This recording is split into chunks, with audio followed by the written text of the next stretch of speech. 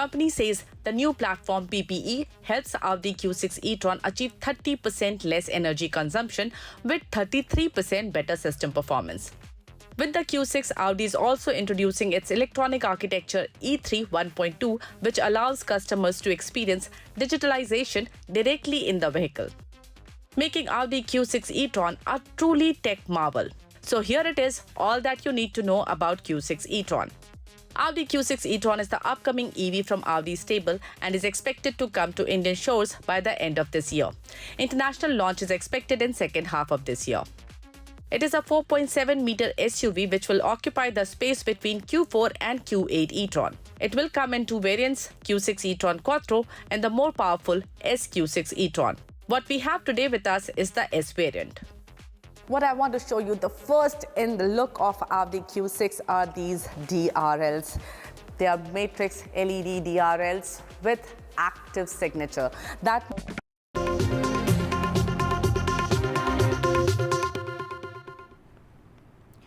In Telangana, BJP leader Raghunandan Rao, former MLA and now candidate for Medak Lok Sabha seat, has demanded that former Chief Minister K. Chandrasekhar Rao should be named accused number 1 in the Telangana phone tapping case. Now, in a letter to the state DGP, he said that he had complained after winning the Dubak by-poll in December in 2020 that his phone was being tapped. My colleague Uma spoke to him. Listen in.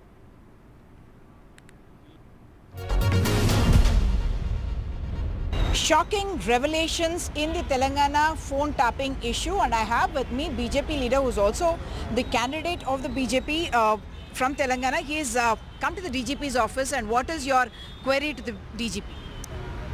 My first complaint is, Umaji, I have lodged such a type of complaint in the month of December 2020, alleging that while the by-elections for the Dubak Assembly were going on in the month of November 2020, police high-handedly behaved with me, my family members. They tapped all my telephones, and after my election is completed, I came to the DG sir's office and I have given a written complaint in the December 2020 itself, alleging that my telephones were being tapped by the police. At the time, the district in charge minister was Mr. Harish. On the instructions of Honorable Chief Minister of the then Telangana, Mr. Chandrasekhar Rao and Mr. Harish Rao, and our district collector, Venkat Ram Reddy, they did all these things. I gave a complaint in the December 2020, but there was no response. During my last elections of 2023 December also, the same thing they did. Immediately after the elections are completed, I came here and I lodged a complaint against Siddipet CP Srimati Sweta on that day, but there is no response. Suddenly, 2 days back, I have seen a scrolling in the TV channels and in all TV channels and papers also, that the accused who was arrested in telephone tapping, Mr. Praneeth, he confessed that he tapped the telephones during the Dubak by-election, during Huzurabad by-election, and also during Munugodu by-election. So again today I came to the DG sir, and I asked him that Mr. KCR should be made as a prime accused, because without the knowledge, without the consent of the Chief Minister of any state or the consent of the Chief Secretary of that particular state and the Home Secretary of that state, no police will go for the telephone tapping.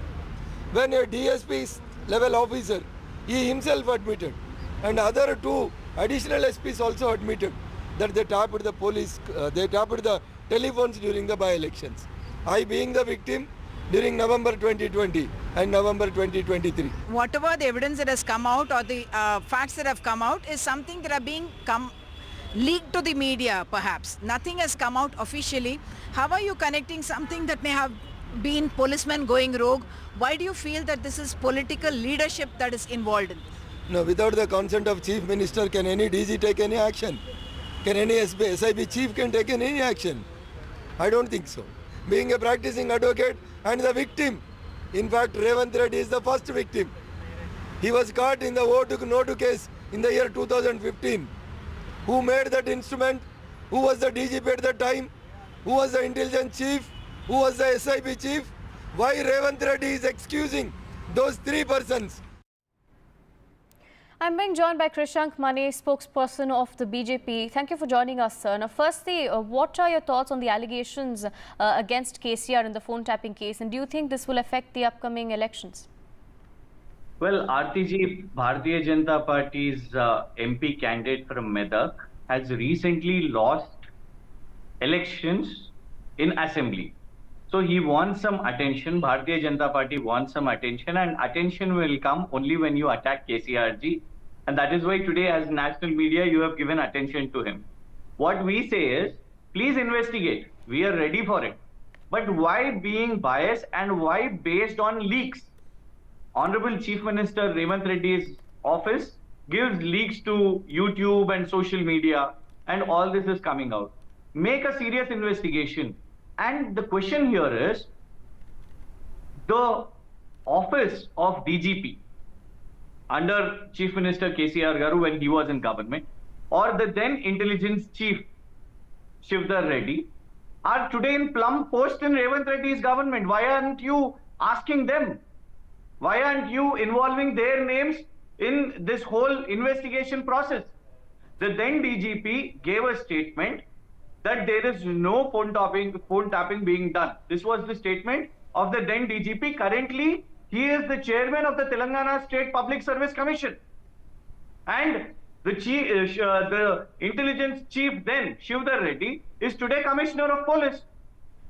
Then why aren't you having investigation on them? Based on few officers who are on the low rank, you are targeting them to only tarnish the image of KCR. It is absolutely political. One side, you have kept our leader, our legislative council member, Kavita ji, on baseless allegations in jail. On another end, you want to run a OTT web series saying that phone tapping. How can it be possible that 10 lakh phones are tapped and monitored? Just tell me, how much of manpower do you need for that? Mr. How much of Krishnan, system do you need for that? The BJP says it's not possible that such an incident like phone tapping would take place without the knowledge of top leaders. What would you say to that? That is the exact thing what I'm saying you. Not just top leaders. If you're alleging at top leaders, bring in the telecom providers. Bring in TRAI, investigate them too. It just cannot happen with, political intervention. You pull in Airtel Bharati, you pull in Jio, you call in the TRAI. How did this happen? So point is, this is only playing to the galleries, RTG. This is only for political brownies because Lok Sabha elections is going on. And there is a sympathy riding on KCR Garu and his party that a mistake has happened by defeating him. Congress has not stood up to its promises which they've given. And Bharatiya Janata Party, 10 years, they cannot speak about Modi ji's report card in Telangana. And that is why there is a mudslinging happening on KCR Garu. What we say is, involve Shivdar Reddy, involve the former DGP Mahinder Reddy, and involve Telecom, try, investigate everyone. We are not afraid of this political tamasha, RTG. Right, thank you for joining us and sharing your thoughts on this particular development. The countdown to the biggest festival in the world's largest democracy has started. Everyone is preparing for the 2024 national elections.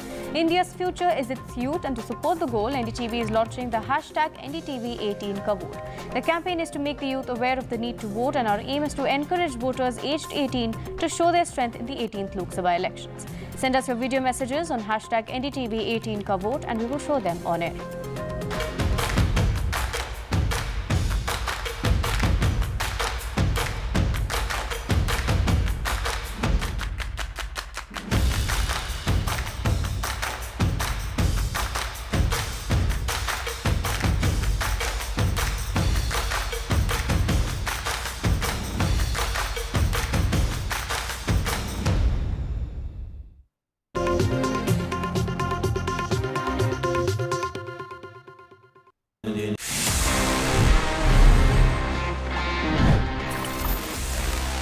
Trekking की बात से in fact याद आया, guys, did you know कि आप अब track कर सकते हैं about your contribution towards an healthier environment? Because अगर आप ऊबर यूज करते हैं तो आई एम श्योर आपको अभी पता होगा कि उसमें देयर इज एन ऑप्शन कि आप इलेक्ट्रिक व्हीकल्स को बुक कर सकते हैं if you prefer going sustainable.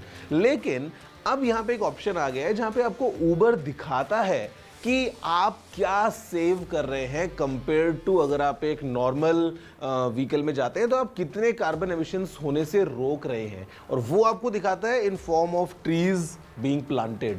तो कहीं ना कहीं ये एक अच्छी चीज़ है जहाँ पे you can keep track of your your contribution कि आप अपने daily habits में जब आप सुबह ऑफिस के लिए Uber ले रहे हैं, जब आप शाम को कहीं बाहर जा रहे हैं, अगर आप एक EV यूज़ करते हैं, so how much essentially are you contributing towards the environment? This service is live now in multiple Indian cities. तो next time you book an Uber, I would request कि अगर आप एक electric vehicle यूज़ करते हैं, it will kind of contribute towards the environment, or you can clearly track in form of number of trees being planted.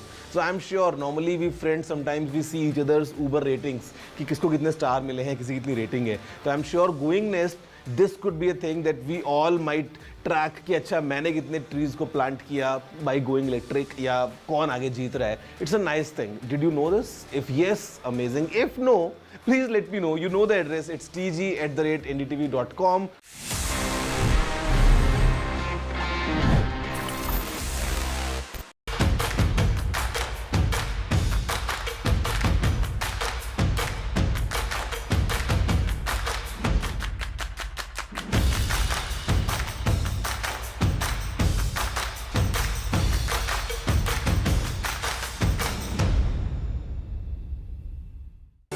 Stay informed and entertained with the new and updated NDTV News app. You can watch all our channels live, listen to podcasts, read breaking and exclusive news from around the world and more.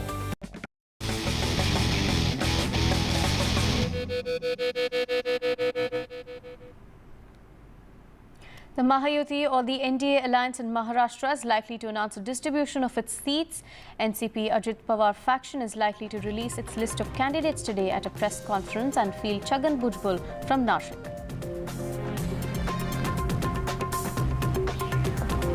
Independent MP Navneet Rana has joined the BJP in the presence of BJP state president in Nagpur. The BJP has fielded Navneet Rana from Amravati in Maharashtra. Shiv Sena leader Vijay Shivtare met Maharashtra CM Eknath Shinde and Deputy CMs Fadnavis and Ajit Pawar. Shivtare is likely to address a press conference on the Baramati constituency tussle within the Mahayuti. Erode MP and senior MDMK leader Ganesh Murthy died at a private hospital in Coimbatore. The MDMK and DMK decided to field Durai Vaiko's son in the upcoming elections over Ganesh Murthy. In Tamil Nadu, the electoral landscape intensifies as a whopping 1,403 candidates have filed nominations across the state's 39 constituencies. The district of Karur emerges as the most contested battleground with a staggering 62 candidates.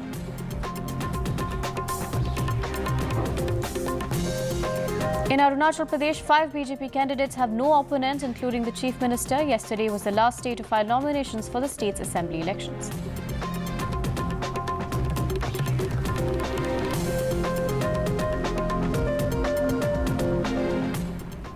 The PMK BJP's ally in Tamil Nadu has released its manifesto with a push on social justice, state autonomy, exemption from NEET and caste-based census. The BJP is against some of these demands, but the PMK contests in 10 seats, its highest ever.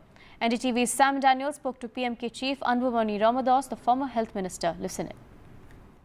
Joining us now, former health minister and PMK Chief Dr. Anbumani Ramadas. The PMK is the new ally for the BJP in Tamil Nadu. Why? Because people in Tamil Nadu are fed up with both the DMK and ADMK. They have ruined Tamil Nadu 57 long years. They have nothing more to give to Tamil Nadu. And they have outlived their utility. Today there's no administration in Tamil Nadu. There's only business. They've lost track of why their leader formed the party. They say that Dravidian culture. They have lost track of what is Dravidism, Dravidian. So this concept is evolved in this election, and you're going to see this for 26 election. An alternate form of alliance will be in Tamil Nadu. I am very 100% confident With the BJP? No, whatever it is like, it's just an alternate concept. Like, anybody could come. Anybody could come for 26, except these two parties. Exemption from NEET for Tamil Nadu. But on these issues, your ally, the BJP, doesn't agree. Have you compromised Tamil Nadu's interest in that sense? Absolutely, we won't compromise our ideologies and policies, whichever alliance we go. I'm confident that we could take issues to the Prime Minister and get things done. We won't compromise on our ideologies, whether it is social justice ideologies or issues on Meghdadu Dam or NEET. We still will continue, but we will take it up with them. DMK is taking on the BJP on issues of fuel price hike over the last 10 years and also what they call as central government snatching away states' rights. That's federalism, and also on what they call as financial discrimination. When you join hands with them, you become answerable and accountable to these. Yes.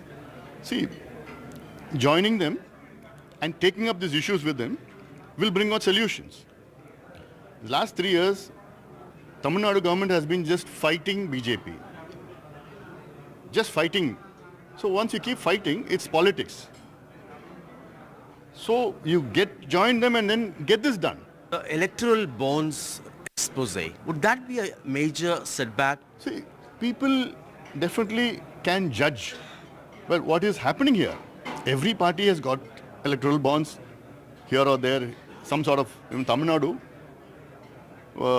has got in DMK they have got the highest electoral bonds from an individual and company. So people will judge accordingly. So we leave it to the people. Am I speaking to the next health minister? No, Sam, my focus is in Tamil Nadu. My focus is 2026 assembly election in Tamil Nadu. I want to spend all my time here in Tamil Nadu and Tamil Nadu politics. That was Dr. Anbumani Ramadas, former health minister and PMK chief, talking to us in Chennai with Suresh, Sam Daniel, Find TV. Now to the northeast, where the Lok Sabha elections will begin on the 19th of April. 25 Lok Sabha seats in the northeast are very crucial for the BJP and its allies. And winning more seats in the northeast is a key agenda for the BJP. The party is now ensuring that there are no friendly fights among the NDA allies in the northeast. Take a look at this report. A key move in the northeast with 25 Lok Sabha seats. There will be no friendly fight among the allies across the any states. The BJP's key ally in northeast, the National People's Party Supremo Congress Sangma has announced. The NDA partners are supporting each other in those states also. For example, in Meghalaya, the NDA partners are supporting the candidature of the NPP. In Arunachal, the NDA partners are supporting the candidature of the BJP. And also in Outer Manipur, the NPF has met me today and they have urged for us to support. Earlier this week, Sangma met Nagaland Chief Minister Neiphiu Rio and pledged to support his party NDPP in Nagaland. In Northeast, BJP has been able to make sure that its regional allies don't put up candidates against each other and against the BJP, and there should not be any friendly fight this time so that the votes cannot get divided. BJP is trying to take the coordination with allies to each polling booth level in Northeast. The BJP chief ministers like Himanta Biswa Sharma are visiting offices of allies, addressing their party workers.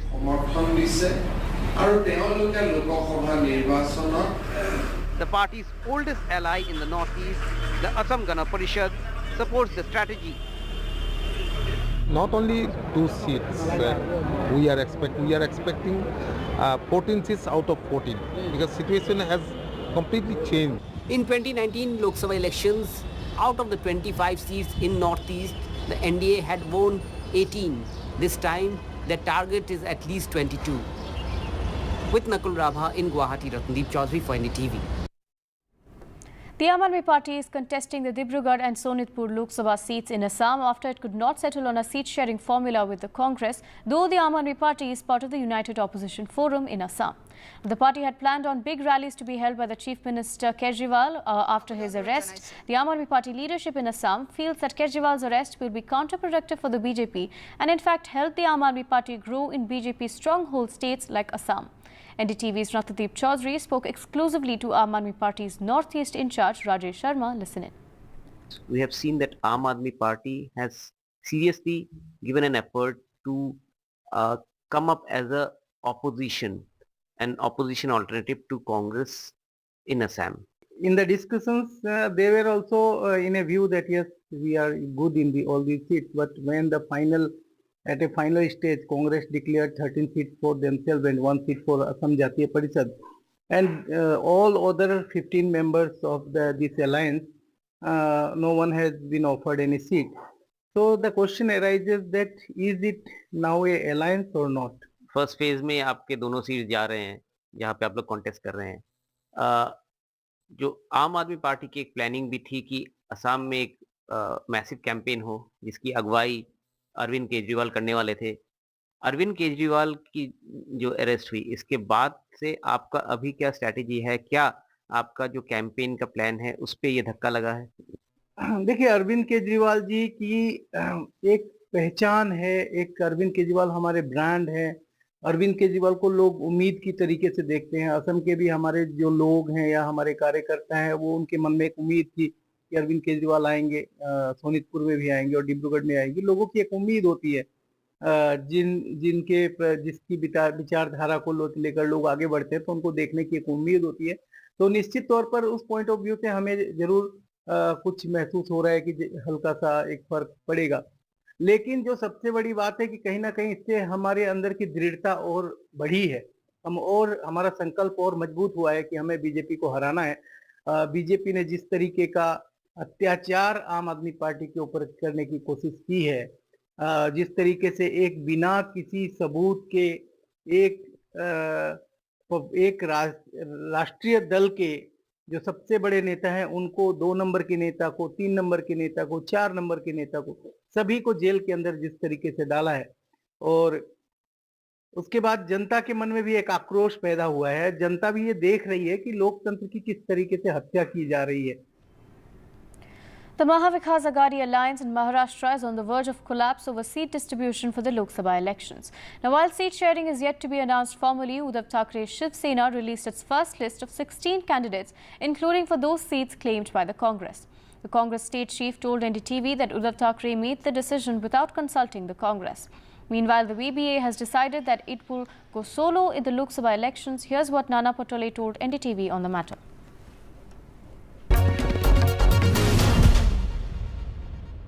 My question is, what exactly is Mahavikas Aghadi doing? Is the alliance finally taking shape? बहुत ही openly Sanjay Nirupam ने कहा है और ये भी कहा है कि आपको अलायंस तोड़ देना चाहिए, जिस तरह से शिवसेना ने 17 कैंडिडेट्स अनाउंस कर दिए यूनिलैटरली। देखो, ये कोई आज किसी व्यक्तिगत लड़ाई नहीं है, ये देश के संवैधानिक और लोकतांत्रिक व्यवस्था की लड़ाई है। जिस तरह से 10 साल में बीजेपी ने इस देश को बर्बाद किया, देश को बेचकर देश चला रहे हैं, इसलिए किसी के व्यक्तिगत स्वार्थ के लिए लड़ाई नहीं हो सकती। हमारी कोशिश है, हम कल भी हमारी मीटिंग है एनसीपी के नेता शरद पवार जी से, उद्धव ठाकरे जी से, उनसे कल और बात करने वाले हैं। मैं खुद वर्चुअल उनसे बात करने वाला हूँ, हमारे कांग्रेस के नेता भी कल उनसे बात करने वाले हैं। सांगली है, भिवंडी है और मुंबई की जो जगह की बात है, उसमें हमारा डिस्कशन शुरू है। इससे कोई कांग्रेस के नेता ने बहुत ही, क्योंकि ये समय, क्योंकि हमें तो सबको पता है कि 1 नेशन 1 इलेक्शन, इसका जो टारगेट बीजेपी ने कहा है कि इसके बाद कोई इलेक्शन नहीं। लोकतांत्रिक व्यवस्था को जो खतरा पैदा हो चुका है ये तो सबको पता है। इसलिए सभी नेताओं ने सोच समझकर, क्योंकि ये लड़ाई पहले जैसी नहीं है, ये लड़ाई एक अलग है। संजय निरुपम का जो बयान आया है, उन्होंने साफ तौर पे कहा है कि शिवसेना आपको झुका रही है और आप झुक रहे हैं, और उन्होंने ये भी कहा है कि अगर इस तरह से हो तो आप उनसे अलायंस तोड़ दें। तो क्या ये भी एक कार्ड पर है, ये भी ऑप्शन है? तो कार्यकर्ताओं की भावनाओं को हमको मान्य करना पड़ेगा। आखिरी पार्टी बोलो तो सभी कार्यकर्ताओं को मिलकर पार्टी बनती है। कार्यकर्ताओं को लगता है कि ये जगह कांग्रेस लड़े, इससे पार्टी को ताकत मिले, वहां पे कोई हमारा कैंडिडेट खड़ा हो, स्वाभाविक, ये कोई उसमें किसी का दुमत नहीं, सभी पार्टियों में ये होता है। इसका मतलब ये नहीं कि हम लोग इसमें विचलित हो जाए, हमें पेशेंस रखने का समय है। हम कोशिश कर रहे हैं, मैंने कहा ना कि हम कोशिश कर रहे हैं। अभी भी कुछ हम लोगों ने उन्हें डिक्लेयर कर भी दिया है, तो उन्हें उसको एक बार सोचकर इस बात का निर्णय लेना चाहिए। ये भूमिका हमारी है। और हम कोशिश कर रहे हैं, क्योंकि कांग्रेस, आजादी की लड़ाई में भी कांग्रेस का योगदान है, और देश की एक लोकतांत्रिक व्यवस्था को इतने लंबे समय तक, दुनिया के कई देश आजाद हुए हिंदुस्तान के साथ, लेकिन वो आजादी टिका नहीं सके। लेकिन कांग्रेस ने हमेशा आजादी को बचा के रखा, आजादी और हमारा संविधान को भी बचा के रखा, और इसलिए ये लड़ाई वो लेवल की है, और मुझे लगता है कि संजय निरुपम को भी हम मना लेंगे। अच्छा, तो ये सुनील अंबेडकर जी को मना पाएंगे या नहीं, क्योंकि उन्होंने तो ये वो अलायंस टॉक से कंप्लीटली बाहर जा चुके हैं, और उन्होंने ये भी आरोप लगा दिया है कि महाविकास अघाड़ी डायनेस्टिक पॉलिटिक्स को प्रमोट कर रही है। देखो, वो क्या बोले उनका इशू है, हम उनके बारे में हमें कुछ बोलने का कोई ये भी नहीं आता। हमारा पहले ही हम 2014 और 2019 में भी हम लोगों ने उनके साथ अलायंस की कोशिश की, इसमें हमें क्या नतीजा मिला हमें पता है। आज भी हम कोशिश में हैं, अभी भी उन्हें अलायंस अपना कैंडिडेट डिक्लेयर कर भी दिए, तो भी हमारी एक कोशिश है उसमें, कल के मीटिंग में उसमें कुछ ना कुछ रास्ता बनेगा। कांग्रेस अंबेडकर जी को साथ में रखकर ये चुनाव लड़ने की पूरी कोशिश कर रही है, और हम चाहते हैं कि वोट का विभाजन ना हो, क्योंकि ये सब खतरा तो पूरे देश की जनता को पता चल चुका है। इसलिए हम चाहते हैं कि महाराष्ट्र में भी कोई वोट का विभाजन न हो, सब लोग साथ में रहकर ये चुनाव लड़े और बीजेपी को महाराष्ट्र से परास्त करे। ये भूमिका हमारी है, और मैं कांग्रेस का चीफ करके महाराष्ट्र का मेरी भूमिका ये, और हमने कई बार उनसे बात की है, चर्चा चल रही है, कल इसके अंतिम निर्णय तक हम लोग आ जाए। तो इस चर्चा के दौरान क्या ये आप लोगों ने उद्धव ठाकरे को कम्युनिकेट किया है कि जिस तरह से उन्होंने 17 कैंडिडेट्स के लिस्ट अनाउंस कर दी वो सही नहीं था, एक वन साइडेड लिस्ट अनाउंस हुई है, जबकि क्योंकि टॉक्स अभी जारी है, वार्तालाप चल रही है, और उसी के बीच में उन्होंने अनाउंस कर दिया? देखो, अलायंस का धर्म ही ये होता है कि जब तक हम जगह फाइनलाइज नहीं करते, जब तक उस जगह को डिक्लेयर नहीं करना, यही अलायंस का धर्म होता है। जिस तरह से तो ठाकरे जी ने अलायंस और जो जगहों पे हम लोग डिस्कशन शुरू था, वही जगहों पे उन लोगों ने डिक्लेयर कर दिया। ये अलायंस की बात नहीं हो सकती। तो भी हम लोग कोशिश कर रहे हैं, हमारी कोशिश है, कांग्रेस पार्टी प्रिय हमें कितनी सीटें मिल रही है नहीं मिल रही, क्योंकि हमने शुरुआत में कहा था कि हम मेरिट के आधार पर हम लोगों ने अभी सीटें लड़ना चाहिए, जिससे बीजेपी को हम लोग परास्त कर सकते हैं, और उस आधार का प्रस्ताव भी हमने दिया था। और 2-3 जगह की बात है, 2-3 जगह के बारे में कुछ पुनर्निर्णय ले सकते हैं, ऐसा हमारा विश्वास है, और हम कोशिश कर रहे हैं। मेरा आखिरी सवाल आपसे ये होगा नाना पटोले जी, क्योंकि अब महाराष्ट्र के कांग्रेस चीफ हैं, कि कब तक आपको लगता है कि ये जितना जो महाविकास अघाड़ी है, जिसने सीट शेयरिंग टॉक्स चल रही है, वो फाइनल सेटल डाउन हो जाएगा? और जहां तक ये कहा गया है कि कांग्रेस चाहती है संगली, भिवंडी और मुंबई साउथ सेंट्रल में चुनाव लड़ने, तो क्या वो आप लोग अभी भी इस पर अड़े हुए हैं, या आपको लगता है कि वो सीट आप देने के लिए तैयार हैं? मेरिट के आधार पर चुनाव हो तो ये सांगली, भिवंडी और मुंबई साउथ मध्य जी, ये जगह कांग्रेस के लिए मेरिट की है, और उनकी जगह पे कांग्रेस लड़ती है तो अच्छे वोटों से चुन के आएंगे और अलायंस के साथ चुन के आएंगे, और उसी आधार पर ये निर्णय हो, ये हमने प्रस्ताव रखा है। खुद उद्धव जी के सामने भी हमने प्रस्ताव दिया है, उनके जो सांसद है संजय राव, शरद पवार जी, उनके सामने हमने ये प्रस्ताव रखा है। 2-3 जगह की बात है, हमारा अलायंस पास क्लियर हो चुका है, 2-3 जगह की बात है, ये कल की मीटिंग में सवाल हो जाएगा, ऐसा हमें लगता है। All right, Nana Patole, thank you so much for speaking to NDTV. Now, in the background of the water crisis in the IT capital Bengaluru, the Kerala government has approached some of the top IT companies, inviting them to the state for expansion plans. The state government has been focusing on the IT sector by setting up a team to pursue the state's request for investments. Now, as per Industries Minister Rajiv, the state has all possibilities to host the tech sector, especially a huge number of talented technology graduates.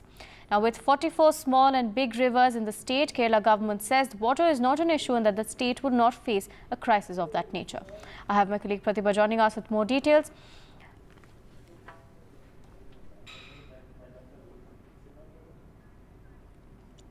Before we get in, my colleague, but this is the latest that we're tracking for you at this point. The Kerala government saying that a water crisis is not imminent in the state. Therefore, it would make an ideal destination for IT companies looking to expand. Now, this of course comes in the background of the water crisis in Bengaluru. Remember, Bengaluru has been facing severe water crisis with the CM of Karnataka also saying that a drought is pending. Now in Kerala, of course, the Industries Minister saying that it is possible for Kerala to host tech sectors, especially a huge number of talented technology graduates being present in the state.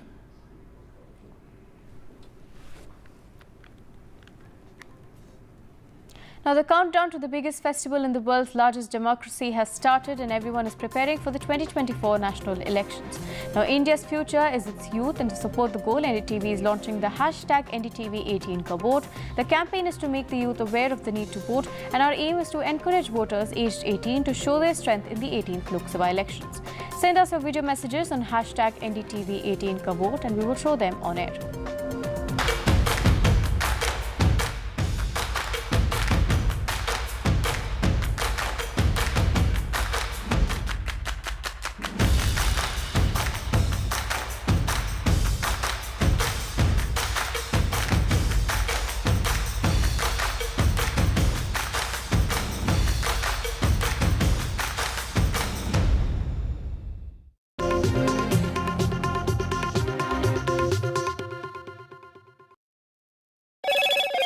Hello, Moto.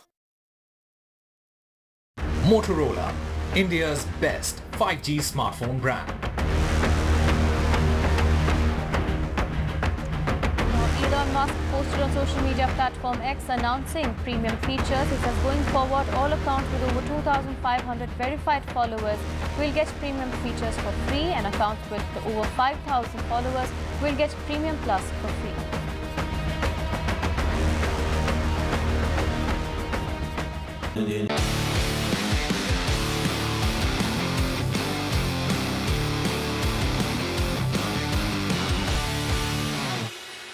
Hello and welcome to NDTV Auto. I'm here in Jaipur for Volkswagen brand conference and they have made a slew of announcements here.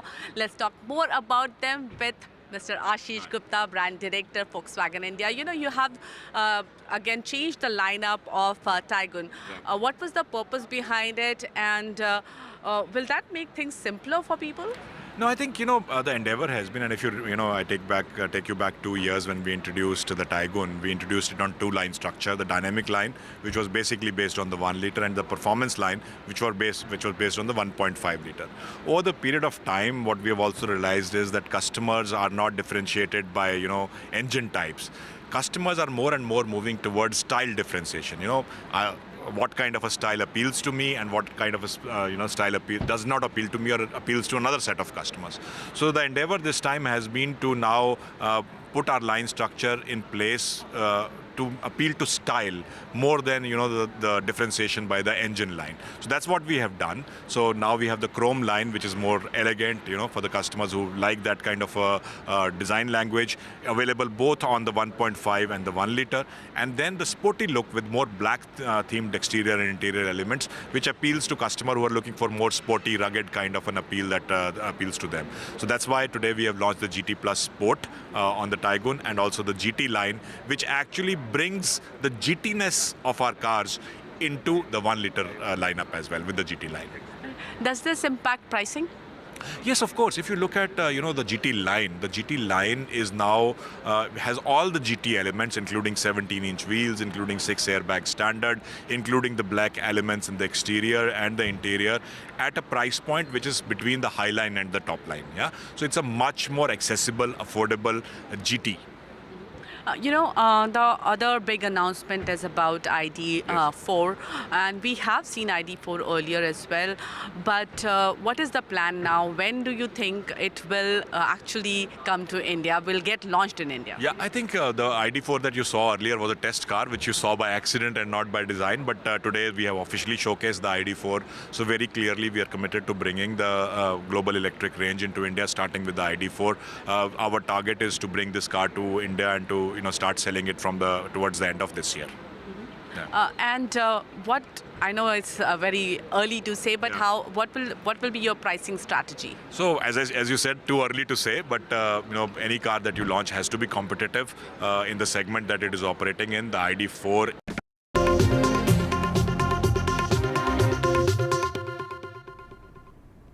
The 29th meeting of the Working Mechanism for Consultation and Coordination on India-China Border Affairs was held yesterday.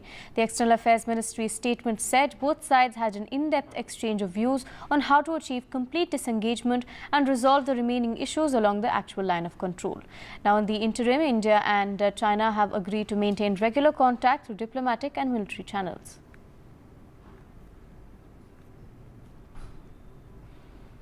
External Affairs Minister S. Jaishankar, while speaking on the issue of Israel-Palestine, had backed a separate and independent state for Palestine. Speaking at an event in Kuala Lumpur, S. Jaishankar said that the underlying fact is that Palestinians have been denied their right to a homeland. He also highlighted that Hamas' attack on Israel was an act of terror. Listen in. On the one hand, what happened on October 7th was terrorism. On the other hand, nobody would countenance the deaths of innocent civilians. Countries may be justified, at least in their own minds, in responding. But you cannot have a response which does not, every response must take into account something called international humanitarian law.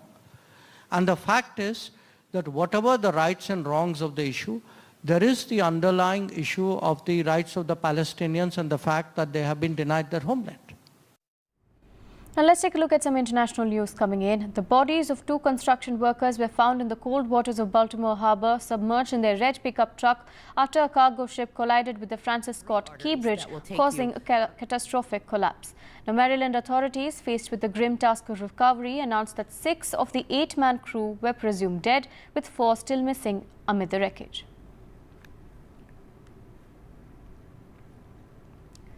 Now, Israel has asked the White House to reschedule a high-level meeting on military plans for Gaza's southern city of Rafah that Prime Minister Benjamin Netanyahu had abruptly cancelled after the US abstained from voting on a UNSC resolution seeking a ceasefire in Gaza. The suspension of this week's meeting marked a new wartime low in Netanyahu's relations with President Biden and put an obstacle in the way of the US's efforts to get Netanyahu to consider alternatives to a ground invasion.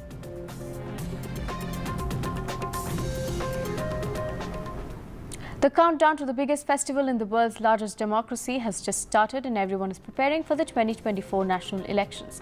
Now, India's future is its youth, and to support the goal, NDTV is launching the hashtag NDTV18 Ka Vote. The campaign is to make the youth aware of the need to vote, and our aim is to encourage voters aged 18 and show their strength in the 18th Lok Sabha elections. Send us your media messages on hashtag NDTV18 Ka Vote, and we will show them on air.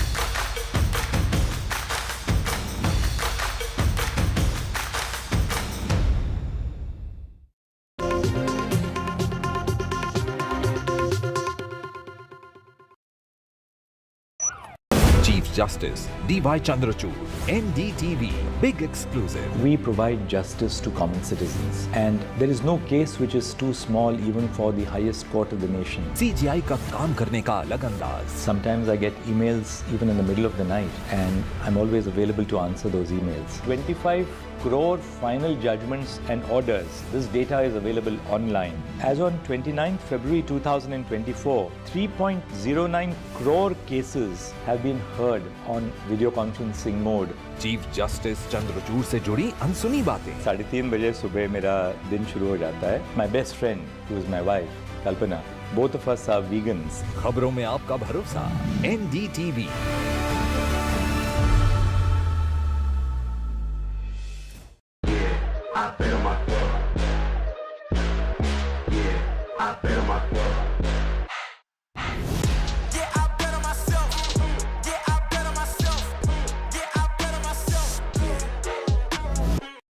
a debate has many facets. Perhaps no one right answer.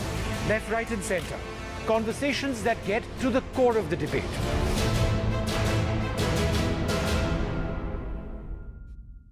Hello and welcome to NDTV Auto. What I have with me today is real special. It is the latest EV from Audi, Q6.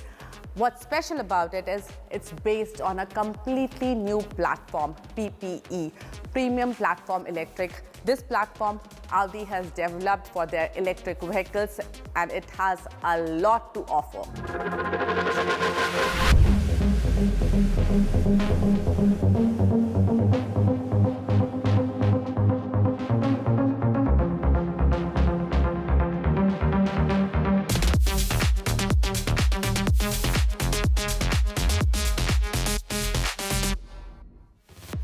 Company says the new platform PPE helps Audi Q6 e-tron achieve 30% less energy consumption with 33% better system performance. With the Q6, Audi is also introducing its electronic architecture E3 1.2, which allows customers to experience digitalization directly in the vehicle, making Audi Q6 e-tron a truly tech marvel. So here it is, all that you need to know about Q6 e-tron. Audi Q6 e-tron is the upcoming EV from Audi's stable and is expected to come to Indian shores by the end of this year. International launch is expected in second half of this year. It is a 4.7-meter SUV which will occupy the space between Q4 and Q8 e-tron. It will come in two variants, Q6 e-tron Quattro and the more powerful SQ6 e-tron. What we have today with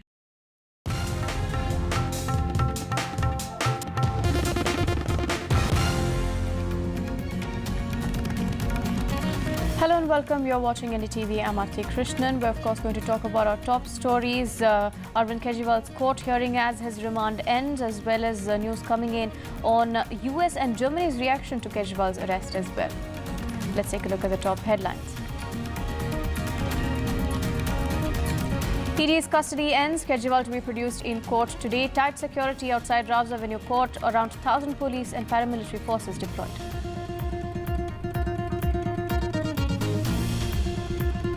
US continues to press fair and timely legal trial for Kejriwal just after India summoned US acting deputy chief of mission. US says it is aware of Congress's accounts being frozen.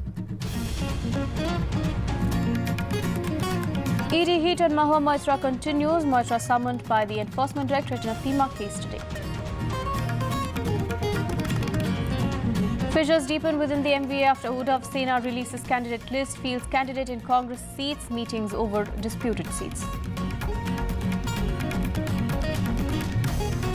Kerala government eyes Karnataka IT giant. Karnataka water crisis continues as Kerala opens door for IT companies and says water crisis not imminent.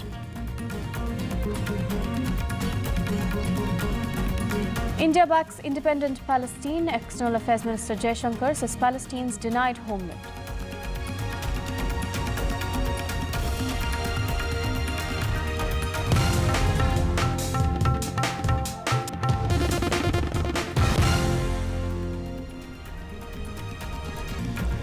Our top focus, Delhi Chief Minister Arvind Kejriwal is in Enforcement Directorate custody, but his remand ends today and he's going to be produced in the Rao's Avenue Court. Remember, just earlier, declining to interfere in the arrest, the Delhi High Court had issued a notice to the Enforcement Directorate in both the main matter and Kejriwal's plea for interim relief, seeking immediate release from custody as well. The matter has been listed for the 3rd of April for final disposal, and the Enforcement Directorate has been given time till the 2nd of April to respond.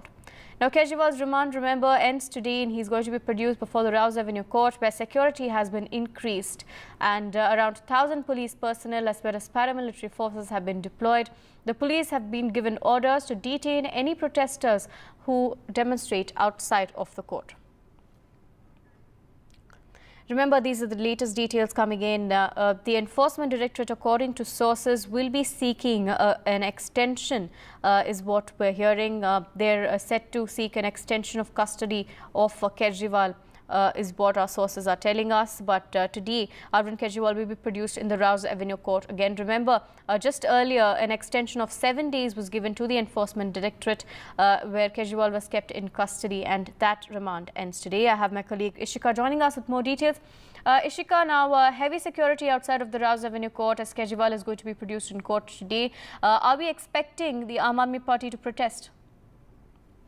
Well, as you rightly said, the police, if we talk about the police personnel, well, they have tightened the security outside the Rouse Avenue court. Remember, it is at around, 2 p.m. that we're expecting that Arvind Kejriwal will be produced in the court by the ED. In fact, at the time, it is also expected that the Aam Aadmi Party workers would hold a protest. It is likely that they will hold a protest, because of which the, heavy police deployment has been done outside the Rouse Avenue court. Section 144 is also going to be imposed, which means if they hold a protest, they will be detained then and there. But we're also getting to know, that the barricades have also been put in place. So, multi-layer of barricading has also been done near the Rouse Avenue court so that they cannot come near the court premises.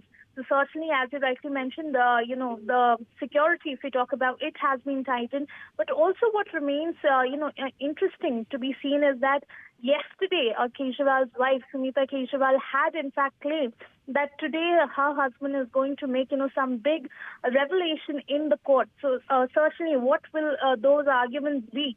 That certainly remains to be seen. Over to you. Right, Ishika. Also take us through what we can expect from the court. In fact, right before that, I'm being joined by my colleague Aishwarya as well. Aishwarya, now, like you told us earlier, sources are telling us that the Enforcement Directorate is set to seek an extended custody of Kejriwal. Right, those were the details that my colleague Ishika just brought us in terms of the situation on ground. Aishwarya, take us through what our sources are telling us. Well, it is Enforcement Directorate who one side will be seeking further custody, but remember, it is the Enforcement Directorate which had made several arrests in the past related to the alleged Delhi liquor policy case. And the arguments that Enforcement Directorate is giving is that Arvind Kejriwal, who according to the probe agency is the kingpin and main conspirator of the alleged Delhi excise policy case, and in the last hearing, the entire money trail was presented by S.G. Raju. More accused who had been arrested so far would be confronted with Arvind Kejriwal. Remember, yesterday, ED summons were also sent to Aam Aadmi Party Goa leaders as well, and they had been summoned for March 28. So, probably when the Goa connection came in as to the money was transferred to Hawala connections and was used as political campaign for Aam Aadmi Party during the election. How that money was used, and if these people who had been summoned from Goa comes to Delhi, they will be also confronted. So a lot of investigations to take place further, and therefore the reason Enforcement Directorate officials clearly would be asking for the custody of Arvind Kejriwal, would be confronted to K. Kavita. Also, today in court, Enforcement Directorate will be presenting certain facts and the investigation that they have done so far in the last 7 days when Arvind Kejriwal was behind the ED custody. One very important thing that our viewers should know is the separate PIL. PIL will be heard today by the Delhi High Court, where the PIL clearly had asked Arvind Kejriwal to stop from making orders, for passing orders behind the ED custody. As we have seen on Water Department, on the Health Department, the orders were passed by Arvind Kejriwal, and he is adamant that he would continue as the Chief Minister. So that needs to be stopped as well. So parallelly, both the legal fights will be going on by from the side of Arvind Kejriwal, and it's an all-important day. We'll get to know that whether ED gets further remand of Arvind Kejriwal or he gets some sort of thing. Right. Thank you for joining us, Aishwarya, and bringing us those latest details. The US has made a remark yet again on Delhi CM Arvind Kejriwal's arrest hours after India held a 40-minute meeting with United States Acting Deputy Chief of Mission Gloria Berbena, who was summoned to the Ministry of External Affairs office earlier. Responding to a question about India's objection to US's remarks over Kejriwal's arrest, US State Department spokesperson Matthew Miller said that the US encourages fair, transparent and timely legal processes. The State Department's comments come in turn days after Germany's Foreign Office stressed that Kejriwal, like any other Indian citizen facing charges, is entitled to a fair and impartial trial. Now, the US also said that they are aware of the Congress's accounts being frozen as well. Listen in. We are also aware of the Congress Party's allegations that tax authorities have frozen some of their bank accounts in a manner that will make it challenging to effectively campaign in the upcoming elections, and we encourage fair, transparent, and timely legal processes for each of these issues. Now, on the day, the centre summoned senior US diplomat to strongly object against remarks on the arrest of Arvind Kejriwal by the ED. Germany, which earlier backed a fair trial, took a decisive U-turn on the issue. Now, remember last Saturday as well, the Ministry of External Affairs had summoned a senior German diplomat as well, protesting against the statement of the country on the India's internal affairs. Now, Germany's spokesperson said, and I quote, "The Indian constitution guarantees basic human rights and freedoms," reiterating that India and Germany share an atmosphere of trust. Also Indien und Deutschland ein großes Interesse an einer vertieften Kooperation haben und da auch vertrauensvoll zusammenarbeiten. Insofern würde ich jetzt ungern hier aus vertraulichen internen Gesprächen berichten. Die indische Verfassung, und das kann ich ja aus eigener Ansicht sagen, ich war ja selbst in Indien auf Posten, garantiert grundlegende Menschen- und Freiheitswerte. Und diese demokratischen Werte teilen wir mit Indien als einem wichtigen Partner in Asien.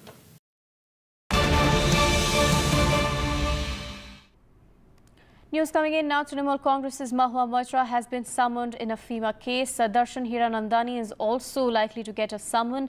Now, fresh summons against Mahua Moitra and Darshan Hiranandani in a FEMA case is what we're learning. We're also learning that Mahua Moitra is likely to skip the Enforcement Directorate summons as well. Now, Mahua Moitra has been summoned in a foreign exchange violation case. Darshan Hiranandani also getting a summon in the case. Now, fresh summons have been issued against Mahua Moitra. Remember, Mahua Moitra was already under the Enforcement Directorate radar in the foreign remittances and transfer of funds case. Now, the agency is likely to question Moitra over transactions linked to a non-residential external or NRE account, as well as a few instances of foreign remittances as well. These are the details that we're learning from our sources as of now. Now, Mahua Moitra has time and again denied any involvement in this particular case or any wrongdoing in the case, but she is going to be questioned. She has in fact been summoned, and the agency is willing to question her on these issues, especially the NRE account and instances of foreign remittances. But we're learning that Mahua Moitra is likely to skip these summons. Now, these summons are the third to Mahua Moitra. 3 summons issued so far. She had skipped the first 2 summons as well, citing that she has scheduling conflicts and had sought a new date from the agency as well. Now, a third summon issued to Mahua Moitra. I have my colleague Saurabh joining us with more details. Saurabh, take us through the latest coming in. Mahua Moitra issued another summon in the FEMA case. That's right. You know, Mahua Moitra has been issued a summons, but she is, of course, not going to be appearing today because she will be, in Krishnanagar campaigning. Remember, she's been renominated by the TMC as a candidate for Krishnanagar. Earlier, she was expelled from the Lok Sabha, where, there was an allegation of a bribe for query against her based on that. Mahua Moitra has, of course, challenged the decision of, of her expulsion. And also, she's been renominated by the TMC. She's campaigning in Krishnanagar, and therefore she will not be appearing before the ED today. It remains to be seen what the next step is, whether the ED again summons her, or whether she responds, or that she will come at a later date, and whether the ED accepts that or not. All of those things are at this point, possibilities. But she's not, appearing today. She was summoned in Delhi. She's in her constituency, Krishnanagar, holding a campaign. Right, Saurabh, thank you for joining us and bringing us those latest details. The BJP announced the appointment of its Lok Sabha and poll in-charges and co-in-charges for various states and union territories, bringing on board several leaders who weren't selected as candidates for the elections.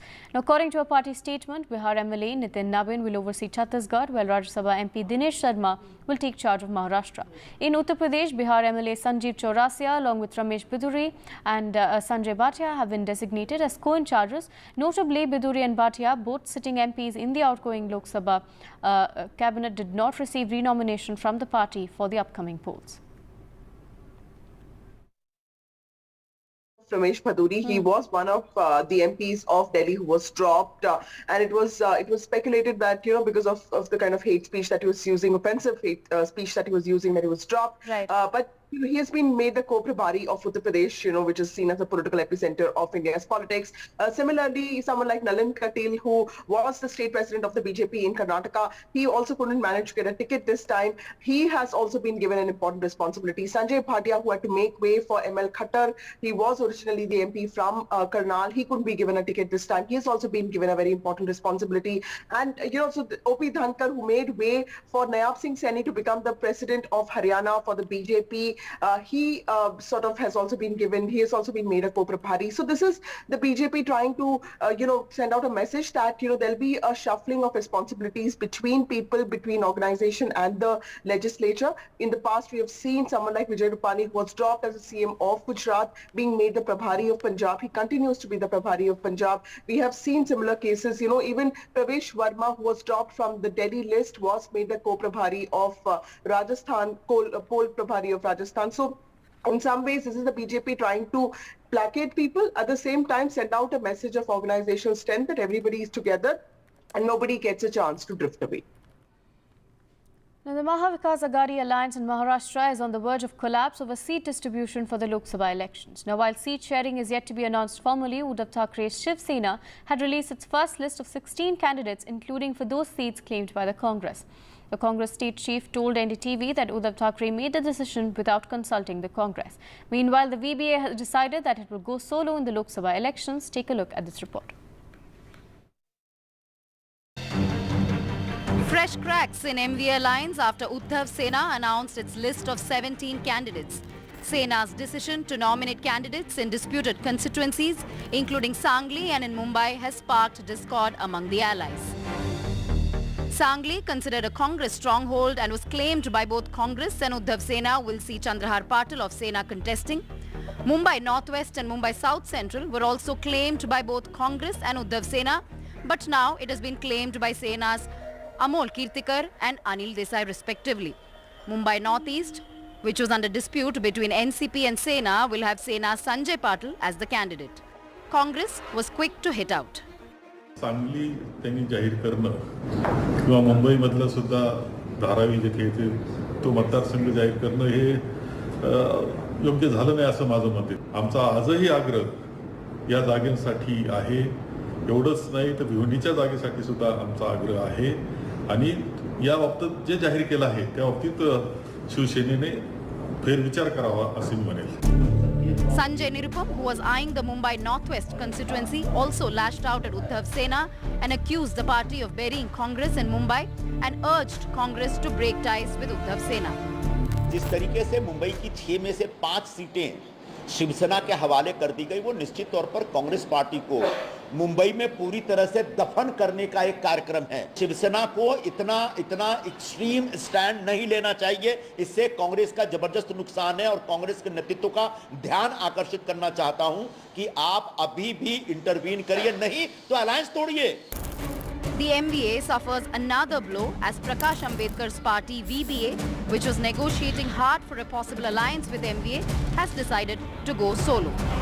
परिवारवाद बचाने के लिए इस्तेमाल करना चाहते थे कि जिसको हमने पूरी तरह से रिजिस्ट किया है. हम लोग इस बात को जानते हैं कि काफ़ी बड़ी आलोचना होगी, लेकिन लोगों की अगर नस में अगर जानता हूं, अगर पहचान सकता हूं, तो आम जनता को परिवर्तन की ज़रूरत है. Sources suggest Congress may opt for friendly fight against Uddhav Sena in many of the disputed constituencies. Will UBT Sena reconsider its list or will it lead to a larger crisis within MVA? Only time will tell. With video journalist Jeetu in Mumbai, Radhika Ramaswamy for NDTV. My colleague Radhika joins us with the latest updates. Radhika, at this point, we're seeing that the Congress is not quite happy with the Uddhav Sena's list, but the VBA are also choosing to quit the MVA. What is the status of the MVA at this point? Certainly clear discontent within MVA after Sena announced the list of 17 names yesterday. Congress unhappy with the list simply because some of the seats were still under discussion. These are disputed seats which include Sangli as well as Mumbai South Central constituency. Now, as far as Mumbai Northwest is considered, that was also under dispute. Sanjay Nirupam head out at Sena, as well as Congress party also urging Congress to break ties with Sena and so on. We heard Sanjay Nirupam yesterday lashing out at this entire alliance. As far as Mumbai South Central and Sangli is considered, there were discussions going on within MVA and no consensus had been reached. Even before consensus could be reached, Sena went ahead and released those seats, which obviously did not go down well with the Congress party. We heard several of the Congress party leaders, in fact, feeling betrayed as a result of this announcement and wanting Sena to reconsider, which is why today a meeting will take place of the MVA at 4 p.m. in one of the hotels in Mumbai, where Sharad Pawar will be present along with our top leaders of Congress as well as Sena. Will Sena reconsider the list? Will it relent and perhaps compromise on some of these disputed seats? That remains to be seen. Sena continues to maintain that there is no discord and all these announcements were made after approval and proper discussion. But Congress clearly not happy, and in one of the seats in Mumbai as well, NCP not very happy with it. There was a dispute in that particular seat. That was also under discussion. So Congress definitely unhappy over Sangli and Mumbai South Central seat, and NCP also not happy with one of the Mumbai seats. Therefore, these seats will be under discussion once again. Although Sena has gone ahead and announced it, will Sena relent and reconsider the seats post the meeting remains to be seen. Right, Radhika, stay on with us. Talking about the alliances in Maharashtra, the Mahayuti or the NDA alliance in Maharashtra is likely to announce a distribution of its seats. NCP's Ajit Paar faction is likely to release its list of candidates today and field Chhagan Bhujbal from Nashik is what we're learning. I have my colleague Radhika still with us. Radhika, take us through what we can expect from the Mahayuti and its seats. We're expecting Chhagan Bhujbal also to be fielded by the NCP. That's right. In fact, Ajit Pawar had earlier announced that there will be a press conference by Mahayuti and there will be seat announcement as well. Remember, BJP had announced a list of 23 candidates from Maharashtra, but no announcement yet from the side of Eknath Shinde Sena or Ajit Pawar NCP. That may happen. Perhaps a few names could be announced today. Yes, Chhagan Bhujbal is likely to be, fielded from one of the constituencies, and these are all disputed constituencies that we are talking about. There are at least about 5 to 6 constituencies which are disputed at this point. That includes Nasik, which is being eyed by all three parties of the alliance, and also there is Osmanabad, Satara, Sindhudurg, while BJP and Shinde faction in fact wants Nasik, Mumbai South as well as Ratnagiri. Ajit Pawar faction as well as BJP fighting over Satara. So at least about 6 seats that are under dispute, some disputed between BJP and Shinde Sena, and some under dispute between BJP and Ajit Pawar NCP. Now these seats have to once again be discussed, so there could be meetings of Mahayuti over these disputed seats, but there is a possibility that undisputed seats may be announced. The candidates for those undisputed seats may be announced perhaps today, because Shinde Sena and Ajit Pawar NCP are yet to come out with their first list. So that may happen today. There have been multiple meetings that took place between top BJP leadership at the centre and Mahayuti leaders in the state, and after which of course BJP made those announcements in 23 seats, but remains to be seen what could happen today. But even in Mahayuti, there are seats which are under dispute, which all three parties are, the allies are vying for. Right, Radhika, continue tracking the story for us as it develops. We'll bring you more on these stories. For now, short break.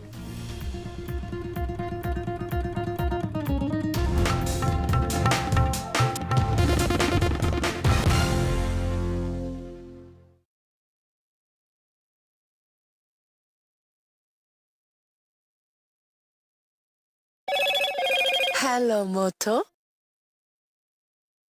Motorola, India's best 5G smartphone brand.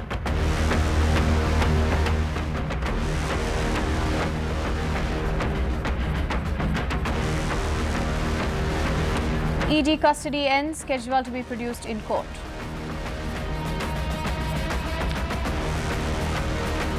US's second reaction to Kejriwal's arrest in 48 hours. Mahua Moitra summoned by the Enforcement Directorate today. In Maharashtra, NDA alliance likely to announce candidates. Co-presented by Motorola, India's best 5G smartphone brand. At Panasonic, we're working to change the way we power our businesses, our travel, our homes, our lives. Join us in pushing for change.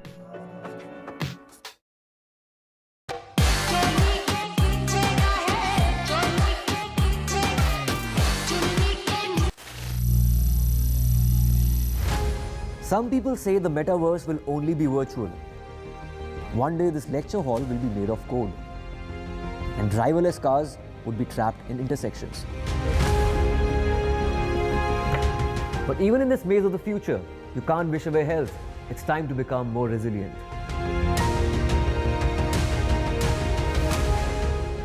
10 years of Banega Swasth India, we have grown and achieved so many milestones.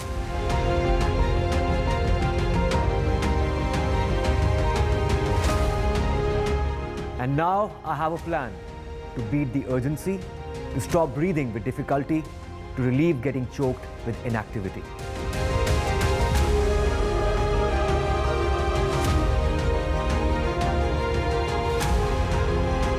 Energize our government, our environment, our society, and ourselves.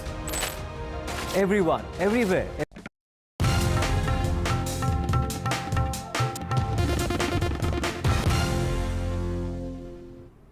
Now, in the background of the water crisis in IT capital Bengaluru, the Karnataka government, the Kerala government has approached some of the top IT companies, inviting them to Kerala for expansion plans. Now, the state government has been focusing on the IT sector by setting up a team to pursue the state's requests for investments. Now, according to Industries Minister Rajiv, the state has all possibilities to host the tech sector, especially a huge number of talented technology graduates hailing from the state. Now, with around 44 small and big rivers in the state, the Kerala government says that water will not be an issue and that the state will not have a crisis of that nature. I have my colleague Pratibha joining us with more details. Pratibha, now details coming in from Kerala. Kerala vying to become an IT competitor when it comes to Bengaluru, as Bengaluru is facing a water crisis. Well, in fact, Bengaluru is known to be an IT hub. And at a time like this, when Bengaluru is facing water shortage, the neighboring state of Kerala is trying to cash in on this, because Kerala has already a lot of ambitious plans in terms of making it a Silicon Valley, second to Bengaluru or second to Karnataka. And this is the right opportunity for the Kerala government, is what they feel, to make the right move to woo the IT companies in Bengaluru, promising not just talent as well as resources, but also the fact that they have 44 rivers and that they would never run short of water. This is the message that they are trying to drive. We'll have to wait and see the kind of reactions that we pick from the Karnataka government, whether this would irk them or not. And the other aspect is also that this is a temporary setback as far as Bengaluru is concerned, is what the Karnataka government has been repeatedly pointing out.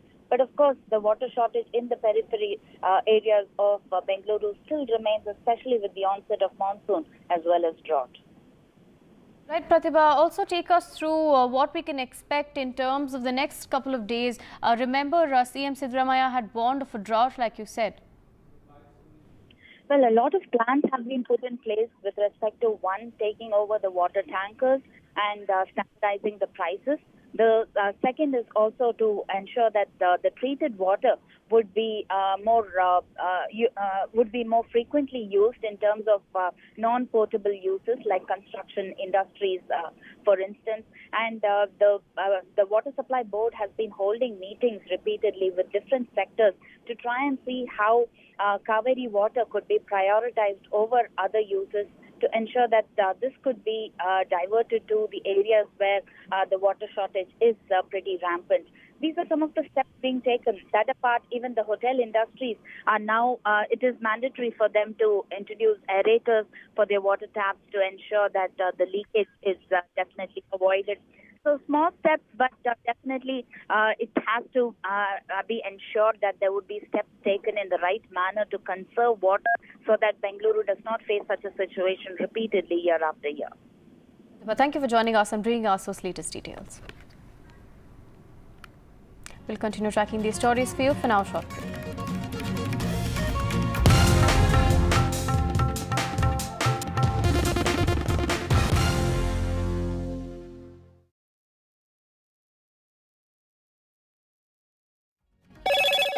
Hello, Moto. Motorola, India's best 5G smartphone brand.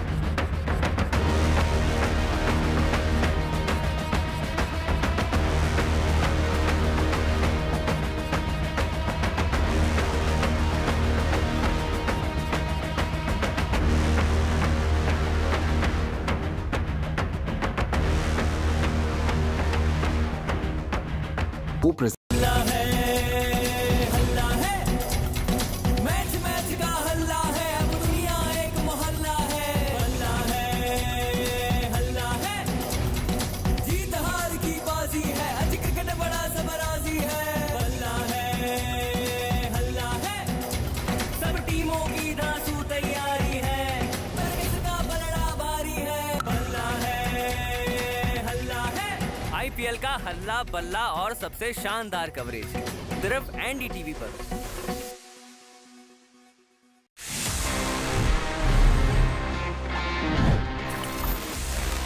Friends, it's time now for my favorite section about this episode because हम हमेशा जब Q&A की बात करते हैं so ask TG is the thing जो मुझे बहुत पसंद आती है because I get to answer all your questions. So let's see इस हफ्ते हमारे पास में क्या-क्या questions हैं.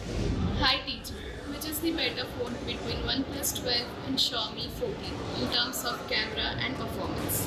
Okay, so you have asked that आपको जानना है which is the better device between OnePlus.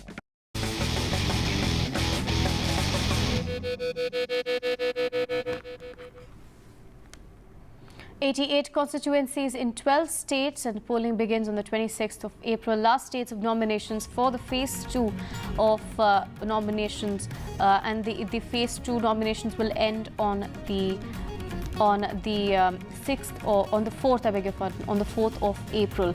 Date of scrutiny for nominations of 11 states and union territories will be ending on the 5th. Independent MP Navneet Rana joined the BJP in the presence of BJP State President in Nagpur. The BJP has fielded Navneet Rana from Amravati in Maharashtra. Shiv Sena leader Vijay Shivtare met Maharashtra CM Eknath Shinde and Deputy CMs Devendra Fadnavis and Ajit Pawar.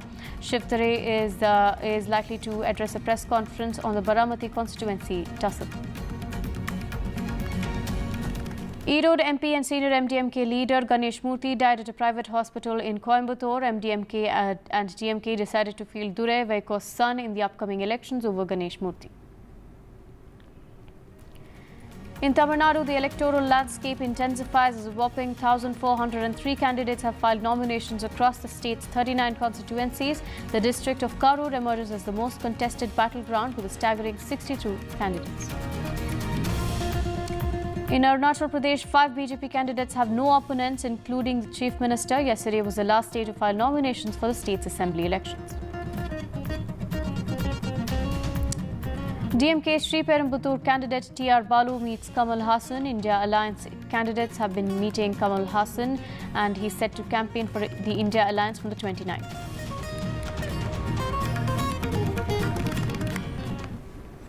Now, declining to interfere on the arrest of Chief Minister Arvind Kejriwal, the Delhi High Court had issued a notice to the Enforcement Directorate in both the main matter and his plea for interim relief seeking immediate release from custody, listing the matter for the 3rd of April for final disposal. Now, the ED has been given time till the 2nd of April to respond. Meanwhile, Kejriwal's remand in the ED custody ends today and he will be produced before the Rouse Avenue Court.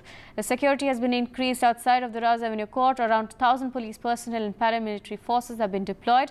The police have also been given orders to detain any protesters outside the court.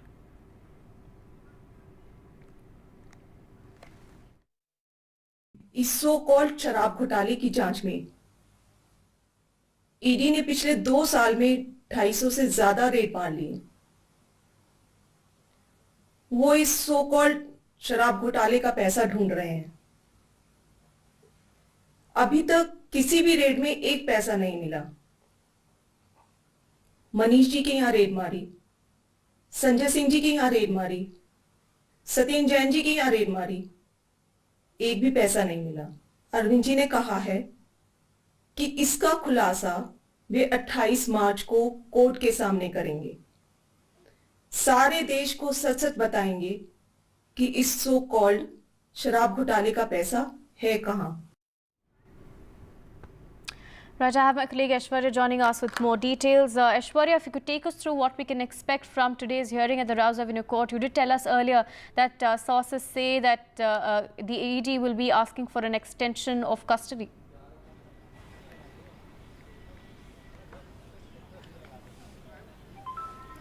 Well, at around 12:30, we've been told that Enforcement Directorate will be producing Delhi Chief Minister Arvind Kejriwal to the Rouse Avenue Court, and they will be seeking further custody of the Chief Minister. The grounds pertains to further investigation in this purpose, more confrontation with the accused who were earlier arrested, and the people who have been further summoned in the alleged Delhi liquor excise policy case. Remember, a few Aam Aadmi Party leaders from Goa had been summoned by the Enforcement Directorate yesterday, and they've been told to appear before the ED on 28th of March itself, and therefore the reason perhaps Enforcement Directorate will be putting forward the case in front of the judge, that what investigation has taken so far in the entire case, what confrontations had been done with Arvind Kejriwal in the last 7 days, and what more Enforcement Directorate is looking forward to. And therefore the reason perhaps the highly placed sources in the Enforcement Directorate clearly telling us that he would be that the ED would be asking further custody of a Delhi Chief Minister. On the other side, it is big claims that have been made yesterday by Sunita Kejriwal that Aam Aadmi Party Supremo Arvind Kejriwal today in the court will expose the entire money trail, where the money had gone. This clearly had linked to two sets of questions. Perhaps one is that whether Arvind Kejriwal knew about the entire deal, knew about the money trail, to which Sunita Kejriwal herself has hinted that Arvind Kejriwal will be exposing today that where the money had gone. So that means clearly some money transaction or some money trail had happened, to which Aam Aadmi Party was denying since day one. Yesterday, remember, it was Atish who came out and stated that no money has been found from Manish Sisodiya, Satyendra Jain or either Arvind Kejriwal's residence, and it is just illegal arrest made by the Enforcement Directorate. Number second, the Enforcement Directorate also is hinting that Arvind Kejriwal's statement, which came up in earlier accused, arrested, turned approver, and therefore the reason perhaps investigation needs to take place. But yesterday, when it was stated by Sunita Kejriwal that some big expose could be done, it could also be related to the entire electoral bond issue, because Aam Aadmi Party had been alleging that the money that the accused turned approver had sent it to the Bharatiya Janata Party accounts, and later he got bail. So that could also be presented in facts by Arvind Kejriwal or his lawyer before the judge. Currently, I am at the Enforcement Directorate headquarters, and let me show you these visuals where Arvind Kejriwal is currently in the custody for last 7 days. Barricading had been put forward. Of course, amid the heavy security, he would be produced before the Rouse Avenue Court. We've been told more than 1,000 police officials have been deployed over there looking at the law and order situation. But certainly, it would be Enforcement Directorate who would be seeking further custody of Arvind Kejriwal. Right, Aishwarya. Thank you for joining us. Continue tracking these details for us.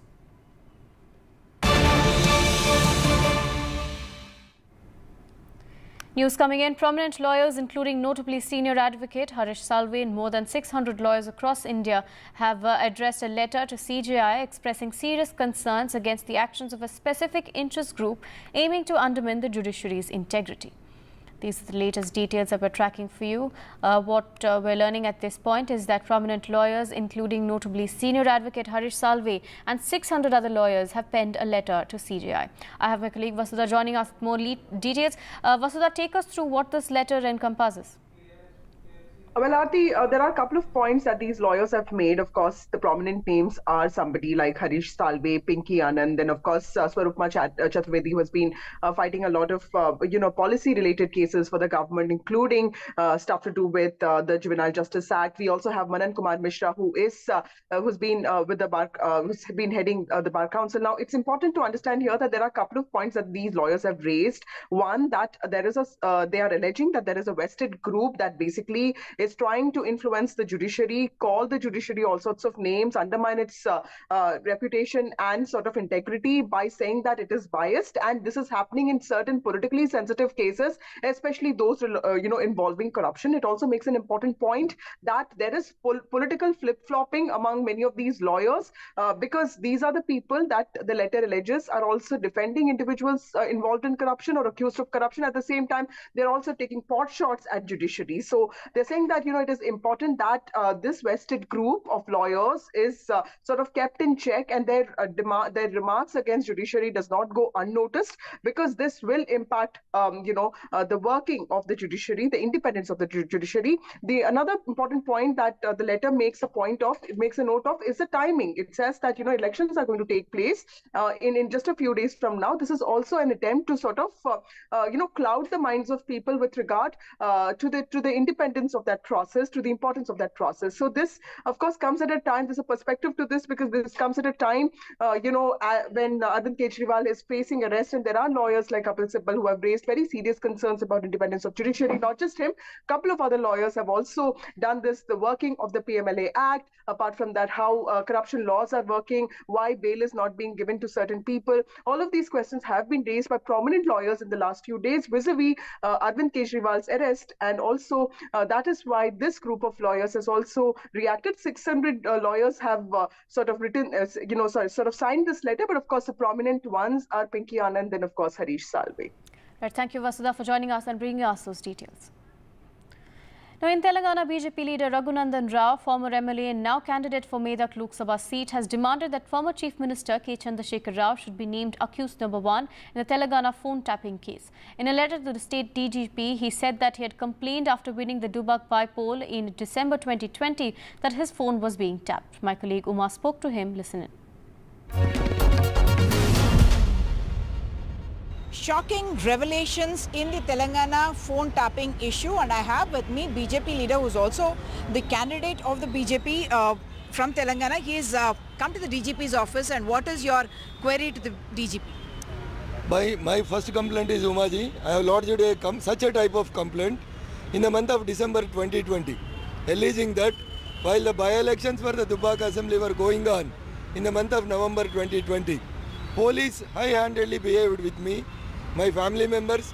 They tapped all my telephones, and after my election is completed, I came to the DG sir's office and I have given a written complaint in the December 2020 itself, alleging that my telephones were being tapped by the police. At the time, the district in charge minister was Mr. Harish. On the instructions of Honorable Chief Minister of the then Telangana, Mr. Chandrasekhar Rao and Mr. Harish Rao and our district collector, Venkat Ram Reddy, they did all these things. I gave a complaint in the December 2020, but there was no response.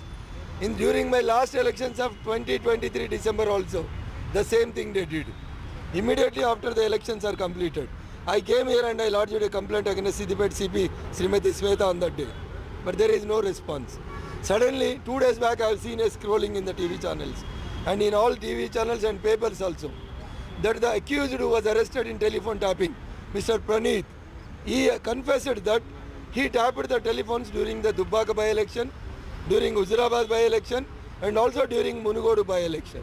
So again today I came to the DG, sir, and I asked him that Mr. KCR should be made as the prime accused, because without the knowledge, without the consent of the Chief Minister of any state, or the consent of the Chief Secretary of that particular state and the Home Secretary of that state, no police will go for the telephone tapping.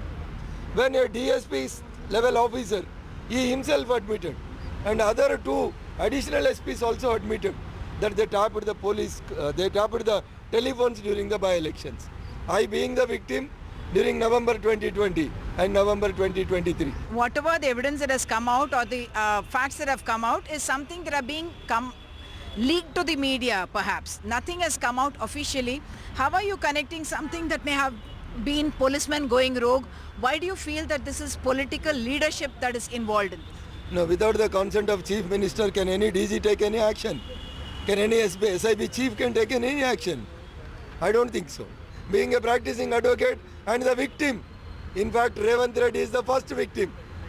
He was caught in the no-to case in the year 2015. Who made that instrument? Who was the DGP at that time? Who was the intelligence chief? Who was the SIB chief? Why Revanth Reddy is excusing those three persons? Now, the PMK BJP's ally in Tamil Nadu has released its manifesto with a push on social justice, state autonomy, exemption from NEET and caste-based census. The BJP is against some of these demands, the PMK contesting in 10 seats now, its highest ever.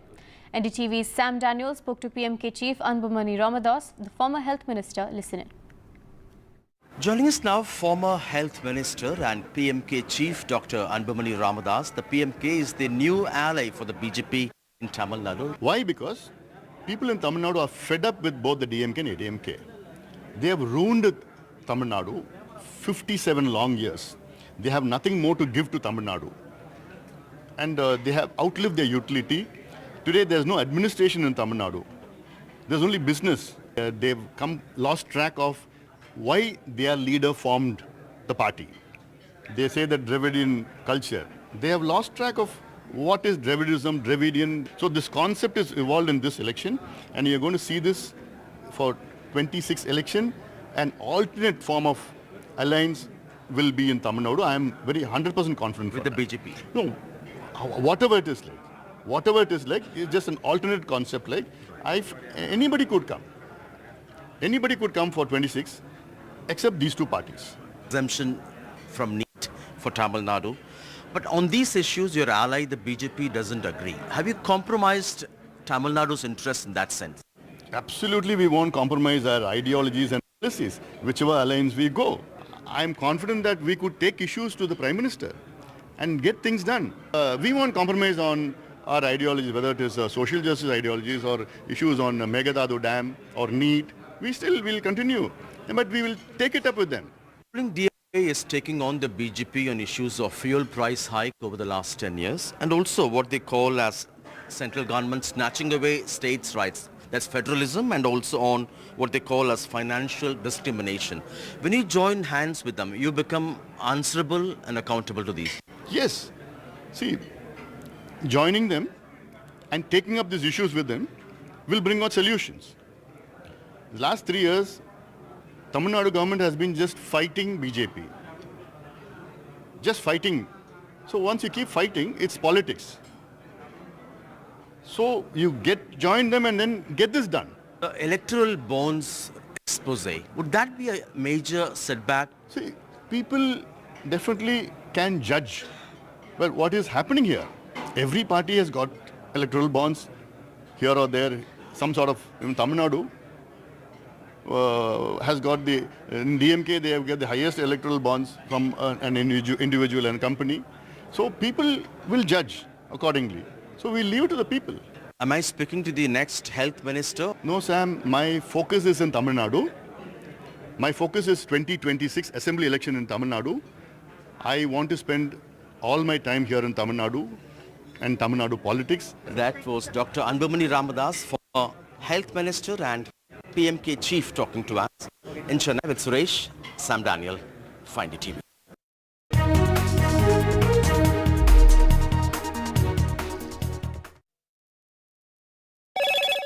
Hello, Moto. Motorola, India's best 5G smartphone brand.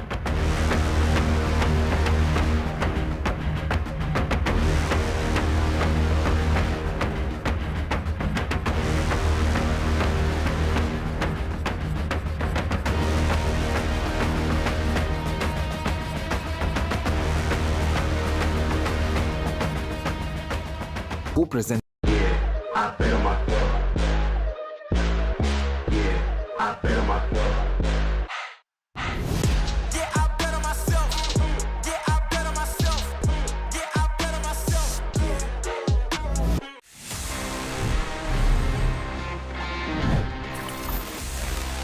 So friends, next I have is this shiny new device coming straight from the Realme factory. This is the all new Realme Narzo 70 Pro 5G. और मैं shiny क्यों बोल रहा हूँ? Because see, of course it's shiny. मतलब the way it looks, even the frame is very shiny. At the same time, this phone really shines bright जब हम इसके features को देखते हैं. Because यहाँ पे काफी interesting चीजें Realme has packed. What we have is a Sony IMX890 sensor के साथ आने वाला 50 megapixels वाला primary camera that has OIS. At the same time, inside the phone is really packed with features. In fact, हम यहाँ पे अभी इस phone में gestures से इसको control कर सकते हैं because this has got something that Realme calls air gestures. So अगर आप देखो इसको and have a closer look about how this Realme Narzo 70 Pro really is, I would say a very interesting mid-range smartphone coming straight from Realme. Finally, the wait is over. Realme's latest hotshot, the Narzo 70 Pro 5G, finally India में launch हो गया है. This phone is packed with amazing features that will make you go wow. इस phone में है एक rainwater smart touch feature. This means no more tensions about phone usage in a light drizzle. The powerful MediaTek Dimensity chipset lets you game, multitask and do everything else at lightning speed. The 5000 mAh battery and SuperVOOC fast charging will get you back in action in no time. The phone's horizon glass design gives it a super premium head-turning look. Realme has kept it affordable. Narzo 70 Pro 5G starts at just Rs 18,999. You can grab it in stylish glass green and glass gold colors from March 22nd on Amazon and the Realme website. With its awesome display, camera and overall performance, the Realme Narzo 70 Pro 5G is a total paisa vasool deal. If you're looking for a smartphone that's powerful, stylish and affordable, this is it.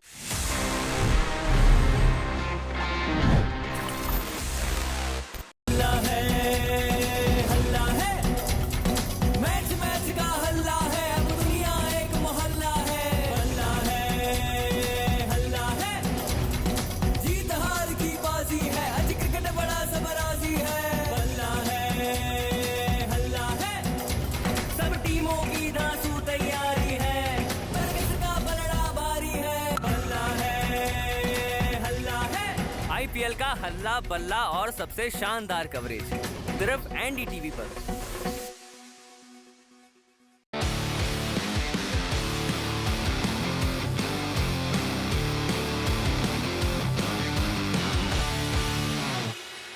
Hello and welcome to NDTV Auto. I'm here in Jaipur for Volkswagen brand conference and they have made a slew of announcements here. Let's talk more about them with Mr. Ashish Gupta, Brand Director, Volkswagen India. You know, you have again changed the lineup of Taygun. Yeah. What was the purpose behind it, and will that make things simpler for people? No, I think, the endeavor has been, and if I take you back 2 years when we introduced the Taygun, we introduced it on two-line structure, the dynamic line, which was basically based on the 1 liter, and the performance line, which were based.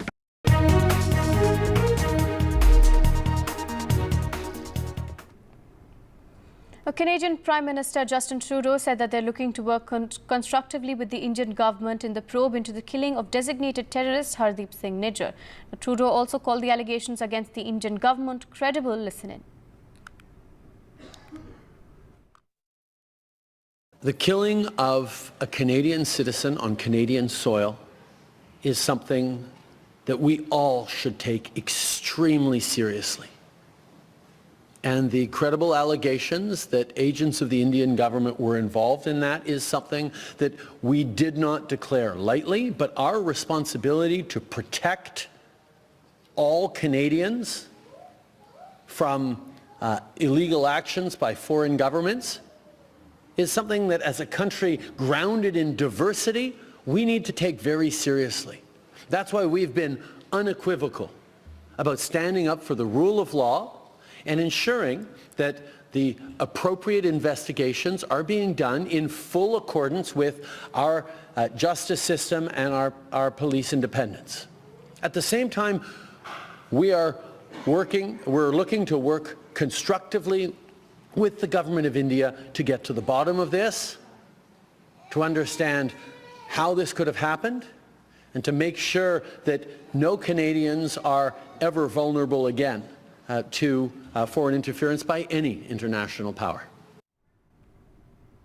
The bodies of 2 construction workers were found in the cold waters of Baltimore Harbor, submerged in their red pickup truck after a cargo ship collided with the Francis Scott Key Bridge, causing a catastrophic collapse. I'm being joined by Andrew Middleton, the Director of Apostles of the Sea, Baltimore. He joins us. Thank you for joining us, Andrew. You and your team, in fact, hosted the seafarers before they set out. Can you describe your interaction with the crew and how many of them were there? How did they get in touch with you? Sure. So, we're a ministry to seafarers, so we're in the port every day, reaching out to seafarers that may need help and letting them know that we're available to them and that we're here for them. On Sunday, one of my volunteers took out 5 or 6 people, and they were able to go shopping. They came back here to the Seafarer Center for a little while. They went through our library and took some books and magazines to take with them on their journey. And then they went back to the vessel.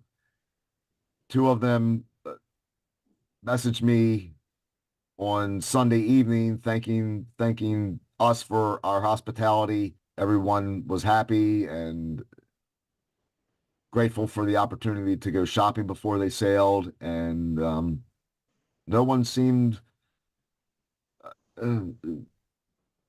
upset or stressed any more than what they might normally be. Right. Mr. Middleton, are the seafarers safe now? Are they likely to disembark from the port and come back, or are they going to be on board the container for a while? To the best of my knowledge, yes, they're all safe. I've asked in my various interactions with them throughout the last 2 days how everyone was doing, and the responses have been we're all good, we're all safe. My guess is that they're going to remain on the vessel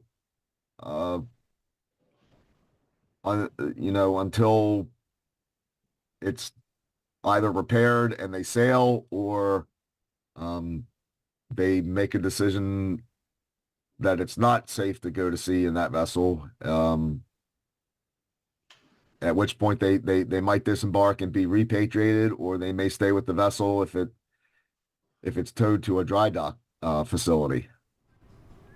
Right. Thank you, Mr. Middleton, for joining us and sharing those insights. That, of course, was Andrew Middleton telling us that the seafarers are in fact safe and that they might be on board the vessel for a while now, but we can expect them to disembark and return soon. We'll continue tracking this story for you. For now, a short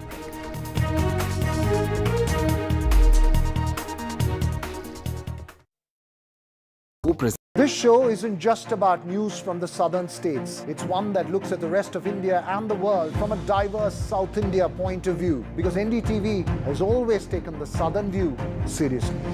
The Southern View with Veera Raghav, only on NDTV 24/7.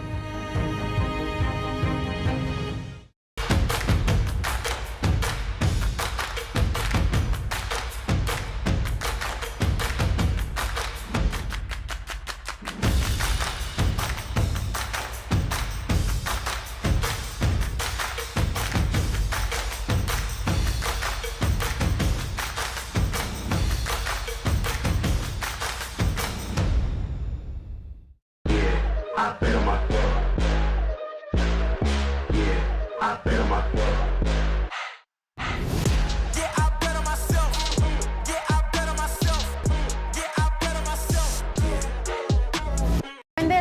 talking but very little being said. Too many voices but hardly any being heard.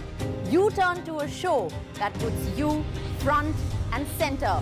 A show that headlines the stories of the people, by the people, for the people.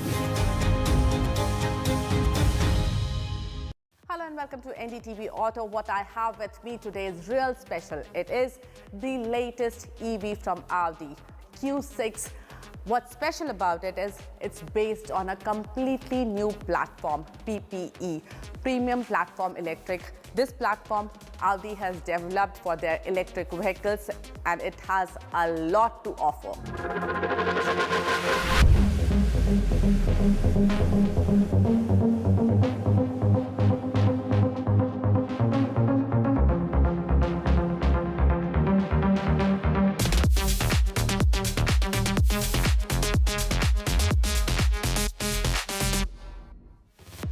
Company says the new platform PPE helps Audi Q6 e-tron achieve 30% less energy consumption with 33% better system performance. With the Q6, Audi is also introducing its electronic architecture E3 1.2, which allows customers to experience digitalization directly in the vehicle, making Audi Q6 e-tron a truly tech marvel. So here it is, all that you need to know about Q6 e-tron.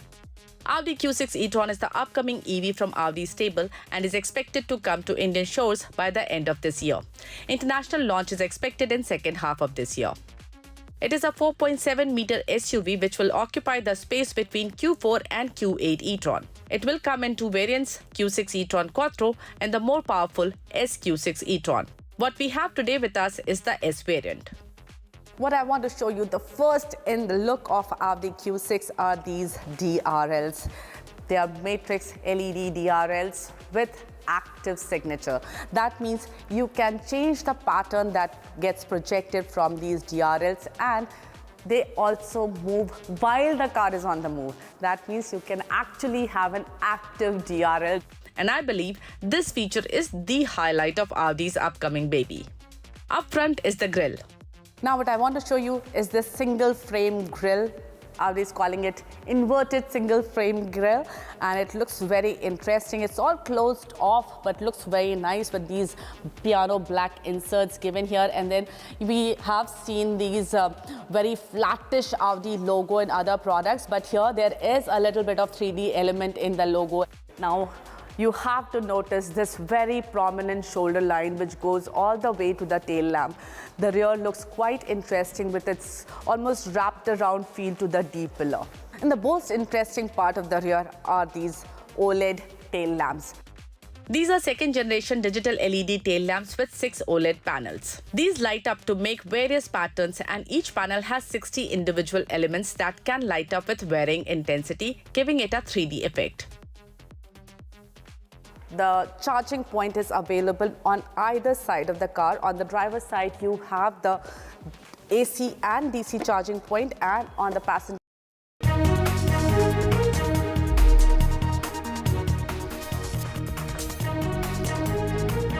ED custody ends today. Arvind Kejriwal will be produced at the Rouse Avenue court. His wife has, remember, claimed that he is going to expose a scam in court. They say security has been tightened outside the court. Detention orders have been issued as over 1,000 police and paramilitary forces have been deployed.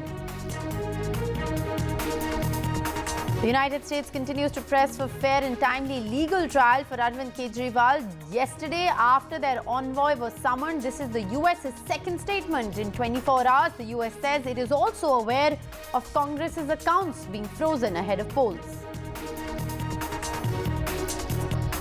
ED heat on Mahua Moitra continues. She and Darshan Hiranandani have both been summoned by the probe agency today in FEMA violations. Mahua Moitra to skip summons. And fissures deepened within the Mahavikas Aghadi after the Uddhav Sena released a candidate list yesterday. Fielded candidates in Congress seats. Meetings over disputed seats will continue. This as the Mahayuti, the NDA alliance, is expected to announce its first list today. We have talent and water. This as Kerala eyes Karnataka's IT giants. Kerala fishes in troubled Karnataka waters.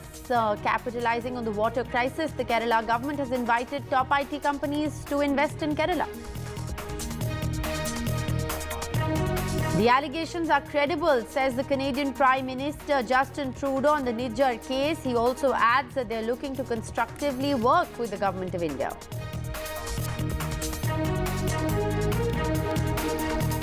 And 6 months into the war between Israel and Palestine, India backs an independent Palestine. External Affairs Minister S. Jaishankar says Palestinians have been denied a homeland.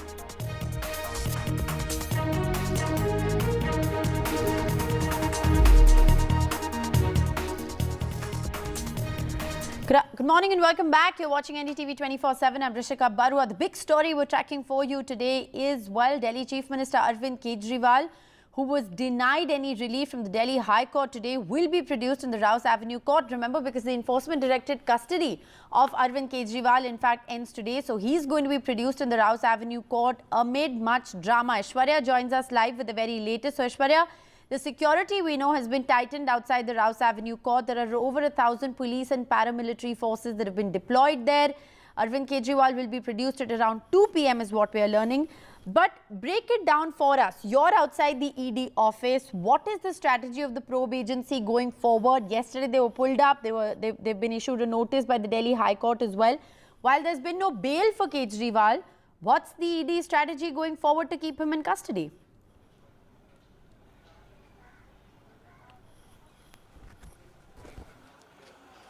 Well, highly placed sources within the Enforcement Directorate have told us that Enforcement Directorate on one side will seek further custody of Arvind Kejriwal on following behalves. Basically, the summons that have been issued to the people related to Aam Aadmi Party and who had been asked to appear before the Enforcement Directorate, those people need to be confronted with Arvind Kejriwal.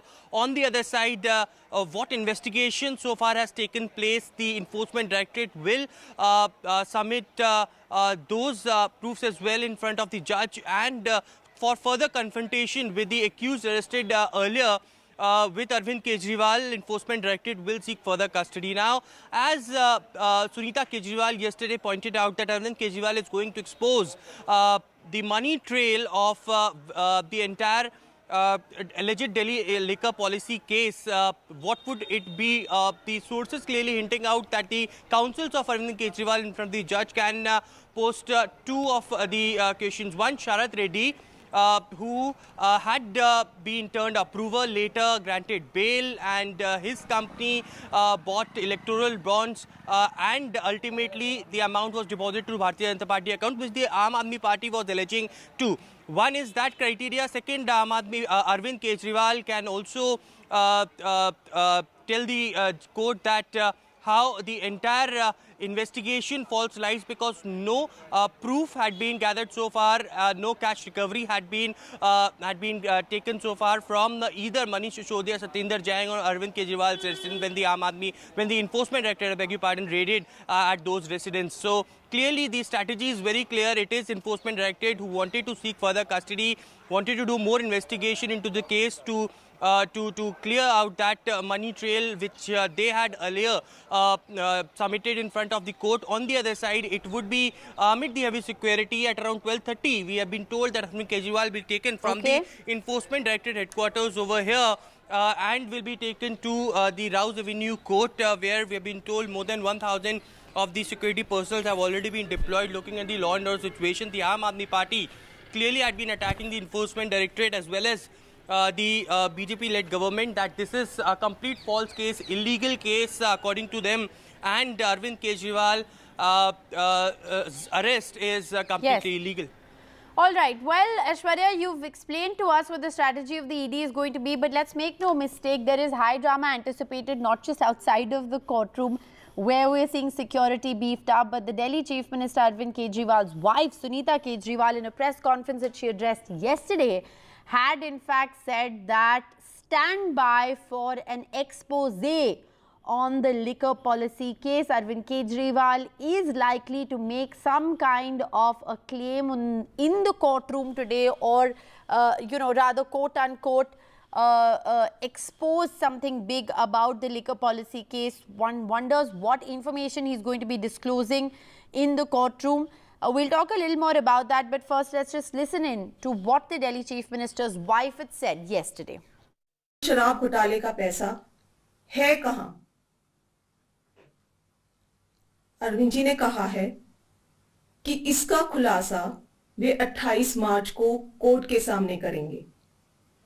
सारे देश को सच-सच बताएंगे कि इस so called शराब घोटाले का पैसा है कहां। उसका सबूत भी देंगे। Okay.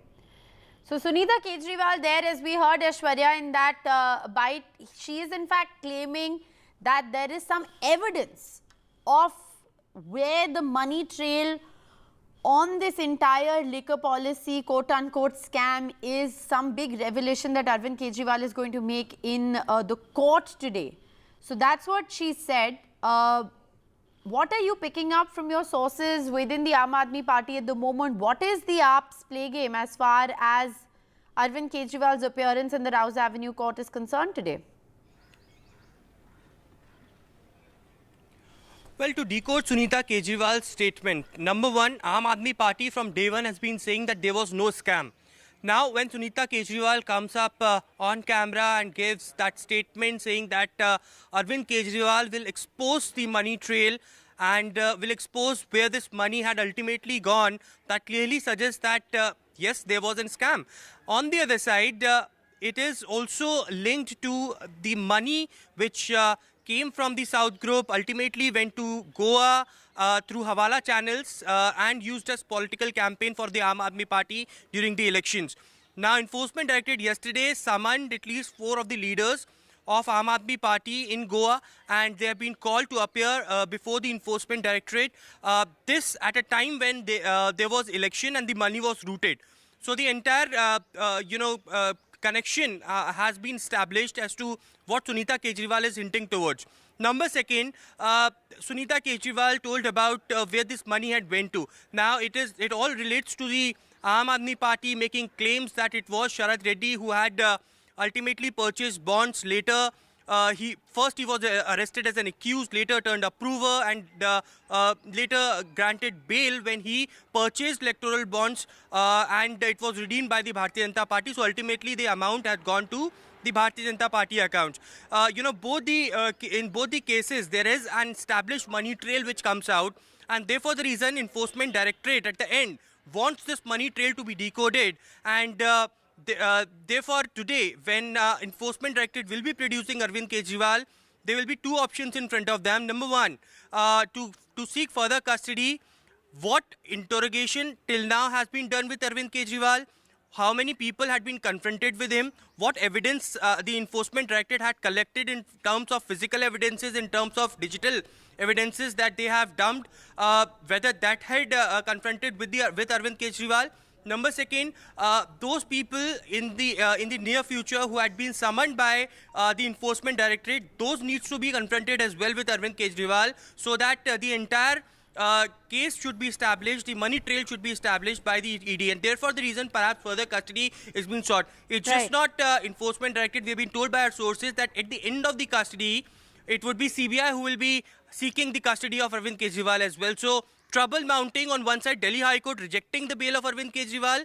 On the other, ED certainly seeking the custody, further custody of Delhi Chief Minister. Stay on with us, Aishwarya. Saurabh Bharadwaj of the Aam Aadmi Party is in fact speaking at the moment. Let's just listen in to what he's saying. हमारी दिल्ली और पंजाब में सरकार गिराने के लिए operation lotus चलाया जा रहा है, मगर हमें गर्व है हमारे विधायकों पे कि उन्होंने इस बात को पार्टी की लीडरशिप को बताया और कल सबके सामने उन्होंने प्रेस वार्ता की. मैं जानता हूं पिछली बार जब हमारी प्रेस वार्ताएं हुई तो कहा गया कौन सा फोन था, किसने फोन किया, कितने बजे आया, किस फोन नंबर से आया. तो कल हमारे विधायकों ने ये फोन नंबर भी जारी किया है कि ये फोन नंबर है जिससे फोन आया है. इसके अलावा भी मेरी जानकारी में है कि उनके पास और भी कुछ इससे रिलेटेड जानकारियां और सबूत हैं, और मैं चाहूँगा कि आप सब लोग इस नंबर को खुद भी देख लें, समझ लें। आपके पास कोई सवाल है तो बताइए। बहुत बहुत धन्यवाद। क्या आप ये आरोप लगा रहे हैं कि शीतल अंगुराल और जो गए हैं रिंकू, सुशील रिंकू, ये इसी कड़ी का हिस्सा है? देखिए, ये इन लोगों से हमारी बात नहीं हुई, मगर कोई भी पॉलिटिकल आदमी इस बात को नहीं समझ सकता कि एक जीतने वाली पार्टी का सांसद चौथे नंबर पे आने वाली पार्टी से चुनाव लड़ने के लिए क्यों भारतीय जनता पार्टी में जाएगा। सिर्फ मकसद ये है कि भारतीय जनता पार्टी को भी मालूम है कि ये नहीं जीतेंगे, भारतीय जनता पार्टी चौथे पे ही आएगी, मगर सिर्फ पार्टी के अंदर तोड़फोड़ मचाने के लिए, सरकारों को गिराने की कोशिश के लिए भारतीय जनता पार्टी ये सब कर रही है। Yes, this is what I know. So have you traced who the number belongs to? No, I have not traced.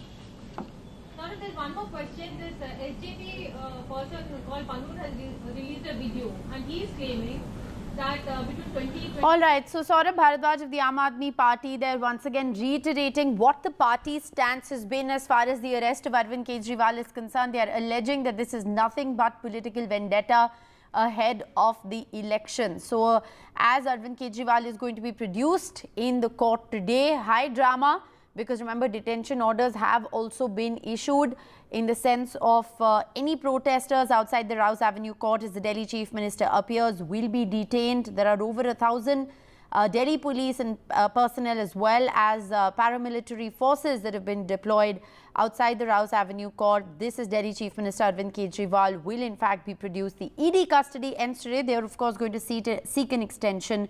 Will they be given one, and on what grounds is what remains to be seen. Let's quickly go back to Aishwarya at the moment. So Aishwarya, very interesting because Aam Aadmi Party, they are addressing a press conference. Yesterday Sunita Kejriwal said there's going to be a big expose in court. We are seeing security beefed up outside of court. What time is Arvind Kejriwal likely to be produced? Well, post-lunch, any-time Enforcement Directorate will be taking Arvind Kejriwal and will be producing in front of the court. It would be yet another time we will see Abhishek Manu Singhvi representing Arvind Kejriwal and SV Raju on the side of Enforcement Directorate. But whether he will be given time as far as Arvind Kejriwal's counsel is concerned, that remains to be seen, because it has already stated by Sunita Kejriwal that Arvind Kejriwal is going to make claims in court. Whether that will be allowed by the judge or not is something that remains to be seen, but amid of high drama expected, as Aam Aadmi Party cadres have already been coming up at the DDU mark, which leads to the same court where Arvind Kejriwal will be produced amid of the high security. No protest permission has been given by the Delhi police as of now. Senior officials of the Delhi police already on ground. They visited the ED headquarters as well to take a look at how the situation is currently. It's very peaceful out here at the Enforcement Directorate headquarters, but certainly because time has been given, post noon Arvind Kejriwal will be produced.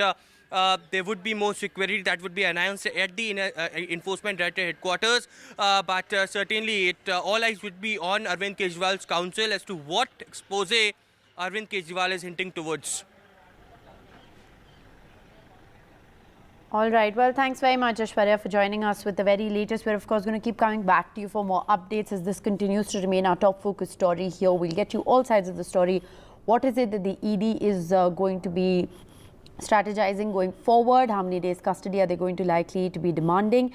And of course, what the strategy of the Aam Aadmi Party is going to be both inside and outside the court. Meanwhile, the diplomatic row over Arvind Kejriwal's arrest only continues to intensify, with the United States that has once again made remarks on Delhi Chief Minister Arvind Kejriwal's arrest. Now, remember, there was a 40-minute meeting yesterday when the United States Acting Deputy Chief of Mission, Gloria Berbena, was summoned to the Ministry of External Affairs office in Delhi's South Block. After summoning the US envoy, responding to a question about India's objection to the US remarks on Arvind Kejriwal, the US State Department spokesperson Matthew Miller once again has said that the US reiterates its demand for fair, transparent and timely legal processes. The US State Department's comments came, remember, a day after this entire episode of summoning took place. Furthermore, it hasn't stopped just there. The US has also spoken out on the Congress party's bank accounts being frozen ahead of poll season, saying that the US is aware of the fact that the Congress's bank accounts have been frozen. And once again, they are reiterating the fact that fair, transparent and timely processes need to be followed in all of these issues. So that's the latest as far as the US reaction on Arvind Kejriwal is concerned, as well as the Congress is concerned. Let's listen in to Matthew Miller. We are also aware of the Congress Party's allegations that tax authorities have frozen some of their bank accounts in a manner that will make it challenging to effectively campaign in the upcoming elections, and we encourage fair, transparent, and timely legal processes for each of these issues. And well, moving on, United States is not the only country that has responded to Arvind Kejriwal's arrest. Remember, Germany also registered protest before the US actually stepped into the fray. On the day that the centre summoned the US diplomat to strongly object to remarks against Arvind Kejriwal, Germany, which also has, remember, commented on this issue, actually toned down the narrative in a certain sense, saying that the Indian constitution does guarantee basic human rights and freedoms, reiterating that India and Germany share an atmosphere of trust. So this, remember, is coming in a day after Germany had made comments on Kejriwal's arrest. They have, in a certain sense, dialed down the narrative. Let's listen in. Also Indien und Deutschland ein großes Interesse an einer vertieften Kooperation haben und da auch vertrauensvoll zusammenarbeiten. Insofern würde ich jetzt ungern hier aus vertraulichen internen Gesprächen berichten. Die indische Verfassung, und das kann ich ja aus eigener Ansicht sagen, ich war ja selbst in Indien auf Posten, garantiert grundlegende Menschen- und Freiheitswerte. Und diese demokratischen Werte teilen wir mit Indien als einem wichtigen Partner in Asien. And while moving on to the other big story, it isn't Arvind Kejriwal who's the only leader of the opposition who's in the dock of the Enforcement Directorate, but even TMC's Mahua Moitra has been summoned once again today in the FEMA violation case. Darshan Hiranandani has also gotten a summon. Fresh summons have been issued both against Mahua Moitra and Darshan Hiranandani in the case of alleged FEMA violations. However, the Trinamool Congress leader, Mahua Moitra, is not going to be appearing before the Enforcement Directorate. That's what we're learning. Let's go right across to Saurabh joining us with the very latest. Saurabh, it's a bitter standoff as far as Mahua Moitra and the BJP is concerned in the Krishnanagar constituency of West Bengal. The battle lines clearly drawn out with the BJP now picking the candidate that they have, and obviously, you know, that conversation with the Prime Minister going public. And today, fresh summons against Mahua, which she's going to be skipping. Put this entire story in context for the benefit of our viewers.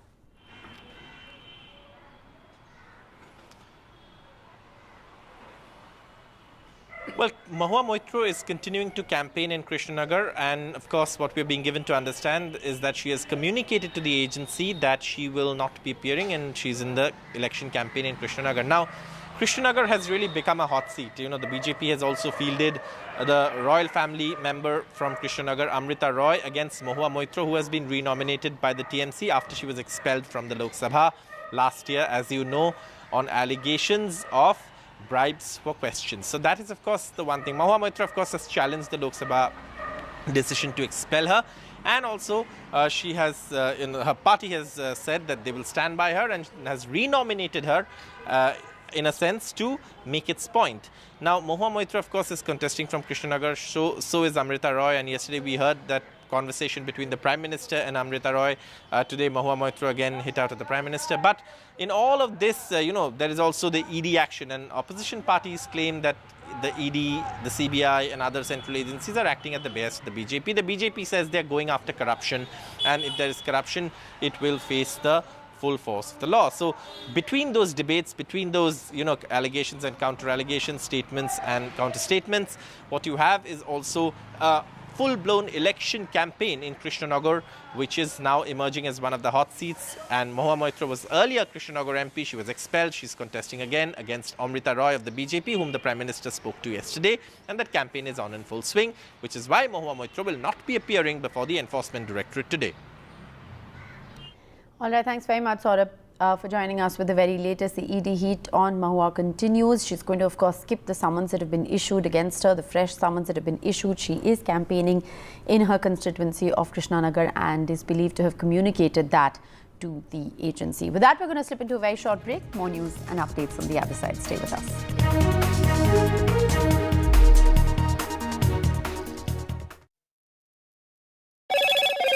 Hello, Moto.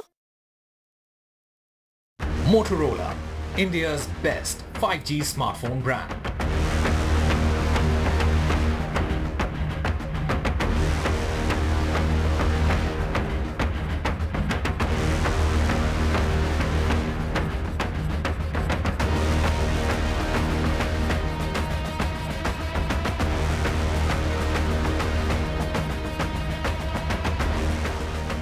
Who present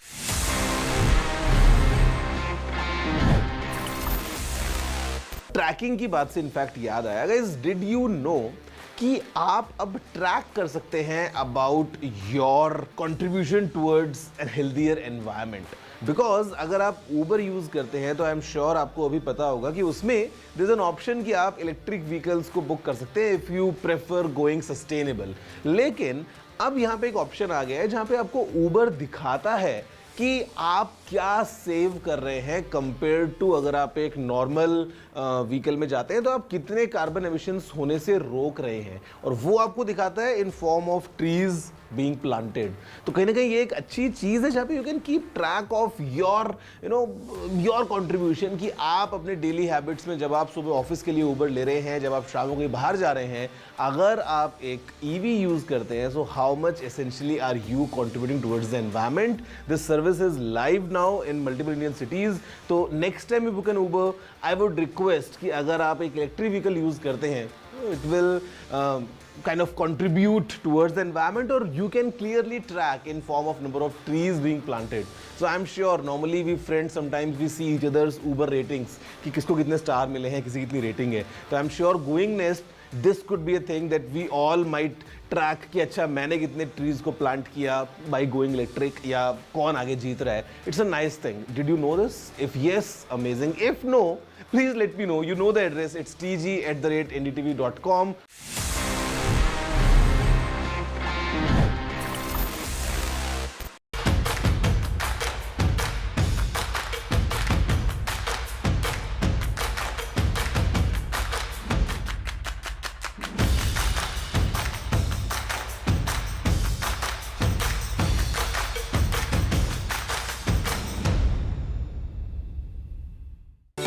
Stay informed and entertained with the new and updated NDTV News app. You can watch all our channels live, listen to podcasts, read breaking and exclusive news from around the world and more. Download the NDTV app today and get access to the best journalism and storytelling on your smartphone or tablet. The NDTV app. News that matters to you.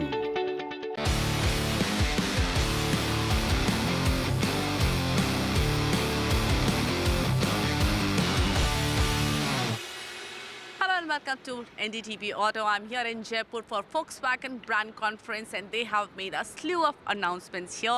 Let's talk more about them with Mr. Ashish Gupta, brand director, Volkswagen India. You know, you have again changed the lineup of Taigun. What was the purpose behind it, and will that make things simpler for people? No, I think, the endeavor has been, and if I take you back 2 years when we introduced the Taigun, we introduced it on two-line structure, the dynamic line, which was basically based on the 1 liter, and the performance line, which was based on the 1.5 liter. Over the period of time, what we have also realized is that customers are not differentiated by, engine types. Customers are more and more moving towards style differentiation. What kind of a style appeals to me, and what kind of a style does not appeal to me or appeals to another set of customers. So the endeavor this time has been to now put our line structure in place to appeal to style more than the differentiation by the engine line. So that's what we have done. So now we have the chrome line, which is more elegant, for the customers who like that kind of a design language, available both on the 1.5 and the 1 liter, and then the sporty look with more black themed exterior and interior elements, which appeals to customers who are looking for more sporty, rugged kind of an appeal that appeals to them. So that's why today we have launched the GT Plus Sport on the Taigun, and also the GT line, which actually brings the GT-ness of our cars into the 1 liter lineup as well with the GT line. Does this impact pricing? Yes, of course. If you look at, the GT line is now, has all the GT elements, including 17-inch wheels, including 6 airbag standard, including the black elements in the exterior and the interior at a price point which is...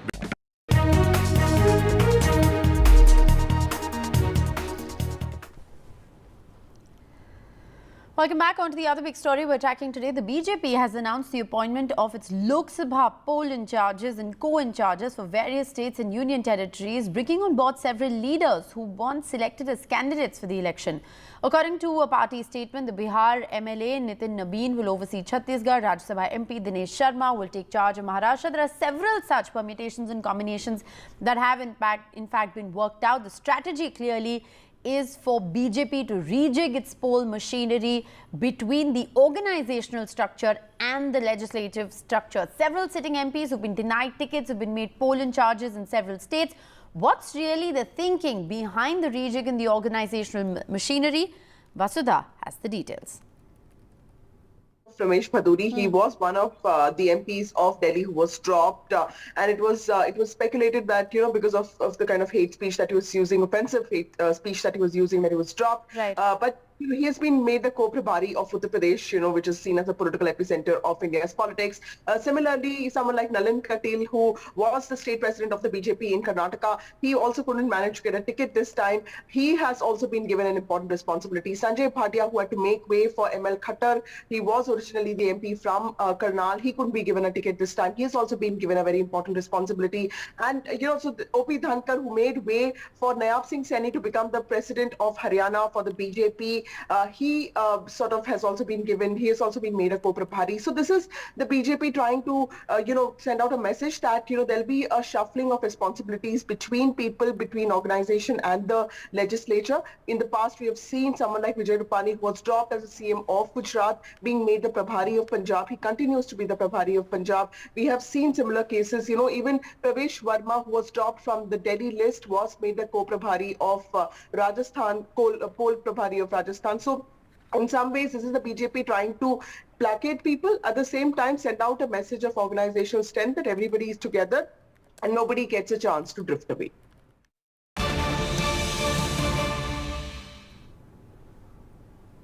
It's a massive setback for the Congress in the tax probe case. This is the latest breaking news that is coming in. As far as the Congress's taxes reassessment plea is concerned, it has been dismissed in the Delhi High Court. Aishwarya joins us with the very latest. Aishwarya, what more can you tell us? All right, we'll be joined with by Aishwarya in just a moment, but this is of course a big breaking story that we're tracking at this point. It's a huge setback for the Congress party in the tax probe case against it. The Congress's tax reassessment plea has in fact been dismissed in the Delhi High Court. The High Court has rejected the Congress's petition as far as the tax probe is concerned. We will try and get you more information on this story in just a bit. Let's go across to Aishwarya. I believe he is with us on the broadcast. Aishwarya, what more can you tell us about what happened in the Delhi High Court? Well, remember previously the court had upheld the order of the Income Tax Tribunal, Appellate Tribunal Court, where they have stated that there would be they refused to stay a demand on the notice issued by for the political party for outstanding taxes for more than 100 crores, and therefore the reason perhaps the accounts were seized. Now Delhi High Court has rejected the plea moved by the Indian National Congress, and that's a huge setback because now there would be no reassessment for the last 4 years that the plea had played before the Delhi High Court. This for the year from 2018 to 2021. In these 4 years, Indian National Congress moved the plea that there should be reassessment and the accounts that were seized earlier should be again that should restart. But the Delhi High Court clearly had rejected. We have been also getting information more from Delhi High Court as this divisional bench had rejected 4 of the pleas that was moved by the Indian National Congress on similar terms as its earlier judgment, where whether identical pleas of political parties was dismissed regarding the reassessment proceedings. So another setback for the Indian National Congress, as there would be no reassessment of the political accounts of the Indian National Congress. That's what the INC was alleging in several of the press conferences, that the income tax has been used as a political vendetta, and these agencies clearly targeting the opposition parties at the time of elections. Their account has been freezed and they're not able to go ahead in a full-fledged way for the political campaigning, and that's how they have attacked the Modi government as well. But it is the Delhi High Court which has rejected the plea of the Indian National Congress. Well, you know, the timing of this is very interesting, of course, because the plea was, in a certain sense, to unfreeze, part of the account of the Congress party that has been frozen as a result of this tax probe case. And the US has also reacted to this, Aishwarya, which is what we've been reporting, the fact that they've taken note of Arvind Kejriwal's arrest, despite the fact that their envoy was summoned yesterday, and additionally talked about the fact that they're also aware of the Congress party's accounts being frozen in poll season, saying that, there is a reiteration in a certain sense of a fair probe. So many questions there being asked about the timing of this entire case as well, Aishwarya. And now, of course, with the High Court rejecting the Congress's reassessment plea, the Congress party perhaps will knock on the doors of the apex court. What are you picking up? Well, the US state government had made a comment that there should be a fair and transparent probe in a time-bound manner. But these pleas by the Indian National Congress, the Delhi High Court, were submitted a long back, and that was due for today. The hearing date was today. In fact, it was the Delhi High Court who heard this matter and rejected these pleas, because earlier the Income Tax Appellate Tribunal Court had already passed the judgment related to last 4 years, and therefore the reason after that judgment was upheld by the Delhi High Court. Again today, a separate plea was filed to again reassess it so that they can unfreeze if some sort of relief could have been granted for the Indian National Congress before the general elections. There could be more. They can go in a full-fledged way in the upcoming political campaigning for the Lok Sabha polls. But that did not happen. It has been upheld. The pleas have been rejected now. So there would be no reassessment at this point of time. But certainly timing was questioned by the Indian National Congress at this point of time. Why such decision was taken, why the accounts were freezed. But the investigation, for that matter, was going for a very long time by the Income Tax Appellate Tribunal Court. It was tax evasion that was done by the Indian National Congress, and that was found in the entire investigation. Yes. Later the accounts got freezed, but now when the Indian National Congress went on to Delhi High Court to get some sort of relief, the plea had been rejected. All right, thanks very much, Aishwarya, for joining us with the very latest. Like I said, a story that has far-reaching consequences and will have indeed a lot of political reactions coming in, which we will very closely continue to track. Let's shift our focus now to the other big political story that we're tracking. Well, all is not well in the Mahavikas Aghadi alliance in Maharashtra, which appears to be on the verge of a collapse over seat distribution in the Lok Sabha elections. While it is yet to be finally announced, the formula for seat distribution, while all of this is still under the works, Uddhav Thackeray's Shiv Sena yesterday released its first list of 17 candidates for those seats that have been, well, for certain seats which are still disputed between the Congress and the UBT. The Congress state chief told NDTV that Uddhav Thackeray made the decision without consulting the Congress. Meanwhile, the VBA has also decided that it will go solo in the Lok Sabha elections. Here's a report on how the Mahabharat is panning out for the Mahavikas Aghadi. Fresh cracks in MV alliance after Uddhav Sena announced its list of 17 candidates. Sena's decision to nominate candidates in disputed constituencies, including Sangli and in Mumbai, has sparked discord among the allies. Sangli, considered a Congress stronghold and was claimed by both Congress and Uddhav Sena, will see Chandrahar Patil of Sena contesting. Mumbai Northwest and Mumbai South Central were also claimed by both Congress and Uddhav Sena, but now it has been claimed by Sena's Amol Kirtikar and Anil Desai respectively. Mumbai Northeast which was under dispute between NCP and Sena, will have Sena's Sanjay Patil as the candidate. Congress was quick to hit out. Sangli त्यांनी जाहीर करणं किंवा मुंबईमधलं सुद्धा धारावी जेथे येते तो मतदारसंघ जाहीर करणं हे योग्य झालं नाही असं माझं मत आहे. आमचा आजही आग्रह या जागेसाठी आहे. एवढंच नाही तर भिवंडीच्या जागेसाठी सुद्धा आमचा आग्रह आहे आणि या बाबतीत जे जाहीर केलं आहे त्या बाबतीत शिवसेनेने फेरविचार करावा असे मी म्हणेल. Sanjay Nirupam, who was eyeing the Mumbai Northwest constituency, also lashed out at Uddhav Sena and accused the party of burying Congress in Mumbai and urged Congress to break ties with Uddhav Sena.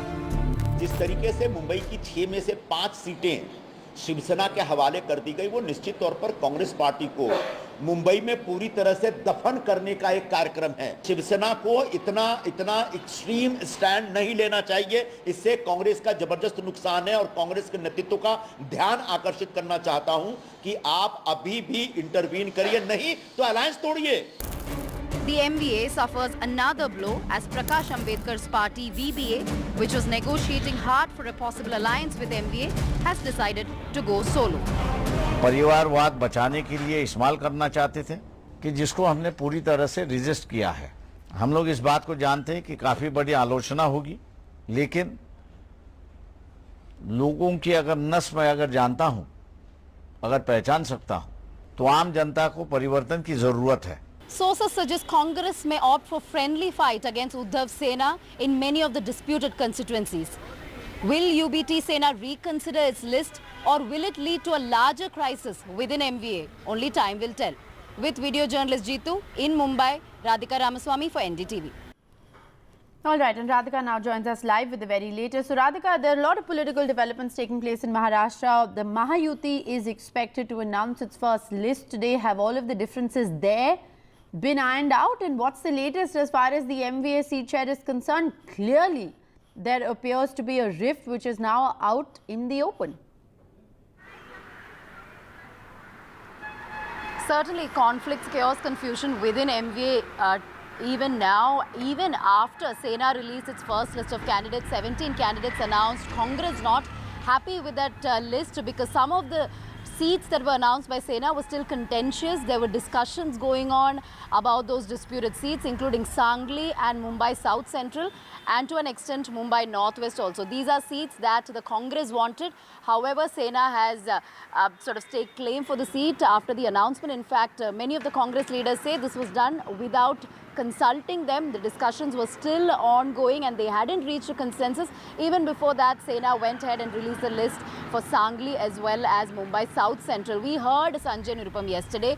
He wanted to contest Mumbai Northwest. That had been his bastion for quite some time. He lashed out at both Sena and Congress, took Congress for bending over backwards for Sena, and also going on to say that this is the destruction of Congress and that Congress must break ties with Sena. Of course, as far as the other seats are concerned, in Sangli, some of the leaders have met Mallikarjun Kharge in Delhi for want of seats to have another discussion and to request Sena to reconsider. Mumbai South Central is also something Congress had been vying for, and without consultation, Sena went ahead and announced the name. So at this point, MVA is holding a meeting this evening at about 4 p.m.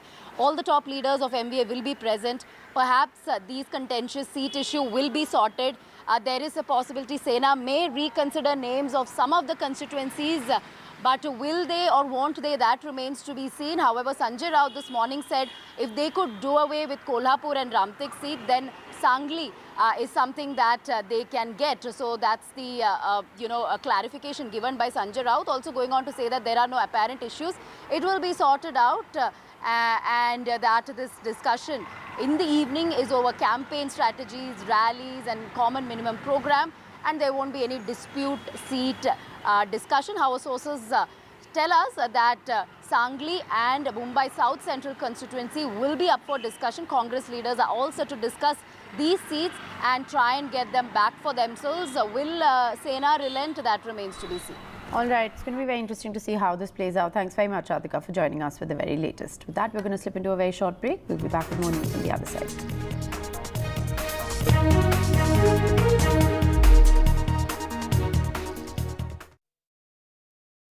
Co-present Chief Justice D.Y. Chandrachud, NDTV, big exclusive. We provide justice to common citizens, and there is no case which is too small even for the highest court of the nation. CGI का काम करने का अलग अंदाज. Sometimes I get emails even in the middle of the night, and I'm always available to answer those emails. 25 crore final judgments and orders. This data is available online. As on 29th February 2024, 3.09 crore cases have been heard on video conferencing mode. Chief Justice Chandrachud से जुड़ी अनसुनी बातें. 3:30 बजे सुबह मेरा दिन शुरू हो जाता है. My best friend, who is my wife, Kalpana, both of us are vegans. खबरों में आपका भरोसा.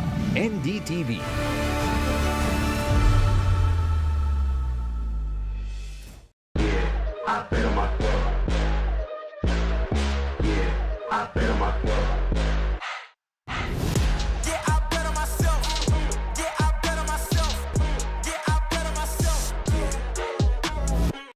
A debate has many facets, perhaps no one right answer. Left, right and center. Conversations that get to the core of the debate.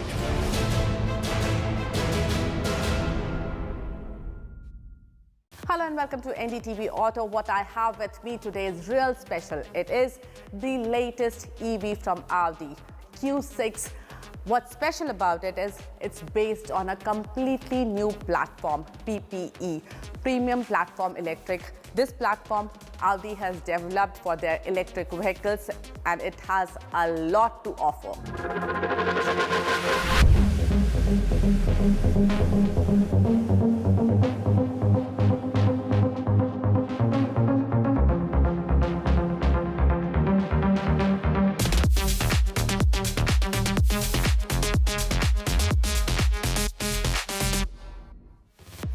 Company says the new platform PPE helps Audi Q6 e-tron achieve 30% less energy consumption with 33% better system performance. With the Q6, Audi is also introducing its electronic architecture E3 1.2, which allows customers to experience digitalization directly in the vehicle, making Audi Q6 e-tron a truly tech marvel. So here it is, all that you need to know about Q6 e-tron. Audi Q6 e-tron is the upcoming EV from Audi's stable and is expected to come to Indian shores by the end of this year. International launch is expected in second half of this year.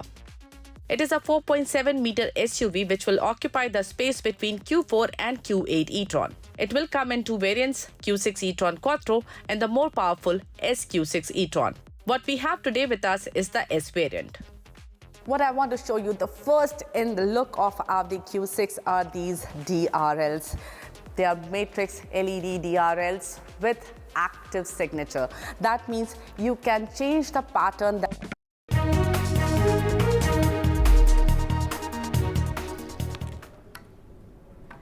Welcome back on to the other big story we're tracking. In the background of the water crisis in the IT capital of Bengaluru, the Kerala government has approached some of the top IT companies, inviting them to Kerala for expansion plans. The state government has been focusing on the IT sector by setting up a team to pursue the state's request for investments. Well, according to what the Kerala government has in fact told us, the state has been trying to explore possibilities given the fact that they have a huge number of IT graduates from the state as well.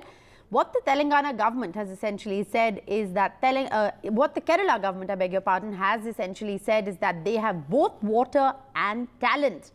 Therefore, inviting IT companies from Karnataka to come to Kerala instead. This, of course, is the big story that we're tracking. Will Karnataka's loss be Kerala's gain is, of course, a big question. The IT city, remember, has been reeling under a water crisis. The Karnataka water crisis, they're spiraling, with now it amounting to a loss of business, a loss of face, of course. The big question here really is, will IT giants who have set up shop in Karnataka and specifically in Bengaluru now look to move to neighbouring Kerala, given the kind of climate crisis that Karnataka is seeing? Pratibha joining us with the very latest. Pratibha, it's a very interesting story. The Karnataka water crisis there spiraling in a certain sense, with Kerala fishing in those waters. for the top IT giants? Well, you couldn't have put it better. The Kerala is trying to cash in on the situation that Bengaluru is facing right now. Water shortage is something that we've been talking about for at least a month now. With the onset of with the onset of summer as well as the drought situation here. And as Karnataka government is now trying to tackle this crisis, the Kerala government has tried to take advantage of the situation and woo the IT companies here, telling them or promising them not just talent and resources, but also promising them the presence of 44 rivers that will ensure that there would be absolutely no water crisis there in Kerala. Of course, we are yet to catch reactions from the Karnataka government to find out whether they are irked by this or not. But in the meantime, all eyes are on how this water crisis will be tackled and how the IT companies are going to respond to this. All right, well, thanks very much for joining us with the very latest. We will continue to track the details of this story. It really remains to be seen how this climate crisis impacts Karnataka, because from what we're picking up, Pratibha, at the moment, it's a lot more than just a loss of face and is going to have very real economic ramifications for the state of Karnataka if the IT giants really look to go elsewhere. With that, we're going to slip into a short break. We'll be back with more.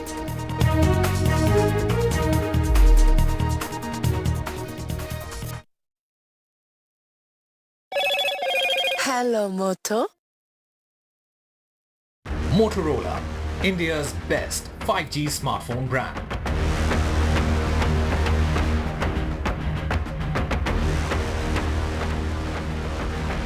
Well, lawmakers in Thailand's lower house of parliament overwhelmingly have approved a marriage equality bill on Wednesday that would make the country the first country in Southeast Asia to legalize equal rights for marriage partners of any gender.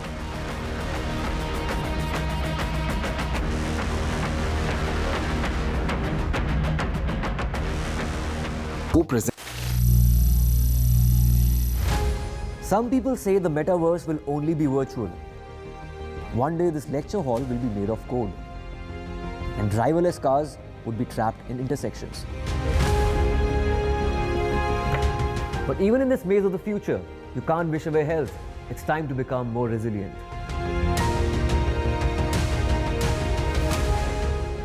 "10 years of Banega Swasth India, we have grown and achieved so many milestones.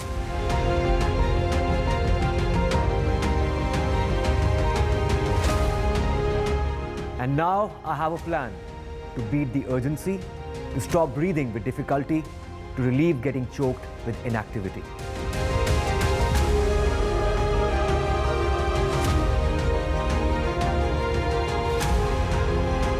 Energize our government, our environment, our society, and ourselves.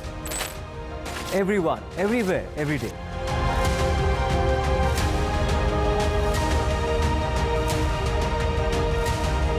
Banega Swasth India. One world hygiene.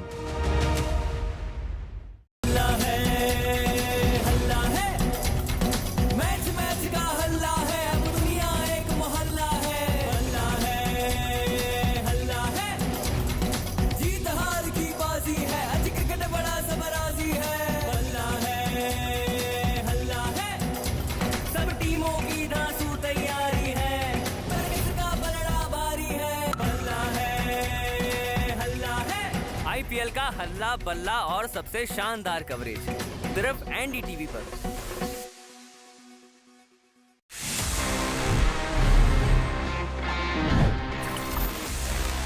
Friends, it's time now for my favorite section about this episode because हम हमेशा जब Q&A की बात करते हैं so ask TG is the thing जो मुझे बहुत पसंद आती है because I get to answer all your questions. So let's see इस हफ्ते हमारे पास में क्या-क्या questions हैं.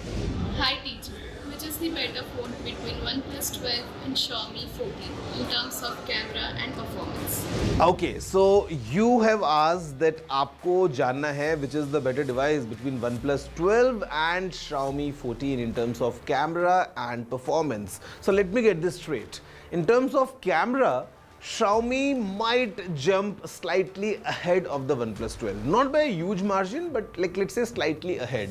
But if I were to recommend you an overall good product in terms of camera, performance, software, like everything combined, I would recommend OnePlus 12 over the Xiaomi. Considering Xiaomi doesn't have that kind of brand value in that premium segment. OnePlus, has been there for a long time now, or OnePlus 12 is an amazing smartphone overall. If you combine especially the clean experience of Oxygen OS, even the camera is fantastic. Xiaomi 14 thoda aage nikal jata hai, but overall, I would say OnePlus 12 would be a better pick.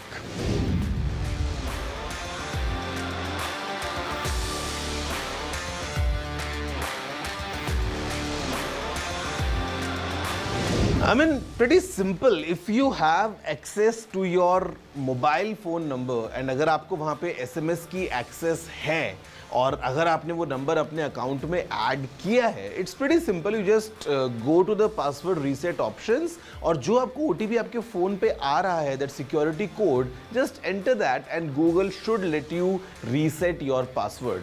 So just use a different device to log in. Pop in your SIM card एक दूसरे phone में, जहाँ पे अगर आपको SMS दिख रहे हैं आते हुए, those SMS coming into your phone, maybe you can borrow someone's phone in family. और उसके बाद में आप गूगल पे जब लॉग इन करने जाएंगे, if you follow the instructions, it might guide you कि आपके फोन पे एक OTP आने वाला है, that security code of Google, and easily you can reset your password. ऐसा कोई ऐप है जिससे एक फोन से 5-6 स्पीकर्स या ईयरफोन्स कनेक्ट कर सकते हैं? If you want to connect 5 to 6 speakers or earphones, well, I'm not sure what you are up to if you want to set up a party scene all together. तो definitely आप किसी app से तो ये काम नहीं कर पाएंगे. There are a few phones that support multiple Bluetooth devices, but वो भी मैंने जहाँ तक देखा है, it's limited to only 2.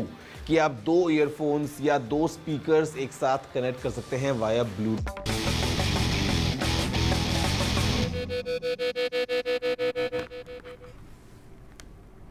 88 constituencies in 12 states, and polling begins on the 26th of April. Last dates of nominations for the phase 2 of nominations, and the phase 2 nominations will end on the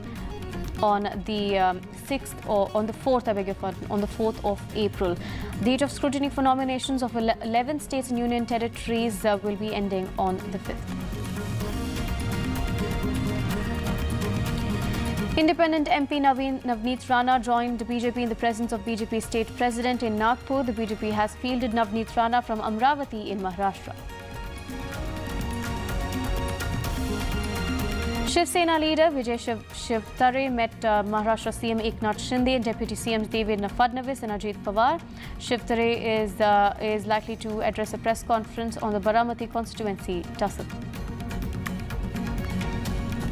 Erode MP and senior MDMK leader Ganesh Murthy died at a private hospital in Coimbatore. MDMK and DMK decided to field Durai Vaiko's son in the upcoming elections over Ganesh Murthy. In Tamil Nadu, the electoral landscape intensifies as a whopping 1,403 candidates have filed nominations across the state's 39 constituencies. The district of Karur emerges as the most contested battleground with a staggering 62 candidates. In Arunachal Pradesh, 5 BJP candidates have no opponents, including the Chief Minister. Yesterday was the last day to file nominations for the state's assembly elections. DMK Sri Perumbudur candidate T.R. Balu meets Kamal Hassan. India Alliance candidates have been meeting Kamal Hassan, and he's set to campaign for the India Alliance from the 29th.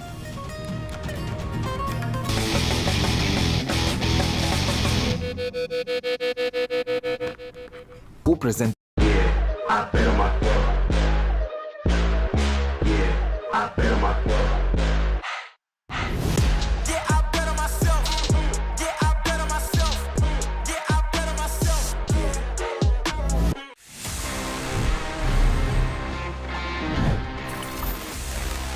So friends, next I have is this shiny new device coming straight from the Realme factory. This is the all new Realme Narzo 70 Pro 5G.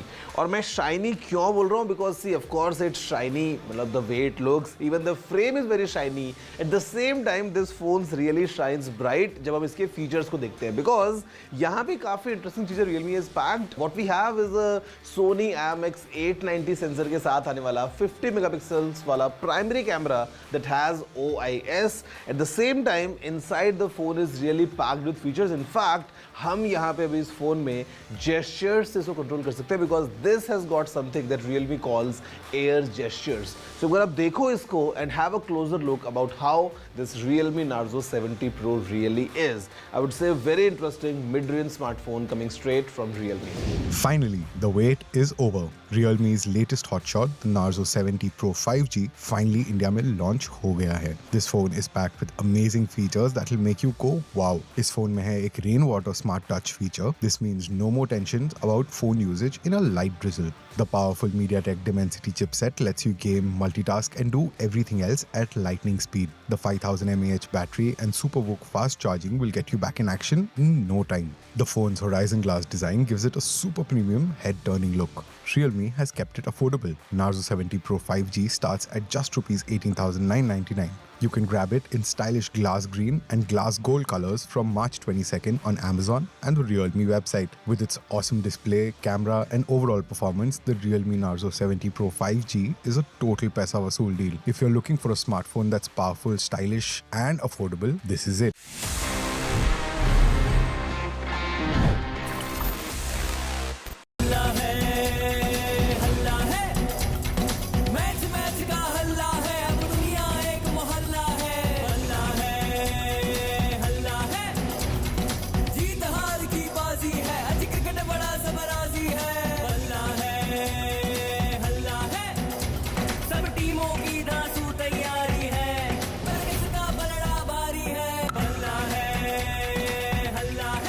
IPL का हल्ला बल्ला और सबसे शानदार coverage सिर्फ NDTV पर।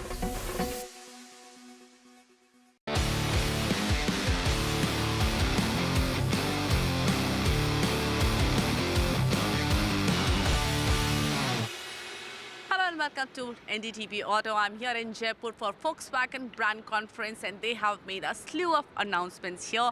Let's talk more about them with Mr. Ashish Gupta, brand director, Volkswagen India. You know, you have again changed the lineup of Taigun. What was the purpose behind it, and will that make things simpler for people? No, I think, the endeavor has been, and if I take you back 2 years when we introduced the Taigun, we introduced it on two-line structure, the dynamic line, which was basically based on the 1 liter, and the performance line, which was based on the 1.5 liter. Over the period of time, what we have also realized is that customers are not differentiated by, engine types. Customers are more and more moving towards style differentiation. What kind of a style appeals to me and what kind of a style does not appeal to me or appeals to another set of customers. So the endeavor this time has been to now put our line structure in place to appeal to style more than the differentiation by the engine line. So that's what we have done. So now we have the chrome line, which is more elegant, for the customers who like that kind of a design language, available both on the 1.5 and the 1 liter, and then the sporty look with more black themed exterior and interior elements, which appeals to customers who are looking for more sporty, rugged kind of an appeal that appeals to them. So that's why today we have launched the GT Plus Sport on the Taigun, and also the GT line, which actually brings the GT-ness of our cars into the 1 liter lineup as well with the GT line. Does this impact pricing? Yes, of course. If you look at the GT line is now has all the GT elements, including 17-inch wheels, including 6 airbag standard, including the black elements in the exterior and the interior, at a price point which is between the high line and the top line. Yeah, so it's a much more.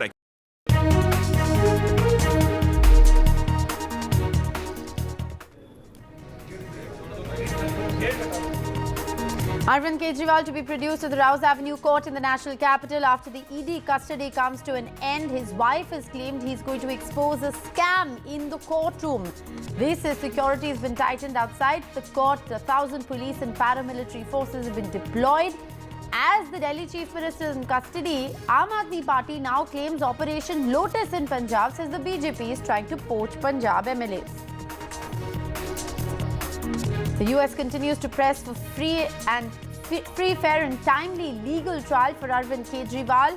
A day after India summoned the US envoy, the US has once again reiterated the fact that they are demanding a free probe into Kejriwal's arrest. They also say they are aware that the Congress's account has been frozen.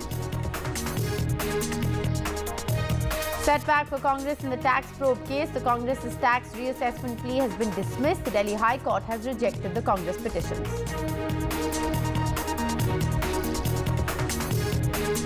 ED heat on Mahua Moitra continues. She's been summoned for a third time today in the FEMA violations case. Mahua Moitra, campaigning in Krishna Nagar, says she'll skip summons.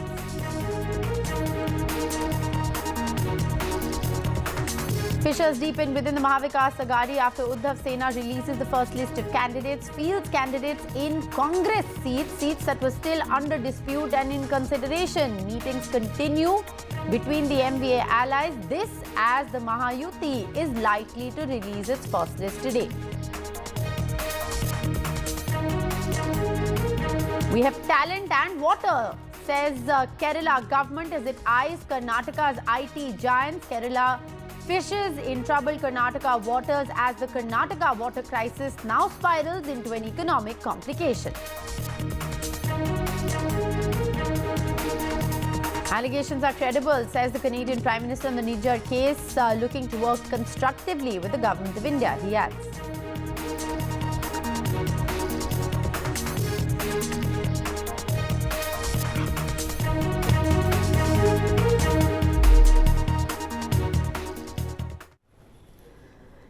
Welcome back. The big story we're tracking is, of course, that of the Delhi Chief Minister Arvind Kejriwal, whose custody ends today. He is, remember, in the ED custody since the 21st of March when he was arrested in the liquor policy case. Kejriwal's custody comes to an end today. He will be produced in the Rouse Avenue court sometime after lunch, is what we're learning. He had applied for relief in the Delhi High Court. Any interim relief, of course, was denied to Arvind Kejriwal. He'll be produced in the Rouse Avenue court. Remember, his wife has made a pretty startling claim in a press conference yesterday, saying that Arvind Kejriwal is likely to make a big disclosure, quote-unquote, on the liquor policy case in the court today. Remains to be seen what he has to say. But first, let's listen in to Arvind Kejriwal's wife. शराब घोटाले का पैसा है कहां? अरविंद जी ने कहा है कि इसका खुलासा वे 28 मार्च को कोर्ट के सामने करेंगे। सारे देश को सच-सच बताएंगे कि इस सो कॉल्ड शराब घोटाले का पैसा है कहां। उसका सबूत भी देंगे।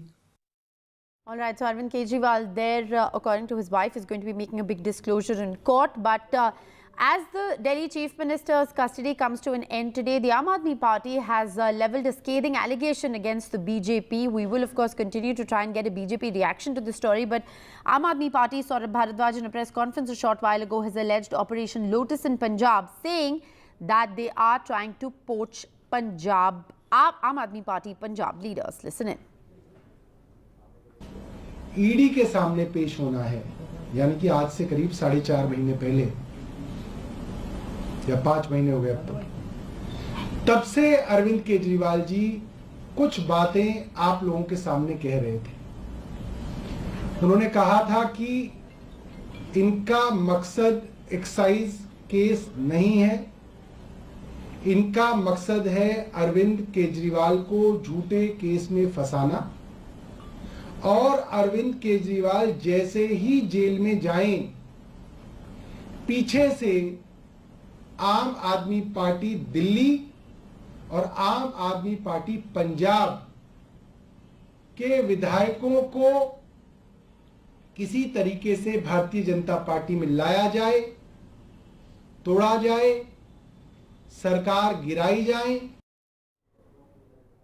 Aam Aadmi Party's Atishi there addressing a press conference. Let's listen in. उसको हम चुनाव में खर्च नहीं करेंगे, उसको हम देश की जनता में बांटेंगे, हम किसी चैरिटी में देंगे, हम स्कूल बनाने के लिए, अस्पताल बनाने के लिए गरीबों को देंगे। उदाहरण के तौर पे, और ये सब जानते हैं कि एक एक करके जिन जिन कंपनियों पर सीबीआई ईडी ने रेड किया, उन्होंने कुछ दिन बाद इलेक्टोरल बॉन्ड खरीदे और भारतीय जनता पार्टी को पैसा दिया। सबसे पहले और सबसे नामी शराब कारोबारी शरद चंद्र रेड्डी, जिनको 10 नवंबर को ईडी ने गिरफ्तार किया और उनकी गिरफ्तारी के कुछ ही दिनों के अंदर शराब कारोबारी शरद रेड्डी ने 55 करोड़ रुपए का चंदा भारतीय जनता पार्टी को दिया। तो ये तो भ्रष्टाचार का पैसा हुआ। इनको तो ईडी ने गिरफ्तार किया था, तो मोदी जी के अनुसार ये पैसा तो देश की जनता में जाना चाहिए, उनको तो कोई कानून नहीं रोकता। तो मैं आग्रह करूंगी कि आज ही जेपी नड्डा जी प्रधानमंत्री नरेंद्र मोदी जी की तरफ से ये घोषणा करें कि जो 55 करोड़ रुपया शराब कारोबारी शरद चंद्र रेड्डी से भारतीय जनता पार्टी को मिला है, उनकी ईडी के गिरफ्तारी द्वारा भारतीय जनता पार्टी आज डिक्लेयर करे कि वो इस भ्रष्टाचार के पैसे को चुनाव में नहीं इस्तेमाल करेगी। दूसरी कंपनी फ्यूचर गेमिंग, जिस पर अप्रैल 2022, सितंबर 2022, जुलाई 2022, अप्रैल 2023 में ईडी की रेड हुई। इस फ्यूचर गेमिंग कंपनी ने 52 करोड़ रुपए का चंदा इलेक्टोरल बॉन्ड्स के थ्रू भारतीय जनता पार्टी को दिया है। तो मैं चाहूंगी कि आज भारतीय जनता पार्टी घोषणा करे कि ये जो 52 करोड़ रुपए भ्रष्टाचार का, जो 52 करोड़ रुपए मनी लॉन्ड्रिंग का भारतीय जनता पार्टी के पास आया है, वो उसे चुनाव प्रचार में नहीं खर्च करेंगे, वो उसे देश की जनता के बीच बांटेंगे। हल्दिया एनर्जी लिमिटेड, मार्च 2020 में सीबीआई की यहां पे रेड पड़ती है और उसके बाद 105 करोड़ रुपया हल्दिया एनर्जी द्वारा भारतीय जनता पार्टी को दिया जाता है। तो मैं भारतीय जनता पार्टी से आग्रह करूंगी कि आज घोषणा करे कि 105 करोड़ रुपया भ्रष्टाचार का जो उनके पास आया है, वो अपने चुनाव प्रचार में नहीं खर्च करेंगे, वो गरीबों में बांटेंगे। इसी तरह से ये कंपनियों की लिस्ट इतनी लंबी है, चाहे इसमें Future Gaming, Mega Engineering, Haldia Energy, Kalpataru Projects, Chennai Greenwoods, Vedanta Limited, Hetero Group, Navayuga Engineering, Doctor Reddy's, Micro Lab, Hero Motor Corp, बहुत लंबी ऐसी लिस्ट है उन कंपनियों की जहां पर आईटी के छापे पड़े, सीबीआई के छापे पड़े, ईडी के छापे पड़े और फिर भ्रष्टाचार का पैसा भारतीय जनता पार्टी में गया। तो प्रधानमंत्री को देश में तो कानून लाना पड़ेगा इस पैसे को गरीबों में बांटने के लिए। तो फिर वो कह रहे हैं कि मुझे फिर से वोट दीजिए, लेकिन मैं भारतीय जनता पार्टी को ये कहूंगी कि भारतीय जनता पार्टी के अकाउंट में जो पैसा है, जो भ्रष्टाचार का पैसा है, उसको गरीबों को देने से आपको कोई नहीं रोक रहा।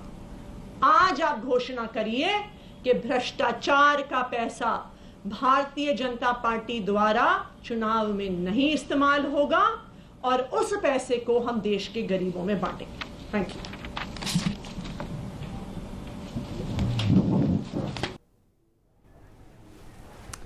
All right, so this of course is the big story that we are in fact tracking at the moment.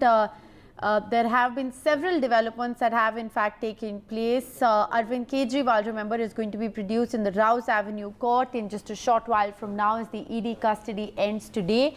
Atishi, now addressing a press conference, has alleged that it is the BJP that really needs to answer questions regarding electoral bonds and kickbacks, and not in fact the Aam Aadmi Party, calling this nothing but political vendetta. Before this, there was another allegation by Aam Aadmi Party alleging that MLAs and MPs from the Aam Aadmi Party in Punjab are being poached. Operation Lotus is underway as Kejriwal is in jail.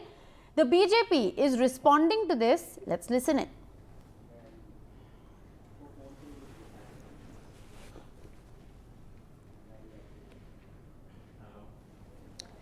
All right, before we go across to the BJP response, in fact, Gaurav Bhatia addressing a press conference, let's just quickly go across to my colleague Aishwarya, who's standing by outside the Enforcement Directorate office in the National Capital, where Arvind Kejriwal is at the moment. He's going to be taken to the Rouse Avenue court. Very quickly, Aishwarya, it's been a hectic political morning as far as the AAP versus BJP war is concerned, with the Aam Aadmi Party levelling allegation after allegation. First it was Operation Lotus in Punjab, and now Atishi coming out and listing companies connecting the BJP with quid pro quo, as in terms of electoral bonds, tying that in to the liquor policy case.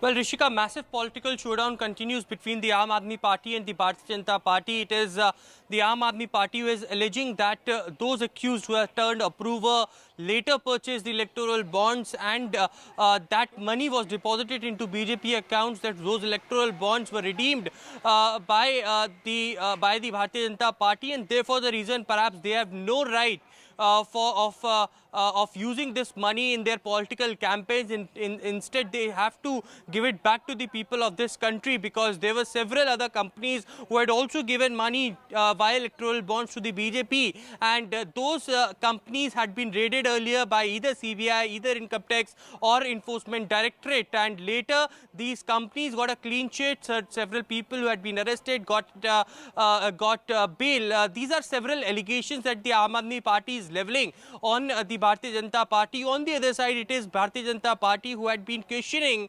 on moral grounds why Arvind Kejriwal is not resigning from his post, why he is so adamant that he will run the government from behind the bars from the ED custody, and why Sunita Kejriwal, who had been speaking altogether on the behalf of Arvind Kejriwal, whether she would be taking over as the Aam Aadmi Party face in the upcoming days or not. Anurag Thakur yesterday did a press conference levying charges that it is the same sort of repeat telecast that we are seeing from Bihar. Lalu Prasad Yadav handing over to Rabri Devi took over the chair of the Chief Minister, and that's what we are witnessing in the state of Delhi as well. But certainly amid of this political blame game which is going around the alleged Delhi excise liquor policy, it is setbacks after setbacks from the legal front that Arvind Kejriwal is facing.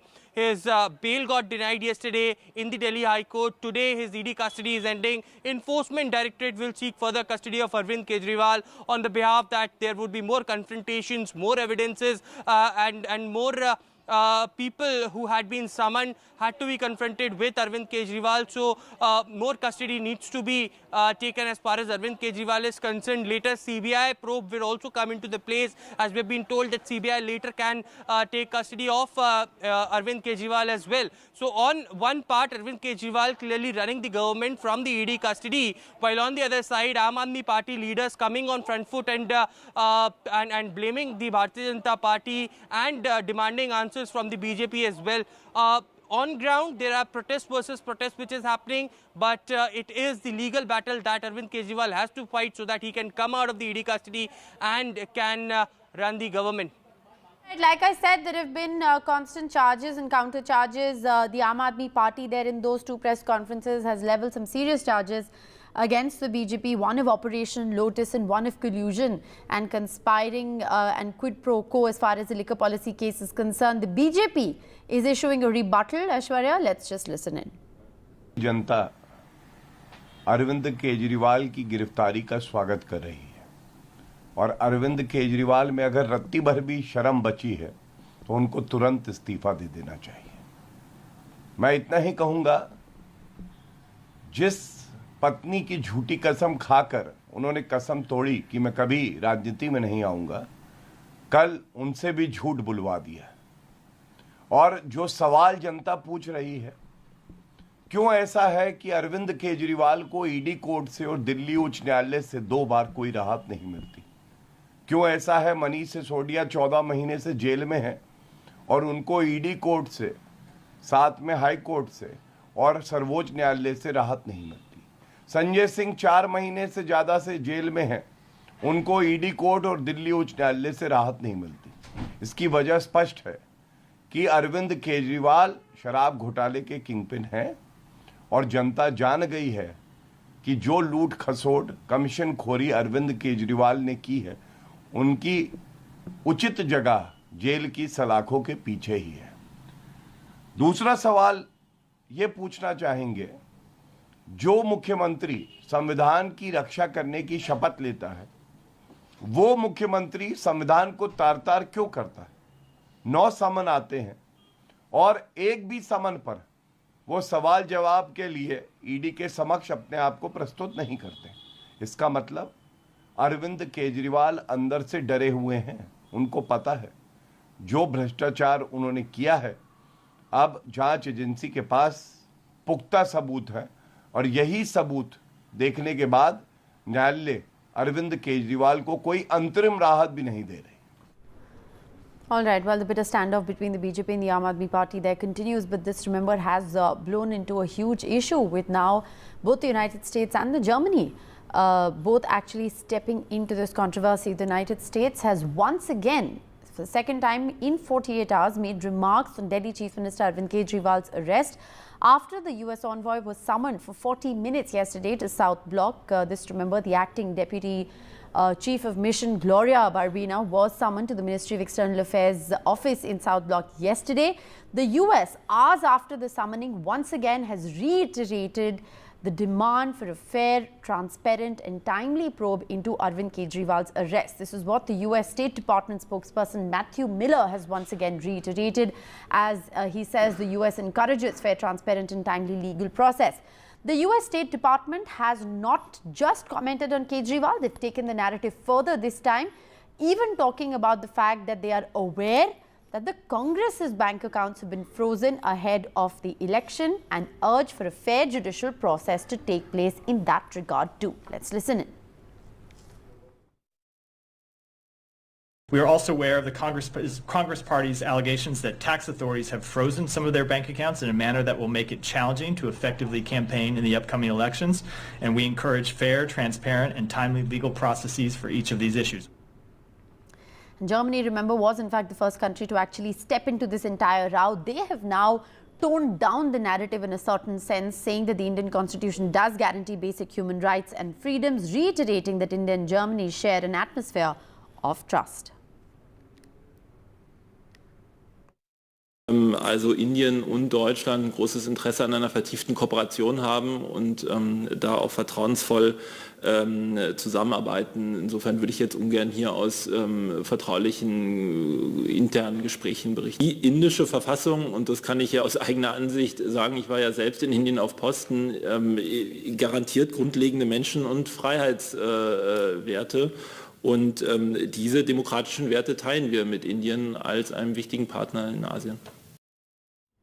And while, of course, the US has said that they are cognizant of the fact that the Congress Party's bank accounts have been frozen ahead of the election, it's a huge setback for the Congress in the tax probe case, as the Congress's tax reassessment plea has been dismissed in the Delhi High Court. The Congress plea had challenged the tax reassessment. This was dismissed, as the Congress now will have to perhaps approach a higher court in order for its accounts to be unfrozen by the IT department. Aishwarya Jain joins us with the very latest on this as well. Aishwarya, it's going to be really interesting to see what the strategy of the Congress is going to be going forward. But on what grounds has the High Court dismissed the Congress's reassessment plea?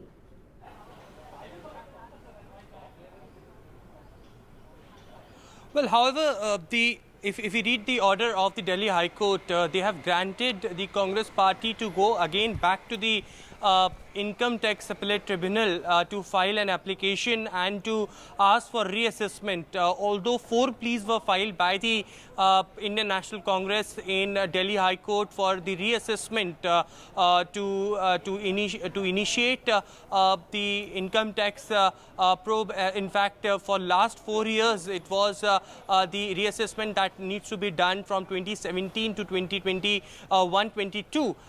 Now that plea had again been rejected earlier on March 25th as well, when the Indian National Congress reached to the Delhi High Court on the same grounds. Since 2013-14 to 2016-17, 3 years, the income tax reassessment needs to be done, and that plea was also rejected later, and today as well on those very same grounds the plea had been rejected. Remember, Indian National Congress has been questioning the timing of the entire freezing of their accounts. accounts as far as the elections round the corner and them going to the political campaigning when the accounts have been frozen. Why can't, they clearly are alleging that it is the agencies which is working on the behest of the government, and therefore the reason perhaps such actions had been taken. On the other side, one very important thing which also came up in the Delhi High Court, and in the order it was written that 67 crores approximately was being recovered in terms of the draft of the Indian National Congress, and that money can be used further for the election campaigns. But the reassessment plea was completely dismissed just ahead of the Lok Sabha elections. Once again, they have to reach out to the Income Tax Appellate Tribunal, which is kind of a setback for the Indian National Congress. All right, huge setback there for the Congress. Remains to be seen what the strategy of the party is going to be going forward. Thanks very much, Aishwarya, for joining us with the very latest. Let's now shift our focus to the other big story that we're tracking. Well, it's an interesting note that has in fact been issued by BJP MP from Pilibhit, Varun Gandhi, who's written to the electorate towards what clearly marks the end of his term. Because remember, Varun Gandhi has been denied a BJP ticket from Pilibhit. That ticket has been given to Congress rebel Jitin Prasad, who left the Congress party, joined the BJP and has now been given a ticket to contest from Pilibhit. This is, of course, a bastion of Sanjay Gandhi, Maneka Gandhi and Varun Gandhi have both contested this particular seat and won from here. He's said in this note that his term as MP from Pilibhit may be ending, but his relationship with the people of Pilibhit will not end until his last breath. He's further clarified that he is seeking blessings to continue to raise the voice for the common man, no matter what the price he has to pay for it. Main aapka tha aur aapka rahunga is the note he struck. It's an emotional note that he has put out for the people of Pilibhit, as Varun Gandhi was denied a ticket from Pilibhit this time. Sitting member of parliament there penning down that emotional note. Like I said, remember, Jitin Prasad, Congress rebel, has been given that ticket. More political developments. TMC's Mahua Moitra has been summoned in the FEMA violations case by the Enforcement Directorate. Darshan Hiranandani has also been summoned. These are fresh summons that have been issued against Mahua Moitra and Darshan Hiranandani. What we're also learning is that the Trinamool leader and expelled member of parliament will in fact be skipping the Enforcement Directorate summons. 49-year-old leader, who was called in for questioning twice earlier by the probe agency, has not appeared before the agency so far, citing official work, and sought a deferment to the notice. Saurabh Gupta joins us live. So, Saurabh, this is the third summon that Mahua Moitra is going to be skipping as far as this particular case is concerned.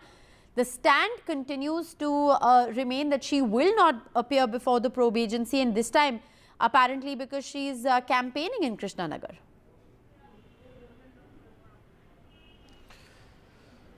Well, yes, she's been nominated by the Trinamool Congress as a candidate from the Krishnanagar seat, and this is, of course, after her expulsion from the Lok Sabha last year on charges of bribery for questions. Then these are allegations that were made against her, and, of course, the Lok Sabha decided to expel her, something that she has challenged herself.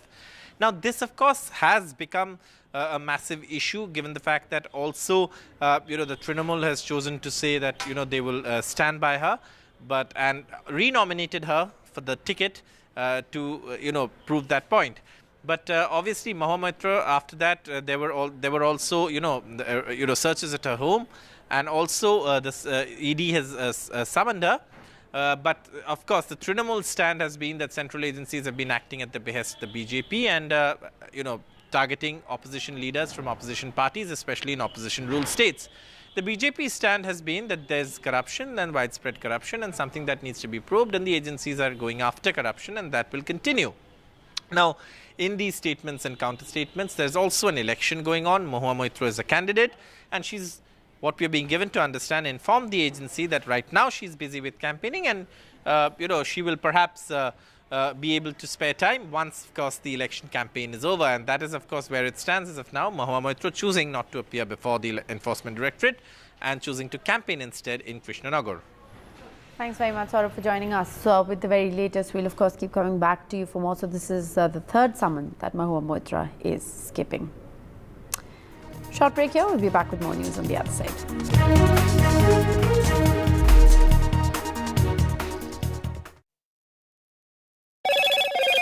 Hello, Moto.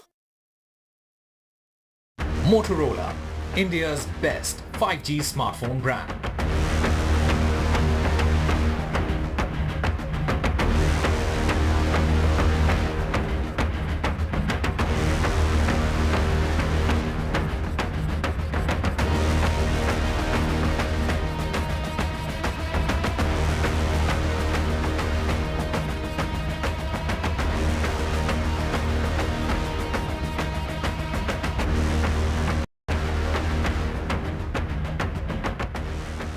This show isn't just about news from the southern states. It's one that looks at the rest of India and the world from a diverse South India point of view, because NDTV has always taken the southern view seriously.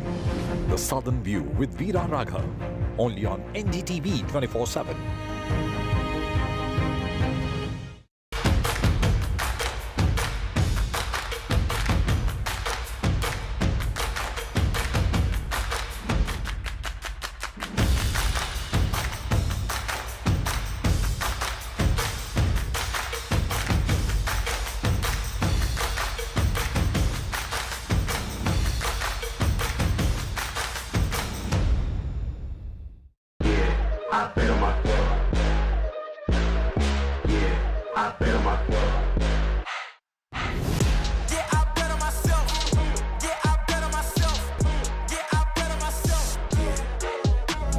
When there's too much talking but very little being said, too many voices but hardly any being heard, you turn to a show that puts you front and center. A show that headlines the stories of the people, by the people, for the people. Hello and welcome to NDTV Auto. What I have with me today is real special. It is the latest EV from Audi, Q6. What's special about it is it's based on a completely new platform, PPE, Premium Platform Electric. This platform Audi has developed for their electric vehicles, and it has a lot to offer.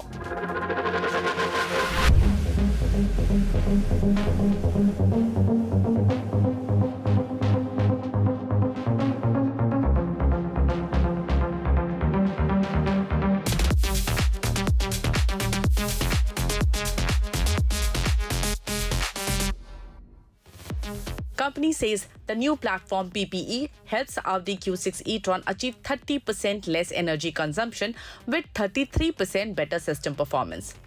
With the Q6, Audi is also introducing its electronic architecture E3 1.2, which allows customers to experience digitalization directly in the vehicle, making Audi Q6 e-tron a truly tech marvel. So here it is, all that.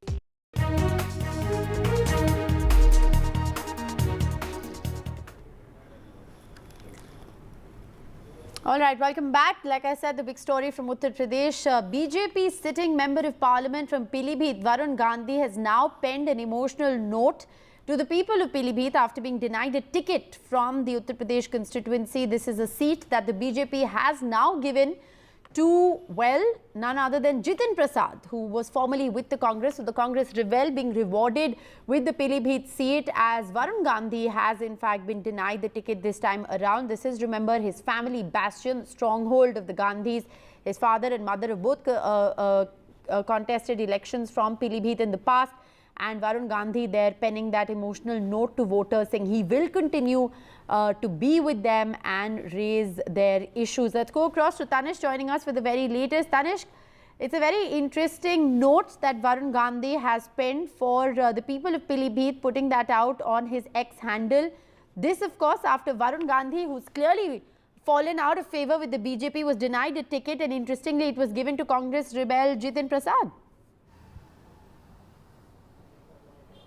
Yes, of course, very interesting here because, it has been their family bastion, as you mentioned, since 1998. It is either Maneka Gandhi who has been winning from there, or her son Varun Gandhi, who has been, both of them have been a member of parliament since there.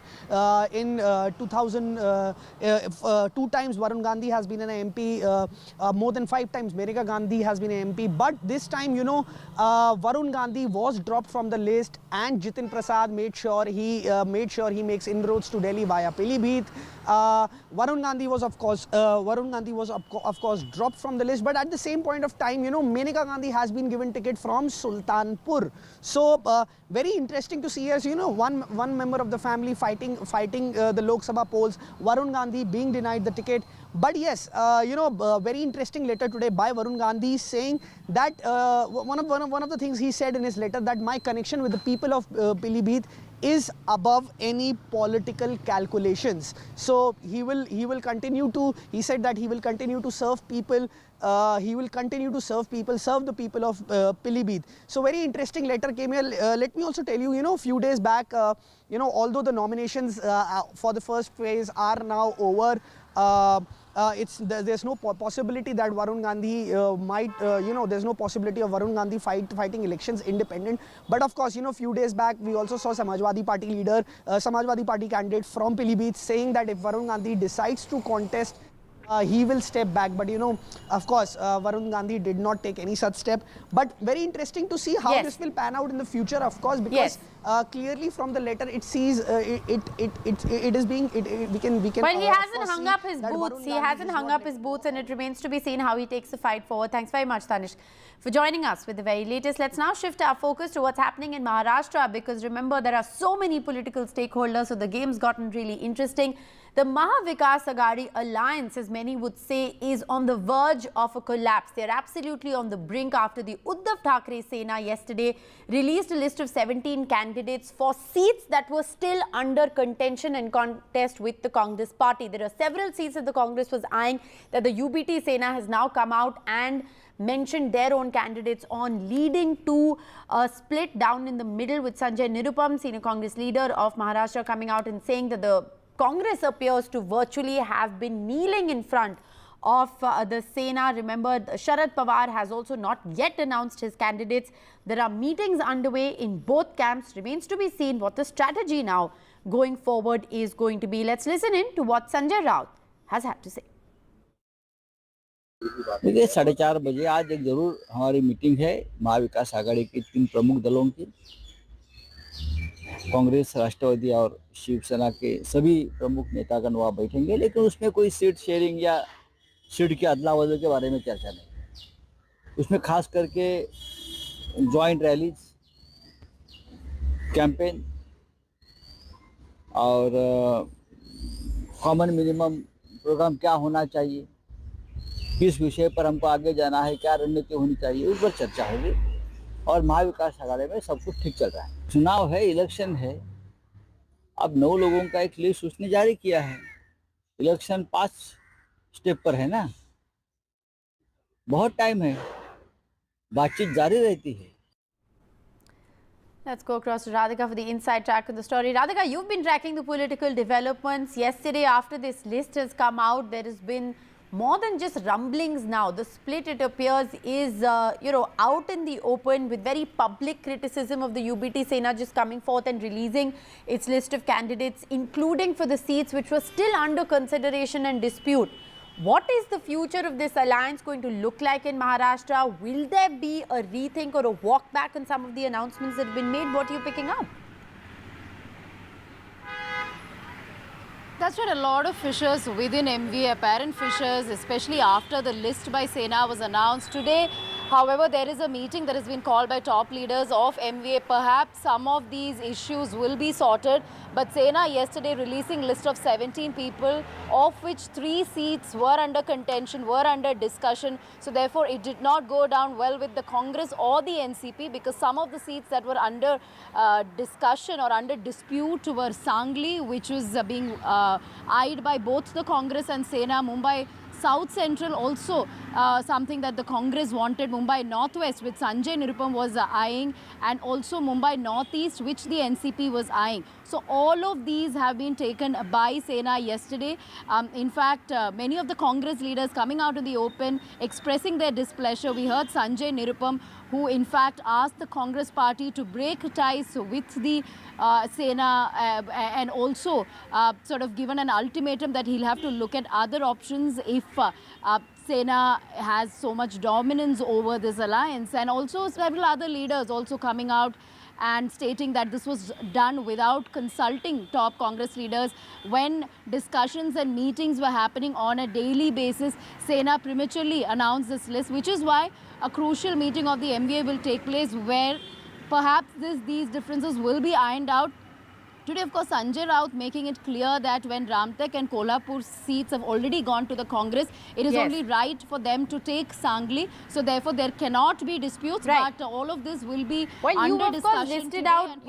You've of course listed out the key bones of contention between the two. It remains now to be seen how these issues are going to be ironed out going forward and how this impacts the future of the alliance in the electorally significant state of Maharashtra with 48 seats. Thanks very much, Radhika, for joining us. Let's shift our focus now to the other big story we're tracking from Uttarakhand, where a murder has taken place inside an Uttarakhand Gurudwara. There is disturbing CCTV visuals that show the murder of a Gurudwara official. Two men on a bike seen shooting a Kar Seva chief of the Gurudwara. This is an incident that has taken place at Nanak Mata Gurudwara in Uttarakhand. The incident took place early morning in the Udham Singh Nagar district. The police has said that an SIT has been formed to investigate the murder, and there is in fact believed to be a larger controversy behind it. So very dramatic and very disturbing visuals there coming in on our screens.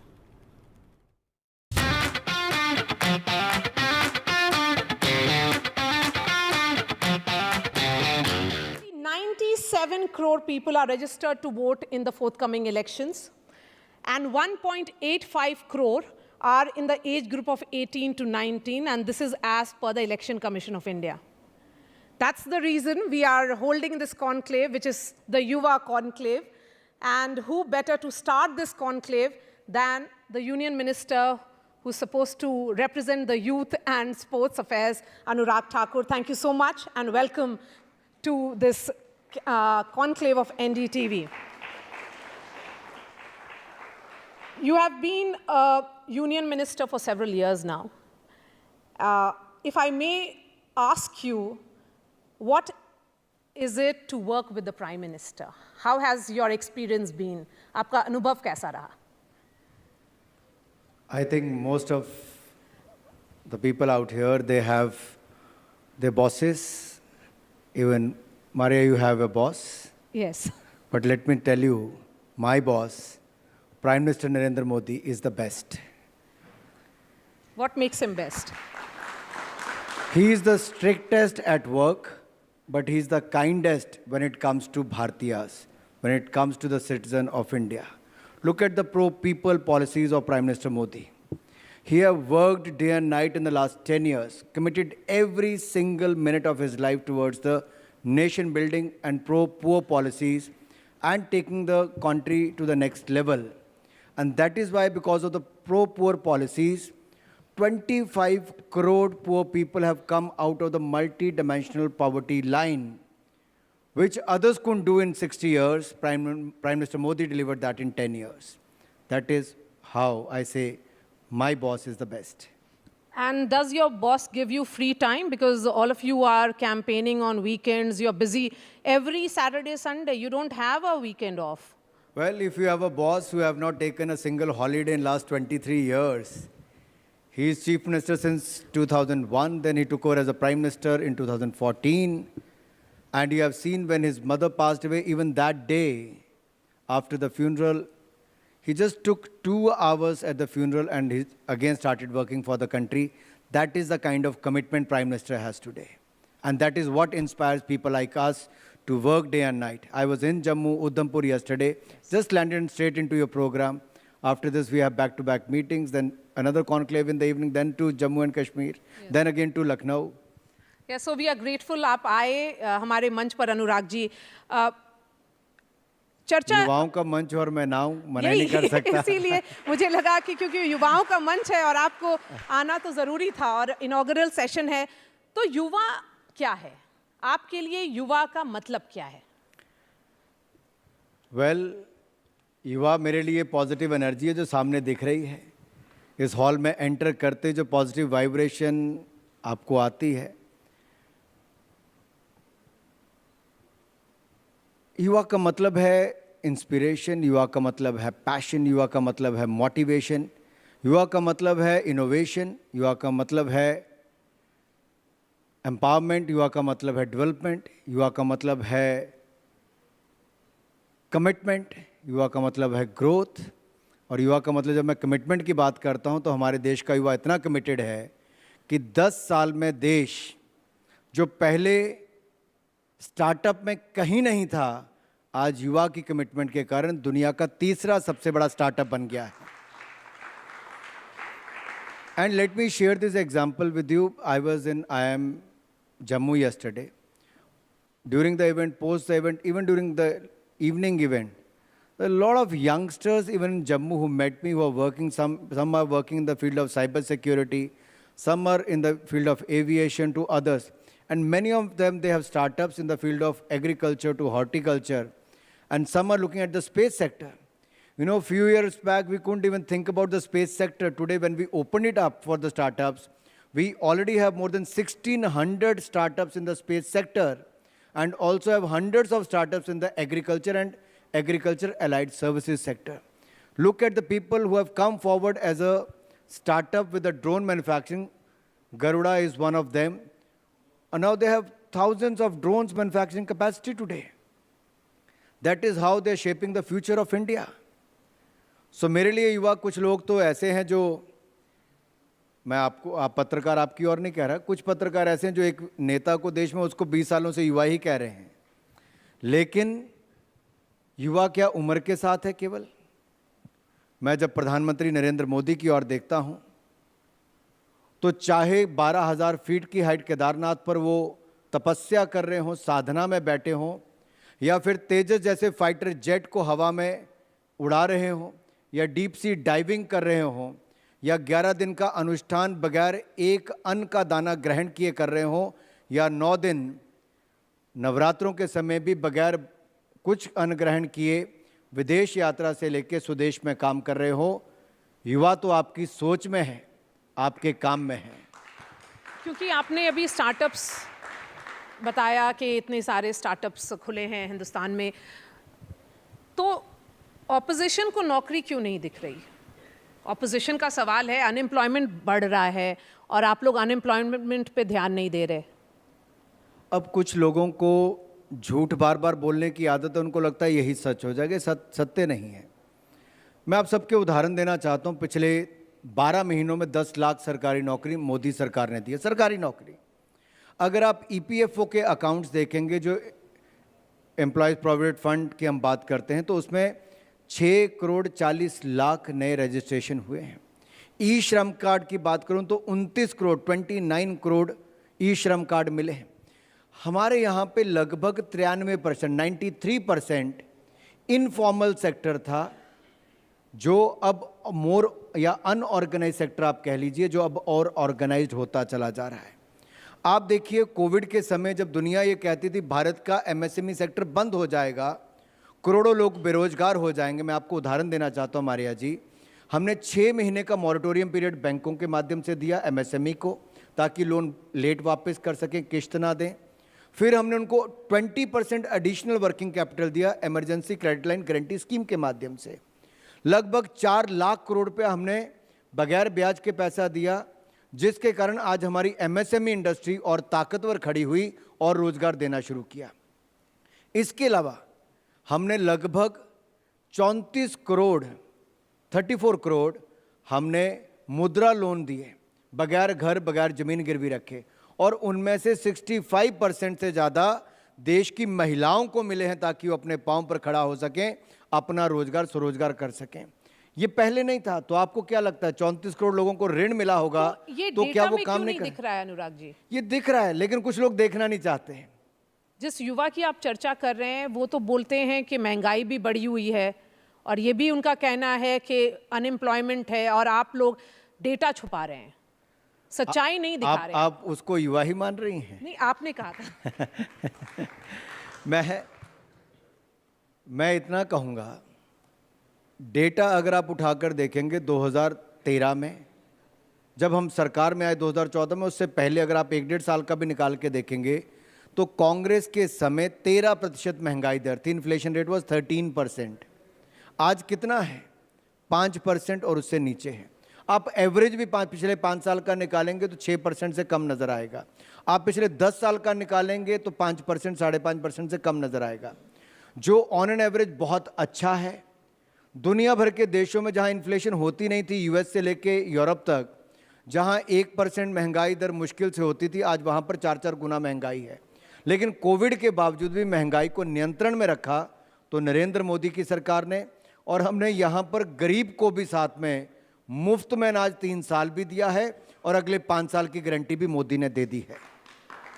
आप startup India की बात करते हैं, अभी कुछ दिन पहले एक स्टार्टअप इंडिया कॉन्क्लेव भी हुआ था, प्राइम मिनिस्टर का एम्फेसिस है सेल्फ रिलायंस पर, तो ये क्या आपको लगता है कि एक हिंदुस्तान को अपने एक डेटा की ज़रूरत है? शायद वो जो एक इंडियंस का एटीट्यूड बदल रहा है कि पहले हम सोचते थे कि पहले सरकारी नौकरी हो जाए, अब जिसकी चर्चा आप कर रहे हैं कि आपने जो जम्मू में जिस शख्स से मुलाकात की, वो अब चाहता है कि हम नौकरी देने वाले बने। निश्चित तौर पर ये 17 साल का युवा था जो साइबर सिक्योरिटी में काम करता है, और मैं उसकी नॉलेज देख के आई वाज सो इम्प्रेस्ड कि 17 साल के युवा में और एक टियर 2 सिटी में रहने वाले को अगर साइबर सिक्योरिटी पे इतना ज्ञान है, और कुछ लोग जो एविएशन सेक्टर पे एरोनॉटिक्स इंजीनियर बन के आगे बढ़ना चाहते हैं, तो मुझे लगता है जो एयरबस, बोइंग अब अपने प्लांट्स यहाँ पे मैन्युफैक्चरिंग के लगा रहे हैं, हम डिफेंस मैन्युफैक्चरिंग में तेजस जैसे एयरक्राफ्ट से लेके हेलीकॉप्टर अपने बना रहे हैं, तो हमारे युवा आज बड़े शहरों से नहीं, छोटे शहरों से ज़्यादा स्टार्टअप्स के माध्यम से एक अपना इकोसिस्टम वहाँ पे खड़ा करने वाले हैं, जो बहुत बड़ी ताकत हमारी बनने वाली है। और मारिया जी, मेरी आप विश्वास मान के चलिए, भारत के युवाओं की क्षमता को वर्षों तक लोगों ने रोक के रखा था। अगर आज से 30 साल पहले हमारा स्पेस सेक्टर खोल दिया होता तो आपको गूगल मैप देखने की ज़रूरत ना पड़ती। इनमें से किसी युवा ने अपने यहाँ पर गूगल मैप से बड़ी कंपनी भारत में बनाकर खड़ी कर दी होती। मैं आपको छोटा सा उदाहरण कोविड-19 पैंडेमिक का देता हूँ। अमेरिका जैसा देश भी चेक लिख के देता रहा अपनी जनता को, वो भी आज तक हार्ड कॉपी आपके कोविड वैक्सीनेशन के सर्टिफिकेट की देता है। सुंदर पिचाई ने मुझे पिछले साल जनवरी में कहा कि मैं आज तक हार्ड कॉपी सर्टिफिकेट की लेके चलता हूं अपनी वैक्सीन के, जबकि भारत में आरोग्य सेतु ऐप पे आपको पता चला किसको कोविड से इन्फेक्शन है, कोविन ऐप पे आपको आपका कोविड का सर्टिफिकेट मिला जो आपने अपनी वैक्सीन लगाई। आज दुनिया के बहुत कम देश वो कर पाए जो भारत ने किया है, और भारत ने तो वो भी कर दिखाया जो कोई नहीं कर पाया था। चंद्रयान मिशन की सफलता दिखाती है कि हम चंद्रमा के साउथ पोल पे पहुंचने का कीर्तिमान भी स्थापित किया।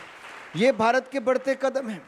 हमने जैसे स्टार्टअप सेक्टर को खोला स्पेस के लिए, विक्रम एस के नाम से आपने सुना होगा, रॉकेट लॉन्च किया, कैसे संभव हो पाया? 108 सैटेलाइट हमने एक साथ लॉन्च करने का काम किया। आज भारत में इतनी संभावनाएं बनी हैं। स्पेस सेक्टर जो हमें लगता था अमेरिका का है, दूसरे रशिया का हो सकता है, बाकी देशों का, आज भविष्य में स्पेस सेक्टर में भारत एक बड़ी ताकत बन के उभरने वाली है। हमें शायद अपनी इस ताकत का ही आभास नहीं था, लेकिन मोदी जी को युवा पर विश्वास था।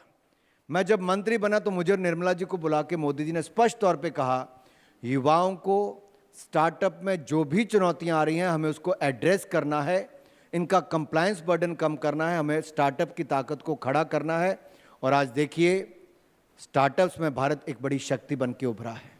And a quick update to all the viewers who are watching us live and also who are in audience that we are taking questions with Honorable Minister. We'll be opening the floor for questions. In fact, there are a lot of people who have already asked questions via our Twitter handle with hashtag NDTV Yuva. तो मैं इससे शुरू करूं या मैं कुछ और सवाल मैं आपसे पूछ लूं? एक सवाल एक पूछ लेते हैं क्योंकि दिल्ली से रिलेटेड है। दिल्ली के भी मुख्यमंत्री हैं और उनको भी युवा कहा जाता है, तो अभी तो मुख्यमंत्री मत यार, तो क्या कहा जाए? आप तो सवाल पे उठा रहे हैं कि जेल से सरकार चलेगी। देखिए, आज के युवा को एक बात तो समझनी पड़ेगी। बहुत कुछ ऐसा मीडिया, सोशल मीडिया में दिखता है, आपको उसकी जड़ तक, गहराई तक जाना चाहिए। जिस शख्स की ये बात करते हैं वो दुनिया को भ्रमित करने वाला है, गुमराह करने वाला है, उससे बच के रहना। क्योंकि आज से 10 साल पहले जब राजनीति में वो आए, उससे पहले कहते थे मैं अपनी बेटियों की कसम खाता हूं कभी राजनीति में नहीं आऊंगा। कहा था राजनीति में आए, कहा था मैं कांग्रेस से कभी नहीं हाथ मिलाऊंगा, गले मिलाया, गले लगाया। कहा था मैं कभी बड़ा बंगला, बड़ी गाड़ी नहीं लूँगा, सुरक्षा नहीं लूँगा। शीश महल बनाया, 45 करोड़ का घपला उसमें कर लिया। इससे बड़ी बात, एक नहीं दो बड़ी गाड़ियाँ ली और दो राज्यों की सिक्योरिटी ली। जो कहते थे मैं भ्रष्टाचार के खिलाफ लड़ाई लड़ूंगा, आज ऐसी लड़ाई लड़ी है कि कुछ भ्रष्टाचार में डूबे हुए पाए जा रहे हैं। जिनका पार्षद भी भ्रष्टाचार के चलते जेल में है, जिसका विधायक भी जेल में, जिसका सांसद भी जेल में है, जिसका शिक्षा मंत्री भी जेल में, जिसका स्वास्थ्य मंत्री भी जेल में, जिसका उप मुख्यमंत्री भी जेल में है, और कट्टर बेईमान अरविंद केजरीवाल मुख्यमंत्री भी जेल में है। लेकिन अनुराग जी, आप लोगों पर आरोप है कि आप लोग एजेंसीज का मिसयूज करते हैं। इन्फोर्समेंट डायरेक्टरेट बस ऑपोजिशन लीडर्स को उठाती है और सवाल पूछती है, सीबीआई का वही है, इनकम टैक्स कांग्रेस का अकाउंट फ्रीज कर रही है। देखिए, इनकम टैक्स को लेके कानून है कि अगर आप पॉलिटिकल पार्टी हो आपको टैक्स नहीं लगेगा, लेकिन आपको रिटर्न हर साल फाइल करनी है। क्या कांग्रेस इतनी व्यस्त और मस्त रही कि इनकम टैक्स रिटर्न फाइल नहीं कर पाई? तो क्या करना चाहिए? देश के कानून से ऊपर कांग्रेस को रख दें? क्या कांग्रेस पे कानून लागू नहीं होता है? और दूसरी ओर जो व्यक्ति कहता था मैं भ्रष्टाचार के खिलाफ आंदोलन लड़ूंगा, जब उसकी पार्टी भ्रष्टाचार करती है, पंजाब का उनका स्वास्थ्य मंत्री इस्तीफा देता है भ्रष्टाचार के चलते, 2 महीनों के सरकार के बनते उनको इस्तीफा देना पड़ा भ्रष्टाचार के चलते। उनका दिल्ली का मंत्री 1.5 साल से जेल में है, मारिया जी, 1.5 साल से, लेकिन अरविंद केजरीवाल उनको ईमानदारी का सर्टिफिकेट देते हैं। तो कानून की माने कि अरविंद केजरीवाल की माने? उनका शराब मंत्री, उनका उप मुख्यमंत्री जिसको क्लीन चिट देते थे, मोनीश सिसोदिया, पैसे खाए, कितने महीनों से जेल में है। आज अरविंद केजरीवाल जेल में है। तो मुझे एक बात बताइए, क्या देश का कानून अरविंद केजरीवाल और आम आदमी पार्टी के लिए अलग से बना दिया जाए? अगर कोई व्यापारी हो, कोई कर्मचारी हो, बीजेपी का नेता हो, किसी दल का नेता हो, नहीं, लेकिन कोई भी एक बीजेपी के नेता या फिर आपके अपने अलायंस के किसी नेता के बारे में बताइए जिनके खिलाफ ईडी का एक्शन हो। बहुत सारों के होता है। अगर किसी ने भ्रष्टाचार किया तो उसके ऊपर होगा ही। और मैं आपको आज स्पष्ट कहना चाहता हूं और आज सबको विश्वास दिलाता हूं, अगर कोई भाजपा का अधिकारी, कोई व्यापारी, कोई नेता, कोई भाजपा के साथ जुड़ा कोई भी व्यक्ति होगा, अगर वो हमारा चुना हुआ प्रतिनिधि भी है तो उसके खिलाफ कड़ी कार्रवाई होगी अगर उसने भ्रष्टाचार किया होगा। इस बात की गारंटी मैं आपको देता हूं। चलिए, अब एक सवाल पहले लेकिन अगर हमने किया ही ना हो तो हम किस बात क्या करेंगे भाई? सर, ईडी का 10 साल से देखिए, 10 साल से हमने कहा, नरेंद्र मोदी ने कहा था ना खाऊंगा ना खाने दूंगा। हमने 10 साल मारिया जी सरकार चलाई। आप मुझे एक आरोप बताइए कि नरेंद्र मोदी जी पर लगाओ भ्रष्टाचार का, एक बता दीजिए। चलिए, ऑडियंस सवाल पूछेंगे सर, लेकिन उससे पहले Jhumru, where is Jhumru? Arun sir, Arun has 1 million followers on Instagram. नमस्ते। झुमरी तलैया तो सुना था, लेकिन and he has a complaint that you did not invite him for the influencers award. I was pretty bummed, sir. But I have a question. My question is, national creators award आपने किया, बहुत बढ़िया event था, और of course हमने बहुत सारे creators को देखा, मेरे बहुत सारे फ्रेंड्स के मैंने पोस्ट देखे, but then there is a conversation about it that you know the timing of it is just ahead of the elections, और दूसरा, why does a party like BJP, which is so big, need influencers, creators? Because हम देख रहे हैं वो interviews भी हो रहे हैं influencers के साथ, इस तरह के event भी हो रहे हैं. So first, is it strategic? B, why does a political party, a mainstream political party, need influencers? I have a counter question to you. Do you think the creator should be recognized? 100%. So that is what we did. Okay. So it was to appreciate them. And if you look at the content what our creators create, it helps a government like ours, who have done a lot of work, but to reach out to masses, every nook and corner. I think on one hand, my ministry, Information Broadcasting, which does a greater role, we have one of the greatest communicators like Mr. Modi, who's got millions of followers on each platform. He does my job much easier to create more awareness.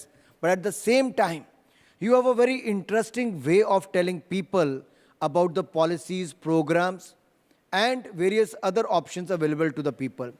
Why not to take the advantage of that and create more awareness and let people know, here is the policy or the program which could be of your advantage. And is it why that you also create a lot of reels on Instagram to reach out to these young faces? मेरा तो छोटा सा, मुझे बहुत ज़्यादा followers नहीं, सिर्फ थोड़े से ही फॉलोअर्स हैं, इसलिए कोई ज़्यादा फर्क उससे पड़ता नहीं, लेकिन प्रयास करते हैं कुछ लोग जुड़ें, देखें, लेकिन हम लोग आपके काम से बहुत कुछ सीखते हैं.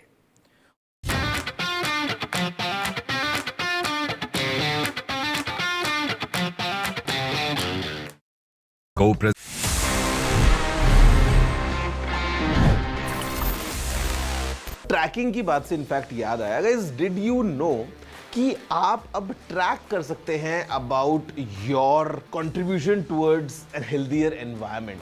बिकॉज अगर आप ऊबर यूज करते हैं तो आई एम श्योर आपको अभी पता होगा कि उसमें देयर इज एन ऑप्शन कि आप इलेक्ट्रिक व्हीकल्स को बुक कर सकते हैं if you prefer going sustainable. लेकिन अब यहाँ पे एक ऑप्शन आ गया है जहाँ पे आपको ऊबर दिखाता है कि आप क्या सेव कर रहे हैं कंपेयर टू अगर आप एक नॉर्मल व्हीकल में जाते हैं तो आप कितने कार्बन एमिशंस होने से रोक रहे हैं, और वो आपको दिखाता है in form of trees being planted. तो कहीं ना कहीं ये एक अच्छी चीज है जहाँ पे you can keep track of your your contribution, कि आप अपने डेली हैबिट्स में जब आप सुबह ऑफिस के लिए ऊबर ले रहे हैं, जब आप शाम को कहीं बाहर जा रहे हैं, अगर आप एक ईवी यूज करते हैं, so how much essentially are you contributing towards the environment. This service is live now in multiple Indian cities. तो next time you book an Uber, I would request कि अगर आप एक इलेक्ट्रिक व्हीकल यूज करते हैं, it will kind of contribute towards the environment, or you can clearly track in form of number of trees being planted. So I'm sure normally we friends sometimes we see each other's Uber ratings कि किसको कितने star मिले हैं, किसी कितनी rating है. तो I'm sure going next this could be a thing that we all might track कि अच्छा मैंने कितने trees को plant किया by going electric, या कौन आगे जीत रहा है. It's a nice thing. Did you know this? If yes, amazing. If no, please let me know. You know the address. It's tg@ndtv.com.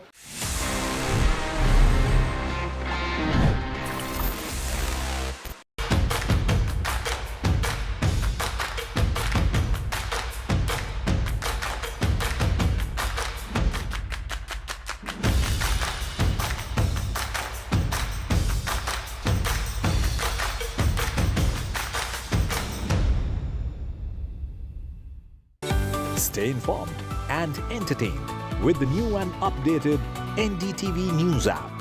You can watch all our channels live, listen to podcasts, read breaking and exclusive news from around the world and more. Download the NDTV app today and get access to the best journalism and storytelling on your smartphone or tablet. The NDTV app.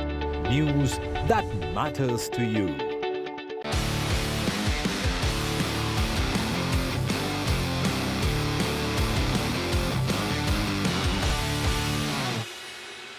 Welcome to NDTV Auto. I'm here in Jaipur for Volkswagen brand conference, and they have made a slew of announcements here. Let's talk more about them with Mr. Ashish Gupta, brand director, Volkswagen India. You know, you have again changed the lineup of Taigun. What was the purpose behind it, and will that make things simpler for people? No, I think, the endeavor has been, and if I take you back 2 years when we introduced the Taigun, we introduced it on two-line structure, the dynamic line, which was basically based on the 1 liter, and the performance line, which was based on the 1.5 liter. Over the period of time, what we have also realized is that customers are not differentiated by, engine types. Customers are more and more moving towards style differentiation. What kind of a style appeals to me, and what kind of a style does not appeal to me or appeals to another set of customers. So the endeavor this time has been to now put our line structure in place to appeal to style more than the differentiation by the engine line. So that's what we have done. So now we have the chrome line, which is more elegant, for the customers who like that kind of a design language, available both on the 1.5 and the 1 liter, and then the sporty look with more black themed exterior and interior elements, which appeals to customers who are looking for more sporty, rugged kind of an appeal that appeals to them. So that's why today we have launched the GT Plus Sport on the Taigun, and also the GT line, which actually brings the GT-ness of our car.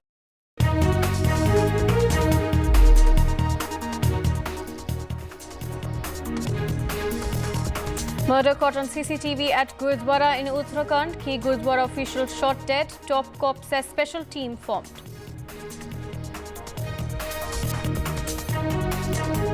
More rebel trouble in Karnataka Congress after Kolar Chikballapur leaders revolt. Congress MLA rakes up insider versus outsider debate.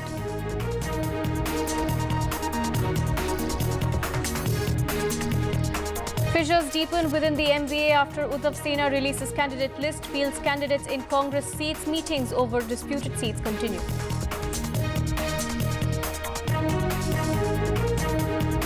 Enforcement Directorate custody ends. Kejriwal to be produced in court. His wife claims he'll expose a scam as security tightened outside Rouse Avenue Court.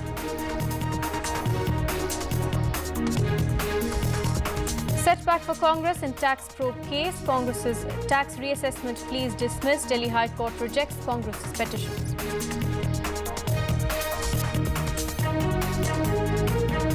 Canadian Prime Minister calls allegations against India credible in the Niger case.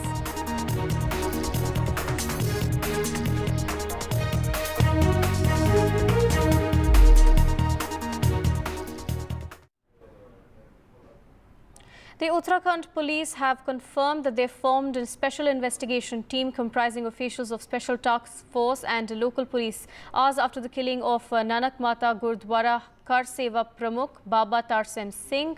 Now, Kar Seva Pramukh was shot dead by two bike-prone assailants early this morning. CCTV visuals show the murder which took place at the Nanak Mata Gurdwara.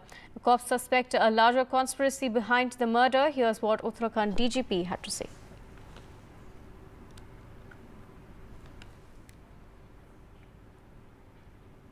हमने इस घटना की जांच पड़ताल के लिए एक SIT का पुलिस मुख्यालय द्वारा गठन किया गया है, जिसमें एसटीएफ के लोग रहेंगे और स्थानीय पुलिस के भी अधिकारी उसमें रहेंगे। डेरे के पुराने प्रमुख जी रह रहे थे बाबा तरसेम सिंह जी, उन पे गोलियां चलाई और उनको घायल अवस्था में खटीमा में अस्पताल में ले गए थे, पर अभी तक जो मुझे जानकारी मिली है थोड़ी देर पहले कि संभवतः वो उनकी मृत्यु हो चुकी है। निश्चित रूप से ये बहुत गंभीर घटना है। नानक मत्ता गुरुद्वारा हमारे प्रदेश के सबसे प्रमुख धार्मिक स्थलों में से एक है और वहाँ पर घुसकर जिस तरह से ये हत्या की गई है, ये हमारे लिए बड़ी चिंता की बात है। I have my colleague Kishore joining us with more details. Kishore, take us through exactly what happened in this Uttarakhand Gurdwara. Uttarakhand में नानक मत्ता जो कि ऊधम सिंह नगर ज़िले में है, उसके डेरा प्रमुख जो गुरुद्वारा नानक मत्ता गुरुद्वारा है, काफ़ी नामचीन गुरुद्वारा है और काफ़ी पहचान है इसकी पूरी देश दुनिया में। वहाँ के जो डेरा प्रमुख है तरसेम सिंह की, सुबह जो सीसीटीवी में फुटेज जिस तरीके से दिखा रहा है, सुबह वो चेयर पर अपने गुरुद्वारे में बैठे हुए थे, अचानक से दो व्यक्ति आते हैं और राइफल से उनको बहुत नज़दीक से गोली मारी है। ऐसे में उनको तुरंत हॉस्पिटल ले जाया जाता है, लेकिन वहाँ उनकी मृत्यु हो जाती है। इस पूरे मामले से उस क्षेत्र में पूरा तनाव है, चूँकि लोकसभा चुनाव भी चल रहे हैं और ऐसे में इस तरह की घटना कई तरह के सवाल पैदा करती है पुलिस की कार्रवाई पे, क्योंकि इससे पहले भी जो जानकारी मिल रही है और वहाँ के जो लोगों से बातचीत हुई है तो उसमें ये जानकारी मिल रही है कि उनको इस तरीके से थ्रेड पहले से भी था। और ऊधम सिंह नगर की बात करें तो वहाँ पर कई इस तरीके से जो हत्याएँ हैं वो हो चुकी है। कई लोगों को इस तरीके से गोली मारी गई थी, कई घटनाएँ सामने आई थी, लेकिन इस तरीके से जो घटना सामने आ रही है और खासकर लोकसभा चुनावों के समय, तो ये बड़े सवाल खड़े करता है। हालांकि मुख्यमंत्री पुष्कर सिंह धामी ने इसमें उच्च स्तरीय जांच के आदेश दे दिए हैं और कहा है कि जल्द से जल्द जो कार्रवाई है वो की जाए। इसमें 10 टीमें बनाई गई है एसएसपी हरिद्वार ऊधम सिंह नगर के जरिए और वो लगातार इसकी जांच कर रही है और सीसीटीवी में पहचान की जा रही है कि ये लोग कब आए और कितने बजे इन्होंने गोली मारी और जिस तरीके से ये कौन लोग हैं और किसके इशारे पर ये हत्या हुई है। कोई आपसी रंजिश तो नहीं है या फिर कोई किसी वर्चस्व की लड़ाई है, लेकिन ये ज़रूर है कि जिस तरीके से चुनाव में तमाम जगह की सिक्योरिटी अलर्ट है, जहाँ पर हर जगह पुलिस मौजूद है, पैरामिलिट्री फोर्स मौजूद है और उस समय इस तरीके से हत्या होना और बिल्कुल बहुत नज़दीक से गोली मारने, तो कई तरह के सवाल खड़े करते हैं। हालांकि अब इस पर उच्च स्तरीय जाँच शुरू हो गई है। Right. Thank you, Kishore, for joining us and bringing us those details on this development. Shifting focus now, after Kolar rebellion, Congress leaders from Chikbalapur rebel against the party. Now, Bangepalli Congress MLA Subba Reddy from Chikbalapur writes to KPCC President. A Congress MLA had said that against Raksha Ramaya's selection from Chikbalapur Lok Sabha constituency, Congress is yet to announce a ticket for Chikbalapur constituency. Now, Subba Reddy recommends the names of Veerappa Moily and Shivshankar Reddy from Chikbalapur. And the Congress unit there is up in arms against Raksha Ramaya. Chikbalapur Congress unit has raked up the insider versus outsider debate on the case. Listen in to what Siddaramaya had to say.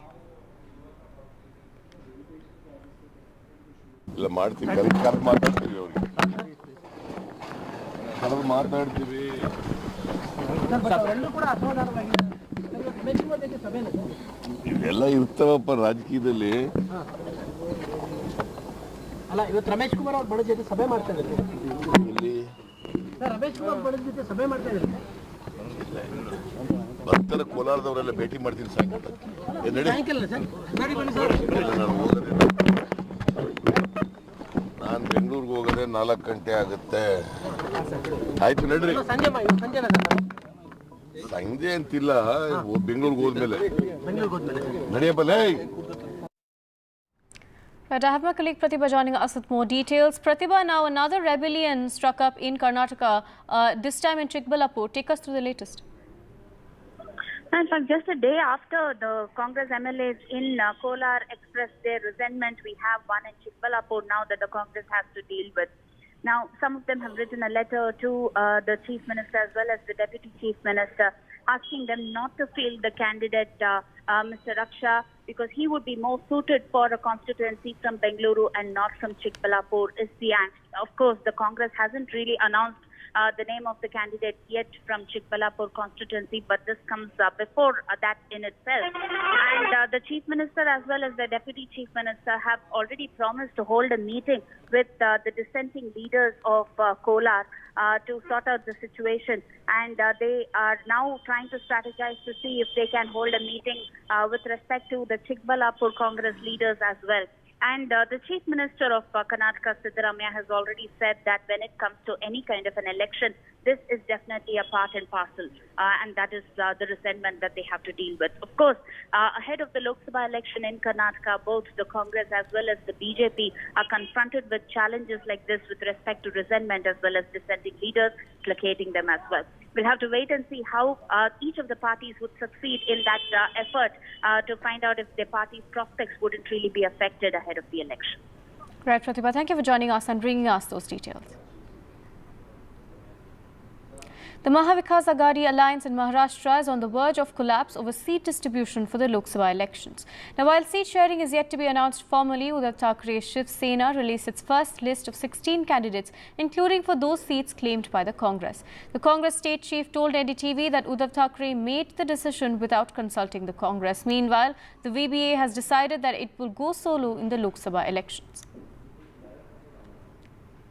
देखिए 4:30 बजे आज एक जरूर हमारी meeting है महाविकास आघाड़ी की 3 प्रमुख दलों की। कांग्रेस, राष्ट्रवादी और शिवसेना के सभी प्रमुख नेतागण वहाँ बैठेंगे, लेकिन उसमें कोई सीट शेयरिंग या सीट के अदला बदल के बारे में चर्चा नहीं। उसमें खास करके जॉइंट रैलीज, कैंपेन और कॉमन मिनिमम प्रोग्राम क्या होना चाहिए, किस विषय पर हमको आगे जाना है, क्या रणनीति होनी चाहिए, उस पर चर्चा होगी। और महाविकास आघाड़ी में सब कुछ ठीक चल रहा है। चुनाव है, इलेक्शन है। अब 9 लोगों का एक लिस्ट उसने जारी किया है। इलेक्शन 5 स्टेप पर है ना, बहुत टाइम है, बातचीत जारी रहती है। Right, I have my colleague Radhika joining us. Radhika, now Shiv Sena UBT in fact saying that these are not the final names. In fact, just initial 9 names were released and that the discussions will continue, but fissures seem to be growing wider within the MVA. Certainly, fissures growing wider within MVA post the list released by Sena yesterday. 17 candidates were announced by Sena, which has not gone down well with either the Congress or the NCP. In fact, some of them were under dispute, including Sangli, Mumbai South Central, as well as Mumbai Northwest, which the Congress wanted. In fact, Sangli has been a Congress stronghold, and lots, several discussions were going on over the last several weeks over this particular seat, which both the Congress and Sena were vying. Even Mumbai North Central was something that the Congress wanted, all of which have gone to Sena. In fact, Mumbai Northeast is a seat which the NCP was vying for. That has also been declared by Sena. So both Congress and NCP unhappy over this. We heard Sanjay Nirupam yesterday, who lashed out at both Congress and NCP for giving this seat to Amol Kirtikal, who's already under the ED radar, and also going on to give an ultimatum to Congress that he will have to look at other options, and also urging Congress to break away from Sena. Other leaders within Congress also lashing out at this decision made by Sena, in fact calling this betrayal and a violation of this alliance pact in itself. Now, to sort this out, another meeting has been called by MVA. All the top leaders will be there. This will happen at 4 p.m. today. Probably the differences will be ironed out, and Sena may perhaps be reconsidering the list, considering that there is rift within MVA over the seats that have been declared. Sanjay Raut, of course, not really agreeing or accepting that there is a rift. He's saying that Congress would have wanted Sangli, but they have in fact compromised on, Sena has compromised on Ramtek as well as Kolhapur seats. So therefore there is no need for Congress to be disappointed over Sangli seat not being granted to Congress party. So at this point, of course, we'll have to wait and see what happens in the meeting. Sanjay Raut saying that the meeting is not about seats but about campaigns and rallies and common minimum program. But certainly when we spoke to a few of the Congress leaders, they have said that this meeting will have the discussion over Sangli seat as well as over Mumbai South Central seat, which Congress still is demanding. Right, Radhika, thank you for joining us and bringing us those details. Continue tracking these developments for us. Shifting focus now, Kejriwal's remand ended today and he will be produced before the Rouse Avenue court shortly. Security has been increased outside of the court. Around 1,000 police personnel and paramilitary forces have been deployed. The police have been ordered to detain protesters who demonstrate outside of the court as well. Now, declining to interfere for the arrest of Arvind Kejriwal. Remember, earlier the Delhi High Court had issued a notice to the Enforcement Directorate in both the main matter and his plea for interim relief, seeking immediate release from custody as well. The court has listed the matter for the 3rd of April for final disposal and has given time to the Enforcement Directorate till the 2nd of April to respond. Listen into these reactions. ED के red के बाद money laundering के accused कंपनियों का सबसे ज्यादा पैसा Bharatiya Janata party के पास चंदे के रूप में आया है, इलेक्टोरल बॉन्ड्स के रूप में आया है। जो पैसा ईडी के पास आया है उसको तो देश की जनता में बांटने के लिए आपको कोई कानून बनाना पड़ेगा, लेकिन इन सारे आरोपियों का, ये सारे मनी लॉन्डर्ड पैसे का सबसे बड़ा फायदा, इसकी सबसे बड़ी बेनिफिशियरी भारतीय जनता पार्टी रही है। ईडी के सामने पेश होना है, यानी कि आज से करीब 4.5 महीने पहले या 5 महीने हो गए अब तब से अरविंद केजरीवाल जी कुछ बातें आप लोगों के सामने कह रहे थे। उन्होंने कहा था कि इनका मकसद एक्साइज केस नहीं है, इनका मकसद है अरविंद केजरीवाल को झूठे केस में फंसाना, और अरविंद केजरीवाल जैसे ही जेल में जाएं, पीछे से आम आदमी पार्टी दिल्ली और आम आदमी पार्टी पंजाब के विधायकों को किसी तरीके से भारतीय जनता पार्टी में लाया जाए, तोड़ा जाए, सरकार गिराई जाए। दिल्ली की जनता अरविंद केजरीवाल की गिरफ्तारी का स्वागत कर रही है और अरविंद केजरीवाल में अगर रत्ती भर भी शर्म बची है तो उनको तुरंत इस्तीफा दे देना चाहिए। मैं इतना ही कहूंगा, जिस पत्नी की झूठी कसम खाकर उन्होंने कसम तोड़ी कि मैं कभी राजनीति में नहीं आऊंगा, कल उनसे भी झूठ बुलवा दिया। इसकी वजह स्पष्ट है कि अरविंद केजरीवाल शराब घोटाले के किंगपिन हैं और जनता जान गई है कि जो लूट खसोट कमीशन खोरी अरविंद केजरीवाल ने की है, उनकी उचित जगह जेल की सलाखों के पीछे ही है। I have my colleague Aishwarya joining us with more details. Aishwarya, now we're learning that some protesters have been detained at the ITO. But when can we expect Kejriwal to be taken to the court?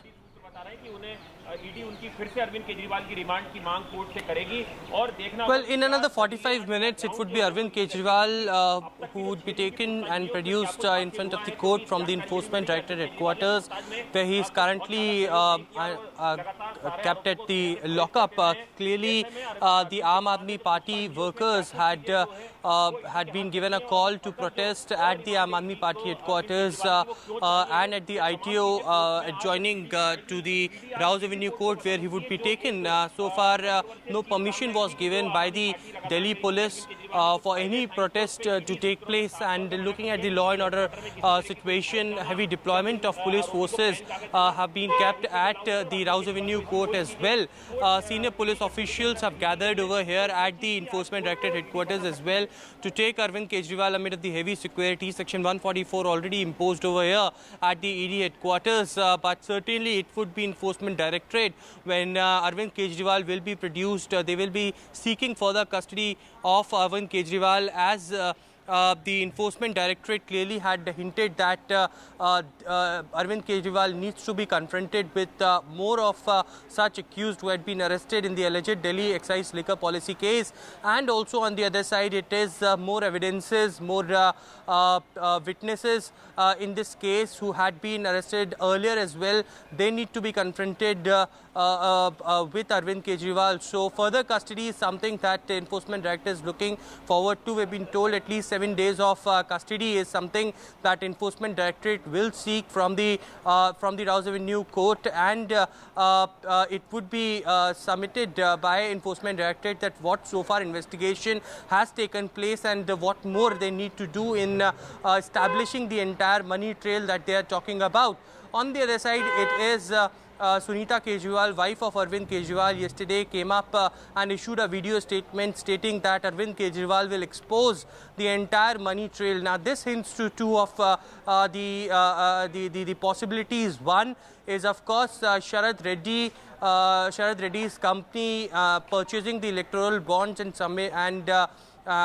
you know, the money went to Bharatiya Janata Party's account, which the Aam Aadmi Party is alleging that that money is a part of corruption money, and Bharatiya Janata Party should not use it. Instead, they should give it to the people of this country, because this is the individual who had been arrested as an accused earlier and later turned approver. Right. Number two is the possibility when Arvind Kejriwal can clearly state in front of the judge that how the entire money that has come had been routed, so and no money had been recovered from any of the accused who had been arrested, be it Manish Sisodiya, Sanjay Singh or Arvind Kejriwal himself. So there is this entire arrest, the Aam Aadmi Party calling it illegal. It now remains to be seen that whether Arvind Kejriwal will get some sort of relief or the custody would be extended and Arvind Kejriwal will be again behind the bars. Right, Aishwarya, stay on with us. We have some more news coming in. The Delhi High Court rejected petitions by the Congress challenging the initiation of tax reassessment proceedings against it for a period of 4 years by tax authorities. The present matter pertained to assessment of years 2017 to 2021. In the earlier petition, which was dismissed last week, the Congress had challenged initiation of reassessment proceedings pertaining to the assessment of 2014 to 15 and 2016 to 17. I have my colleague Aishwarya still with us. Aishwarya, take us through what's coming in from the court setback for the Congress in terms of tax assessment.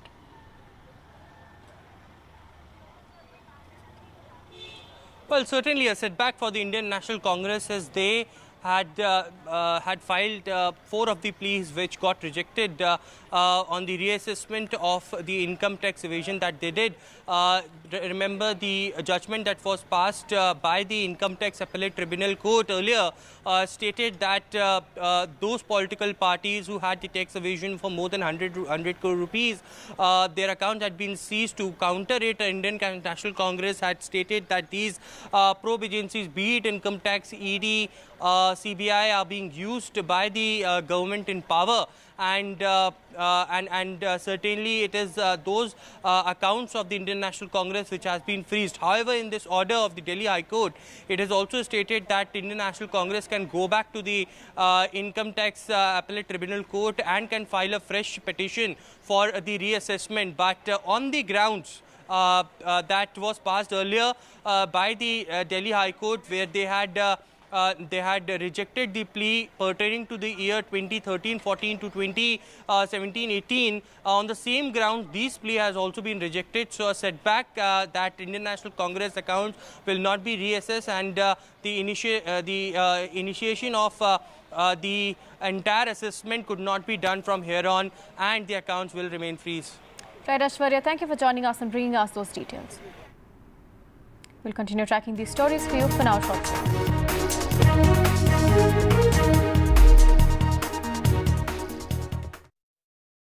Chief Justice D.Y. Chandrachud, NDTV, big exclusive. We provide justice to common citizens, and there is no case which is too small even for the highest court of the nation. CGI का काम करने का अलग अंदाज. Sometimes I get emails even in the middle of the night, and I'm always available to answer those emails. 25 crore final judgments and orders. This data is available online. As on 29 February 2024, 3.09 crore cases have been heard on video conferencing mode. Chief Justice Chandrachud से जुड़ी अनसुनी बातें. 3:30 बजे सुबह मेरा दिन शुरू हो जाता है. My best friend, who is my wife, Kalpana, both of us are vegans. खबरों में आपका भरोसा. NDTV.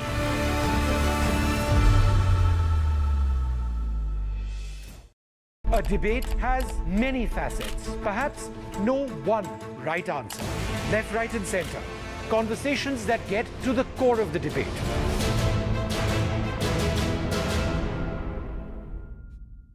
Hello and welcome to NDTV Auto. What I have with me today is real special. It is the latest EV from Audi, Q6. What's special about it is it's based on a completely new platform, PPE, Premium Platform Electric.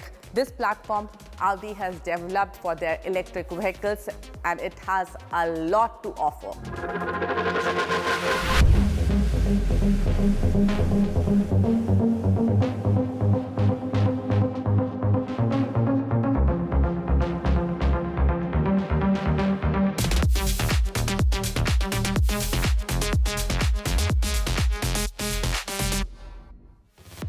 Company says the new platform PPE helps Audi Q6 e-tron achieve 30% less energy consumption with 33% better system performance. With the Q6, Audi is also introducing its electronic architecture E3 1.2, which allows customers to experience digitalization directly in the vehicle, making Audi Q6 e-tron a truly tech marvel. So here it is, all that you need to know about Q6 e-tron. Audi Q6 e-tron is the upcoming EV from Audi's stable and is expected to come to Indian shores by the end of this year. International launch is expected in second half of this year. It is a 4.7-meter SUV which will occupy the space between Q4 and Q8 e-tron. It will come in two variants,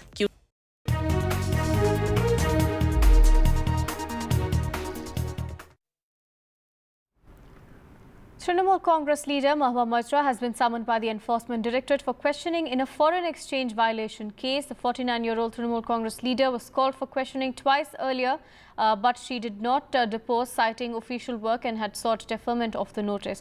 Now, Mahbub Mujra said to skip this summon as well in the Foreign Exchange Management Act contravention case, and the Enforcement Directorate has also issued fresh summons to Mahbub as well as Dubai-based businessman Darshan Hiranandani for questioning in the case at the Enforcement Directorate office in Delhi. Now, she said that she is going to instead campaign in her Lok Sabha constituency and won't be attending the summons. I have my colleague Saurabh joining us with more details. Saurabh, take us to the latest. Mahua now skipping the third summon in the FEMA case.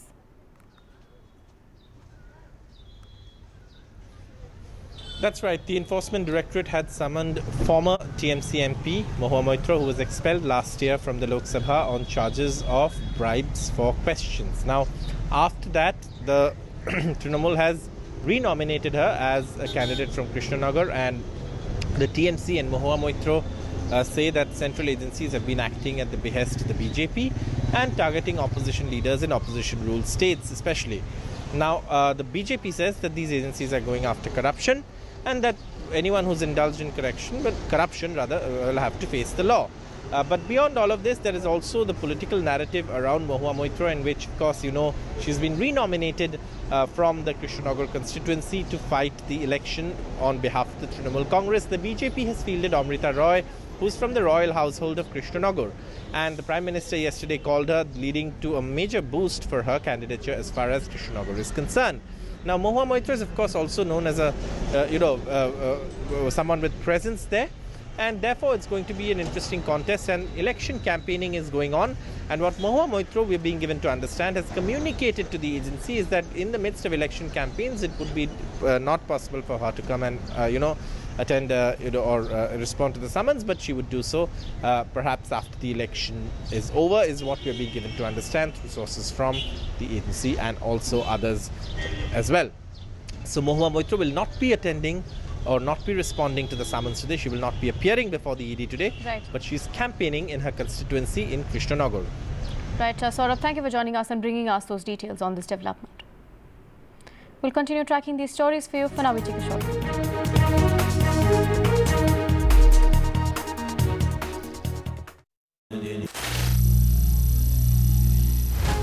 Some people say the metaverse will only be virtual. One day this lecture hall will be made of code, and driverless cars would be trapped in intersections. But even in this maze of the future, you can't wish away health. It's time to become more resilient.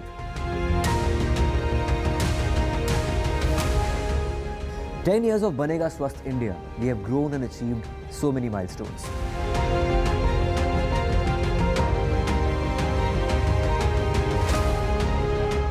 And now I have a plan to beat the urgency, to stop breathing with difficulty, to relieve getting choked with inactivity.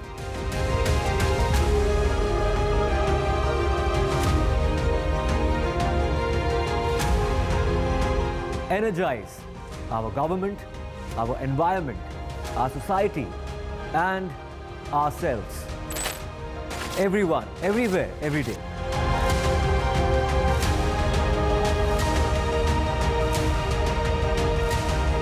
Banega Swasth India. One world hygiene.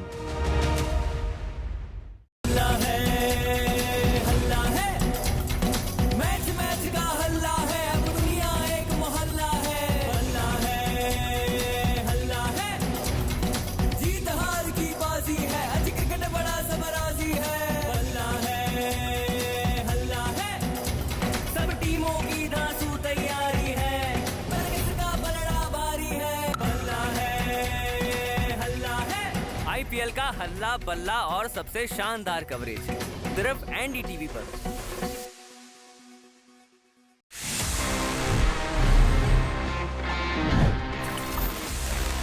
Friends, it's time now for my favorite section about this episode, because हम हमेशा जब Q&A की बात करते हैं, so Ask TG is the thing जो मुझे बहुत पसंद आती है, because I get to answer all your questions. So let's see इस हफ्ते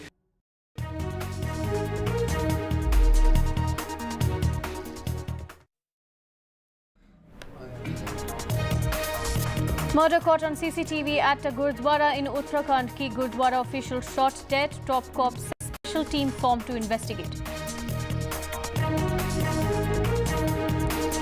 More rebel trouble in Karnataka Congress after Kolar. Chikbalapur leaders revolt. Congress MLA rakes up insider versus outsider debate. Fissures deepen within the MVA after Uddhav Sena releases candidate list, fields candidate in Congress seats. Meetings continue over disputed seats. And Enforcement Directorate custody ends. Kejriwal to be produced in court today. His wife claims he'll expose a scam. Security tightened outside Rouse Avenue Court.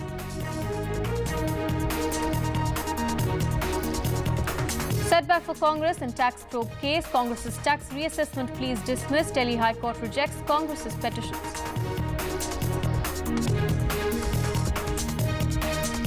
Canadian PM calls allegations on India in the Niger case credible, says looking to work constructively with the government of India.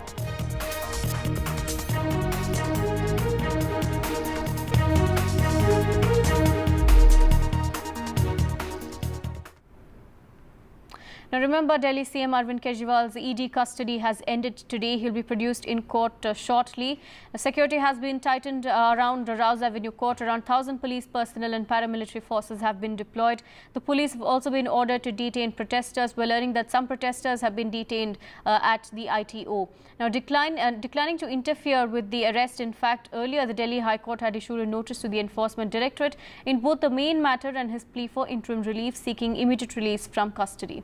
The matter has been listed for the 3rd of April for final disposal. The ED has also been given time till the 2nd of April to respond. Now remember, Arvind Kejriwal's wife had earlier said that he will be exposing several details in terms of the BJP and the money trail when it comes to the hearing that will take place today. ED के red के बाद money laundering के accused कंपनियों का सबसे ज्यादा पैसा Bharatiya Janata party के पास चंदे के रूप में आया है, इलेक्टोरल बॉन्ड्स के रूप में आया है। जो पैसा ईडी के पास आया है उसको तो देश की जनता में बांटने के लिए आपको कोई कानून बनाना पड़ेगा, लेकिन इन सारे आरोपियों का, ये सारे मनी लॉन्डर्ड पैसे का सबसे बड़ा फायदा, इसकी सबसे बड़ी बेनिफिशियरी भारतीय जनता पार्टी रही है। ईडी के सामने पेश होना है, यानी कि आज से करीब 4.5 महीने पहले या 5 महीने हो गए अब तब से अरविंद केजरीवाल जी कुछ बातें आप लोगों के सामने कह रहे थे। उन्होंने कहा था कि इनका मकसद एक्साइज केस नहीं है, इनका मकसद है अरविंद केजरीवाल को झूठे केस में फंसाना, और अरविंद केजरीवाल जैसे ही जेल में जाएं, पीछे से आम आदमी पार्टी दिल्ली और आम आदमी पार्टी पंजाब के विधायकों को किसी तरीके से भारतीय जनता पार्टी में लाया जाए, तोड़ा जाए, सरकार गिराई जाए। दिल्ली की जनता अरविंद केजरीवाल की गिरफ्तारी का स्वागत कर रही है, और अरविंद केजरीवाल में अगर रत्ती भर भी शर्म बची है तो उनको तुरंत इस्तीफा दे देना चाहिए। मैं इतना ही कहूंगा, जिस पत्नी की झूठी कसम खाकर उन्होंने कसम तोड़ी कि मैं कभी राजनीति में नहीं आऊंगा, कल उनसे भी झूठ बुलवा दिया। इसकी वजह स्पष्ट है कि अरविंद केजरीवाल शराब घोटाले के किंगपिन हैं, और जनता जान गई है कि जो लूट खसोट कमीशन खोरी अरविंद केजरीवाल ने की है, उनकी उचित जगह जेल की सलाखों के पीछे ही है। I have my colleagues Aishwarya and Ishika joining us. Let me start with Aishwarya. At this point, we're learning that Kejriwal is, according to his wife, going to expose the money trail in this particular case. What are the allegations of the Aam Aadmi Party against the BJP in terms of the money trail?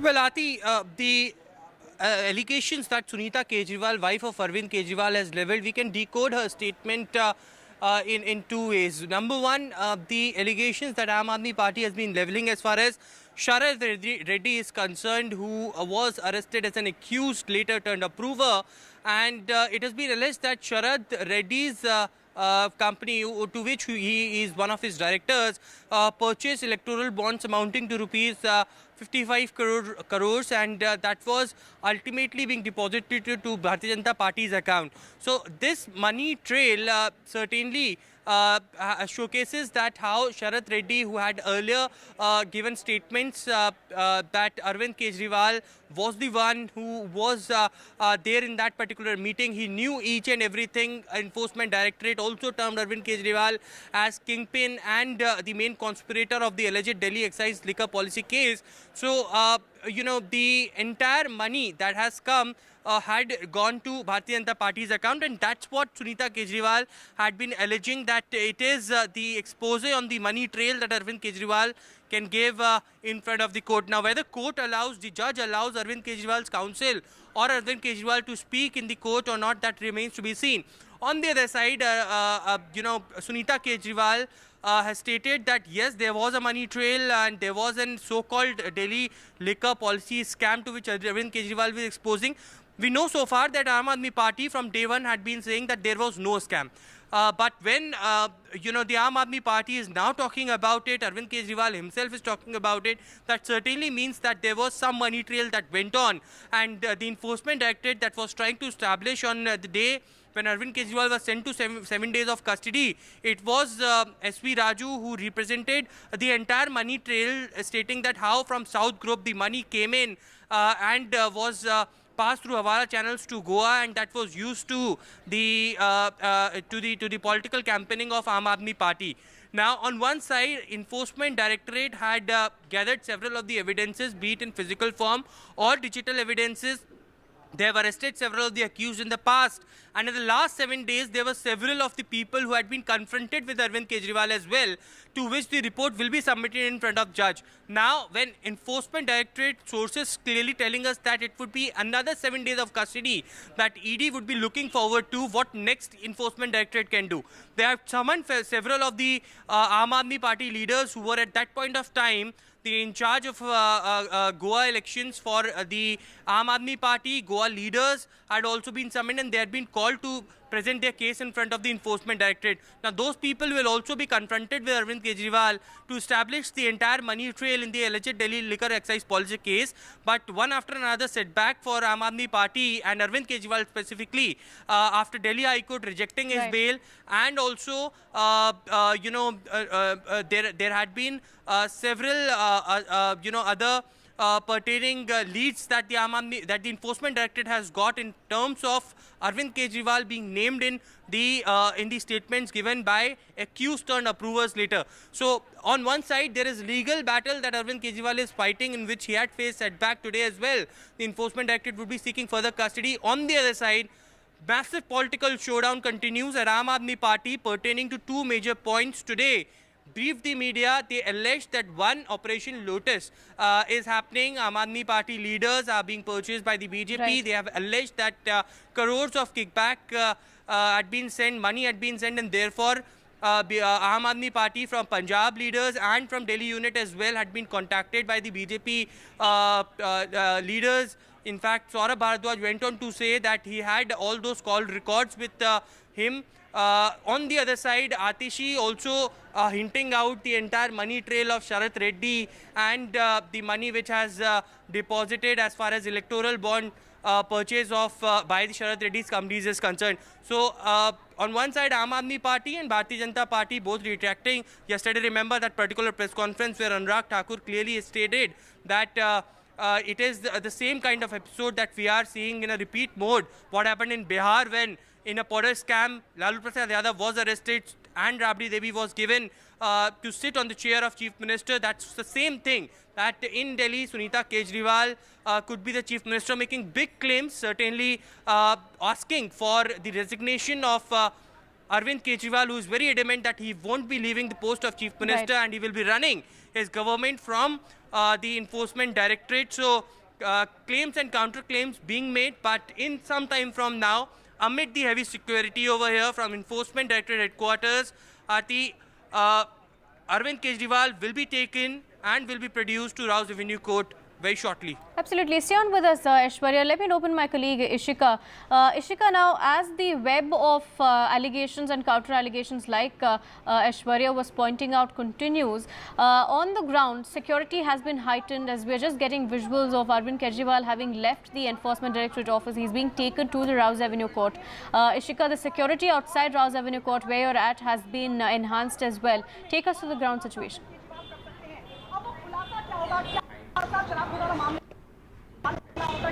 Well, yes, Aarti, we are currently reporting from the outside of the Rouse Avenue Court, where in some time Arvind Kejriwal is going to be produced here. Let me first show you the visuals from here. You can see that the security that has been tightened around here, certainly a visual like a fortress has here been created. You can see the heavy police deployment that has been done. Not just that, layer barricade also being done here, because in just some time from now Arvind Kejriwal will be produced in the court. So seeing all of that, the security has been tightened, because even early in the morning today we did see that there were some of the Aam Aadmi Party protesters who were trying to stage a dharna at the ITO, but they were detained then and there. And even now, in fact, let me tell you that inside the courtroom the two very senior Aam Aadmi Party leaders, Atashi and Saurabh Bharadwaj, continue to be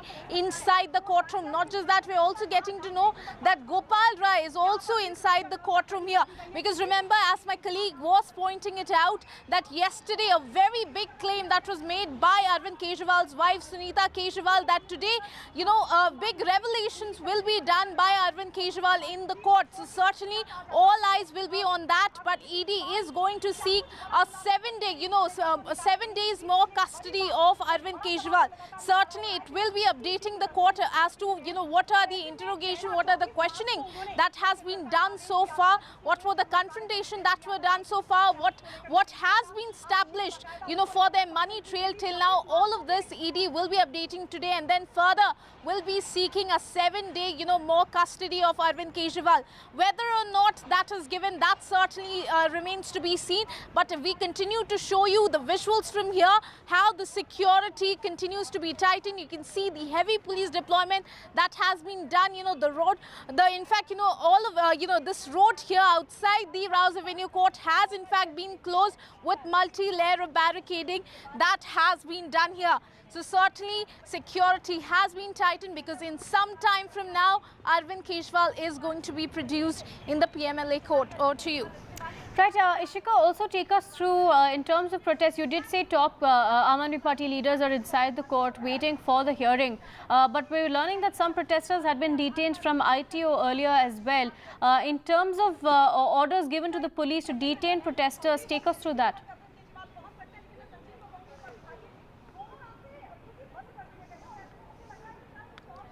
Well, yes, Aarti, we have been seeing that, in fact, the Aam Aadmi Party goes on to say that they will continue with their protest on the streets of the national capital. Even today, there were some Aam Aadmi Party workers who tried to stage a dharna at the ITU, but they were detained from then and there. And that is why you can see how the security here also has been tightened. Because last time, when Arvind Kejriwal was brought here in the court, we did see that there were some Aam Aadmi Party protesters, in fact, who managed to come near the Rouse Avenue court. There were few of them, and that is why you can see how the road has been closed. Multi-layer of barricading has been done this time, so that if any protester, if any Aam Aadmi Party workers tries to come till here, they will be detained from here itself. So that is why the security has been tightened, because as I said, in just some time from now, Arvind Kejriwal going to be produced in the court, and there senior Aam Aadmi Party leaders like Gopal Rai, Atashi and Saurabh Bharadwaj, they continue to be there to give him the support. So certainly what remains to be seen is that whether ED will be getting 7 days further custody of Arvind Kejriwal or not, and also after that what will be the reaction of the Aam Aadmi Party, because we have seen after he was sent to the ED custody, we did see that a series of protests took place, by the Aam Aadmi Party workers, be it, marching towards the Prime Minister's residence or be it protesting at different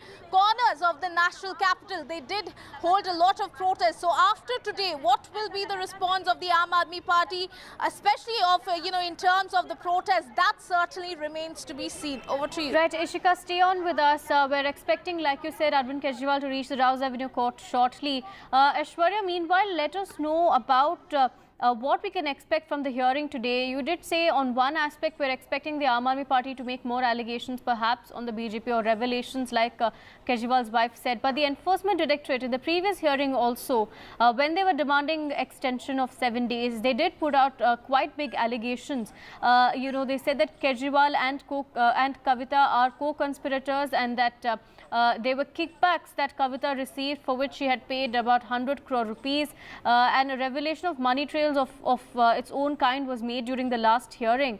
So take us through that, and can we expect more such revelations today?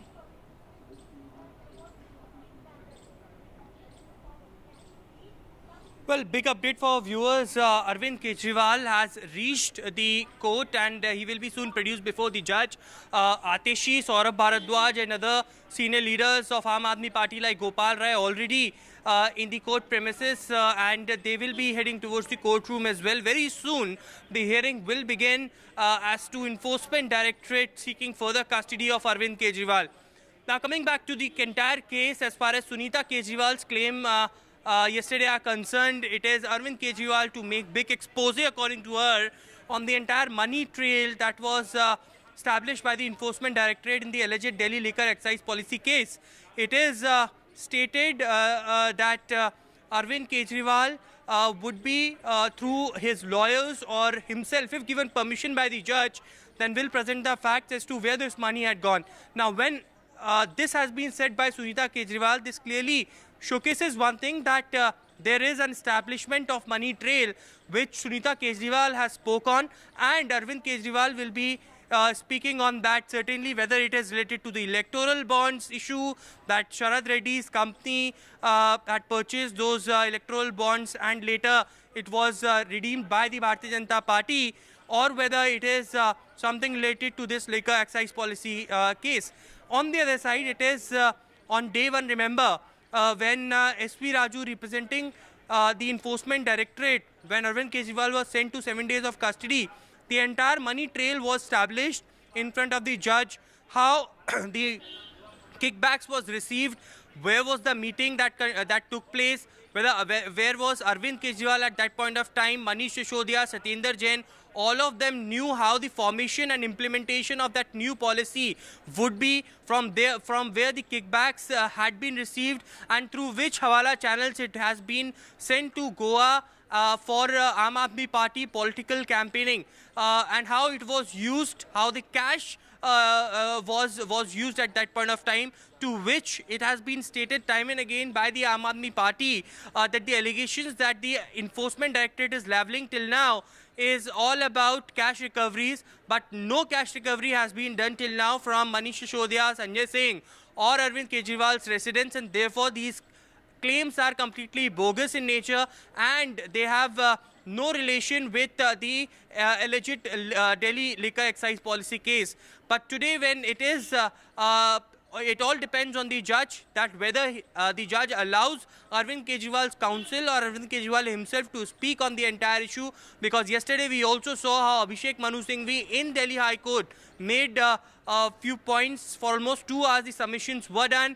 Today as well, it is whether the chance will be given or not, it's something remains to be seen. But of course, Enforcement Directorate is adamant that they will be seeking further custody, because lot of proofs, lot of investigation has already taken place. People are in custody. They had almost established the entire money trail that they wanted to, and also the people who had been summoned further in this same case had to be confronted with Arvind Kejriwal, K. Kavita and others, so that court conclusion can come out.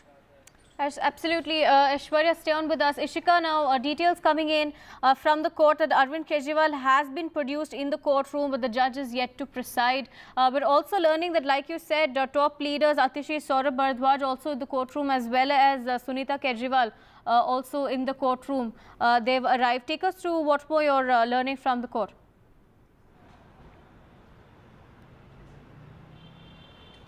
Well, yes, as you rightly mentioned, the big update we are getting to know at this point of time is that Arvind Kejriwal, the hearing on Arvind Kejriwal is going to start in just few minutes from now, because he has reached the court. The judge is yet to come, and as you mentioned, senior leaders of the Aam Aadmi Party, be it in fact Atishi, be it Saurabh Bharadwaj, all of them are present in the courtroom. Sunita Kejriwal also, in fact, has arrived, certainly with the claims that she was yesterday making, that today Arvind Kejriwal is going to make a big revelations regarding the money trail. So that certainly is very interesting to see as to, as in when the hearing begins. Because remember, the ED, we have seen how the ED, in fact, in its earlier hearings also had mentioned to the court that there were, in fact, money trail, especially, the money that was, that they were getting from the liquor policy that were used in the Goa elections. And ED had mentioned this in the court, that this was established not just by mere statements, but also via called records. So certainly, what more new updates is with the investigation, that's in also what remains to be seen as to what will be the points that will be made, especially regarding the money trail claim that they continue to make, be it senior leaders like Atishi or be it his wife yesterday, Sunita Kejriwal, that she made, clearly citing that how money, she alleged that how money was going to the BJP via the electoral bond. So that is something very interesting that we'll have to wait and watch. But certainly ED is going to seek 7-day custody of Arvind Kejriwal. Whether that is given or not, that certainly remains to be seen. Over to you. Absolutely, Ishika, stay on with us. Aishwarya, now, when it comes to the Aam Aadmi Party, they have been time and again saying that the timing of this arrest and the timing of the action by the Enforcement Directorate is suspicious because it comes ahead of the elections. Now, that's a point that they've been stressing on. And according to reports, of course, as he was just being produced in court, Arvind Kejriwal, speaking to some media personnel, has said that this is a political conspiracy. So that's something that the Aam Aadmi Party has been saying time and again. Well, it is Bharatiya Janata Party on one side demanding resignation of Arvind Kejriwal and stating that on moral grounds Arvind Kejriwal should resign. On the other side, it is LG who had stated that government can't function from the jail, to which big statement coming in from Arvind Kejriwal as he reaches the Rouse Avenue court. Before being produced, he stated that it's a political conspiracy and people of this country will give befitting reply to the conspiracy that is being made against him, against his arrest. Aam Aadmi Party from day one had been calling this arrest as illegal, unconstitutional, as they had been reaching out to the courts where earlier refusing the summons of Enforcement Director Arvind Kejriwal stated that these are completely illegal summons because the matter was sub judice. Later, when Delhi High Court rejected his immediate relief, his immediate protection, the Enforcement Directorate arrested him. And it is from that day Arvind Kejriwal was passing orders from the ED custody. First, it was related to the water department. Later, it was related to the health department. Arvind Kejriwal now, before being produced in front of the court, stated that it is a political conspiracy. People of this country will give a befitting reply. An attack on the Bharatiya Janata Party, an attack on the Enforcement Directorate, an attack on the government, where Aam Aadmi Party had time and again alleged that this is the misuse of the independent agencies, this is a misuse of Enforcement Directorate that the Bharatiya Janata Party had been doing, and therefore the reason perhaps a big statement from Arvind Kejriwal before he enters the courtroom that it's a political conspiracy and people will give befitting reply. This clearly had also he also connected it with the upcoming Lok Sabha polls where Aam Aadmi Party will be going and contesting in different states of the country. Right, Aishwarya. Final thoughts now, Ishika, in terms of developments coming in from the court. We've just seen visuals of Arvind Kejriwal being produced in the court.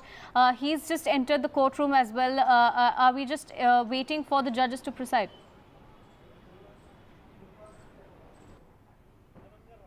Well, yes, as you rightly mentioned, Arvind Kejriwal has been in fact produced in the court. In just some time from now, the hearing is also going to start. But as in fact, my colleague was pointing it out, that when Arvind Kejriwal was going inside the courtroom, he said that this is just a political conspiracy. In fact, we have seen how in fact in the earlier hearings also, Kejriwal's counsel has in fact questioned the timing of Kejriwal's arrest and also challenged the grounds of the arrest. We have seen how Abhishek Manu Singhvi had said that these are the grounds on which interrogation can happen, on which questioning can happen, but these cannot be the grounds of arrest, is what Abhishek Manu Singhvi, who had in fact who has been appearing for Kejriwal, had earlier said in the court. He had also questioned the timing, that as to why is this arrest being done now when the material was always with the Enforcement Directorate. So certainly now today, what will be the points, the arguments in fact that will be made by the Arvind Kejriwal counsel, that certainly remains to be seen. But in some time from now, as soon as the judge comes, the hearing is going to start. Over to you. Right. Thank you, Ishika and Aishwarya, for joining us and bringing us those updates from the ground. Continue tracking these developments for us. For now, we take a short break.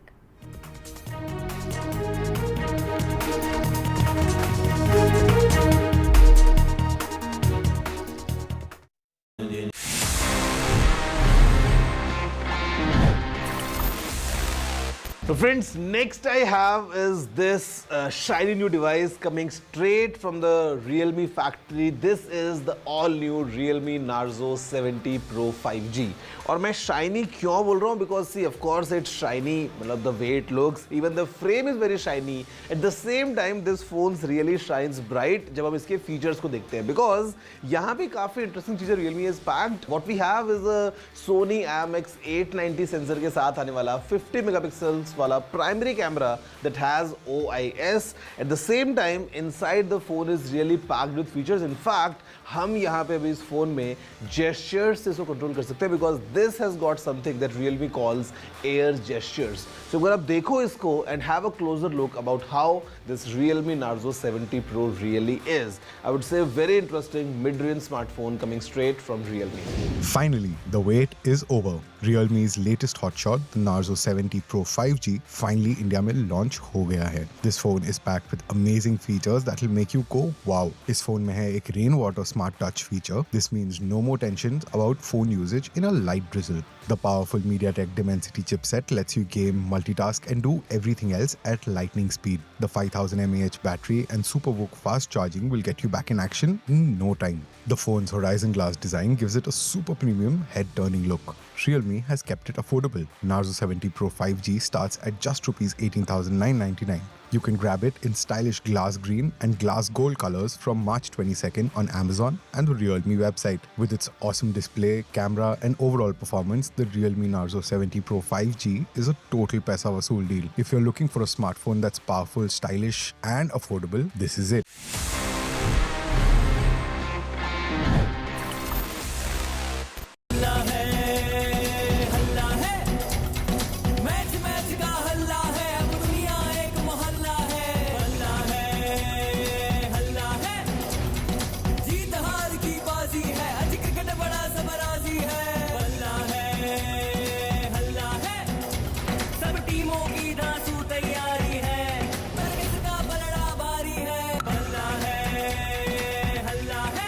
IPL का हल्ला बल्ला और सबसे शानदार coverage सिर्फ NDTV पर।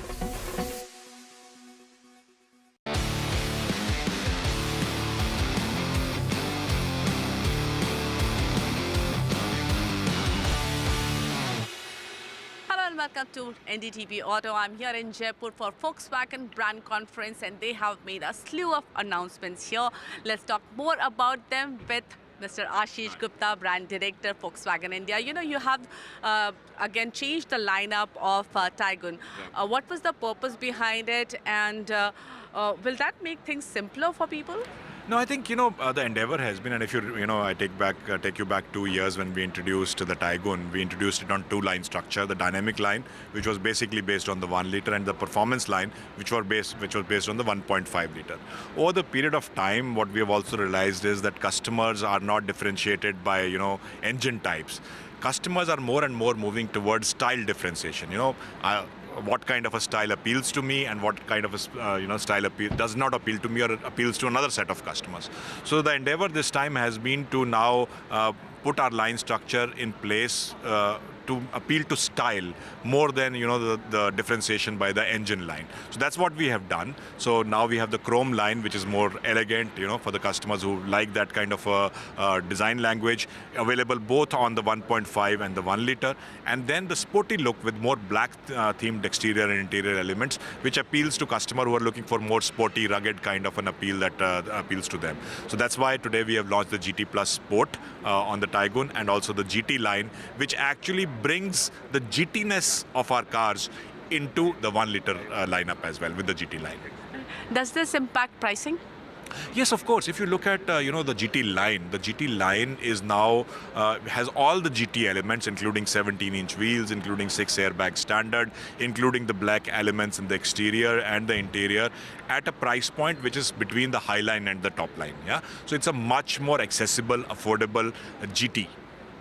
The other big announcement.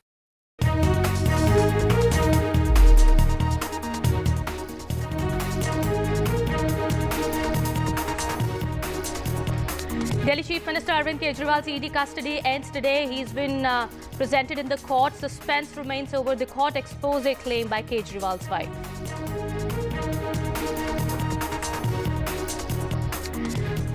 A murder on CCTV has been captured in a Uttarakhand Gurdwara. The Gurdwara official was shot dead. Top Cop says special team has been formed to investigate the murder case. Looks like more rebel trouble in Karnataka Congress after Kolar Chikbalapur leaders have revolted. Congress MLA rakes up insider versus outsider debate. Fissures deepen within the MVA after Uddhav Sena releases candidate list, fields candidate in Congress's seats. Maharashtra NDA likely to announce the candidates today. It's a setback for the Congress party in tax fraud case. Congress's tax reassessment pleas have been dismissed. Delhi High Court has rejected Congress's petitions.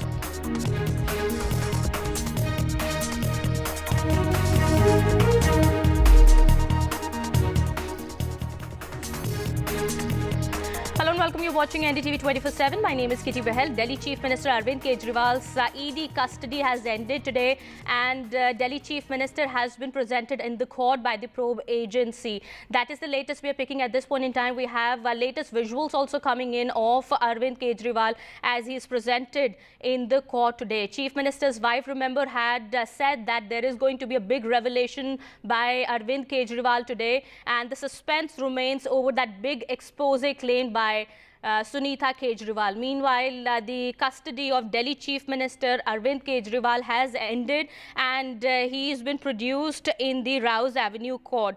The probe agency is expected to seek an extension of Arvind Kejriwal's custody. He's being held in the ED lockup at the Delhi office. He was arrested by the ED last week, remember, in the alleged money laundering case linked to the now scrapped Delhi liquor policy. My colleague Aishwarya now joins us on the broadcast here. He's getting us more details and tracking the situation on the ground. All right, my colleague Ishika also joins us on the broadcast here. Ishika, we do believe that Arvind Kejriwal now has been taken to the court.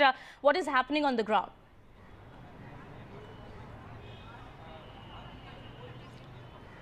Well, yes, Kitty, Arvind Kejriwal, has been produced in the court, and in fact, the hearing has just begun. Now, let me tell you that while Arvind Kejriwal was going inside the courtroom, he said that this is all a political conspiracy, and it will be the people of Delhi who will be replying to this. So certainly here, Arvind Kejriwal again stating that this is a case of vendetta politics. Now, certainly what remains to be seen as to what will be the arguments that will be put forth by the Kejriwal's counsel, especially with the claim that yesterday his wife Sunita Kejriwal had made that today big revelation will be done by Arvind Kejriwal. How that is done, that certainly remains to be seen.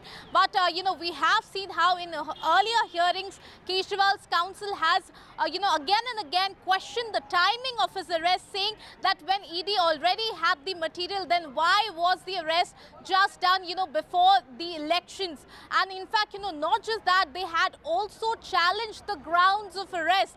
They had earlier said that, Arvind Kejriwal's grounds of arrest, cannot be considered as the grounds of arrest. They can be the grounds for the interrogation, they can be the grounds for the questioning, but cannot be the grounds of arrest. That has been, one of the repeated arguments that we have seen from the Kejriwal's counsel side. What will be the arguments that will be made today? That remains to be seen. But on the other hand, ED today will be seeking 7-day custody of Arvind Kejriwal.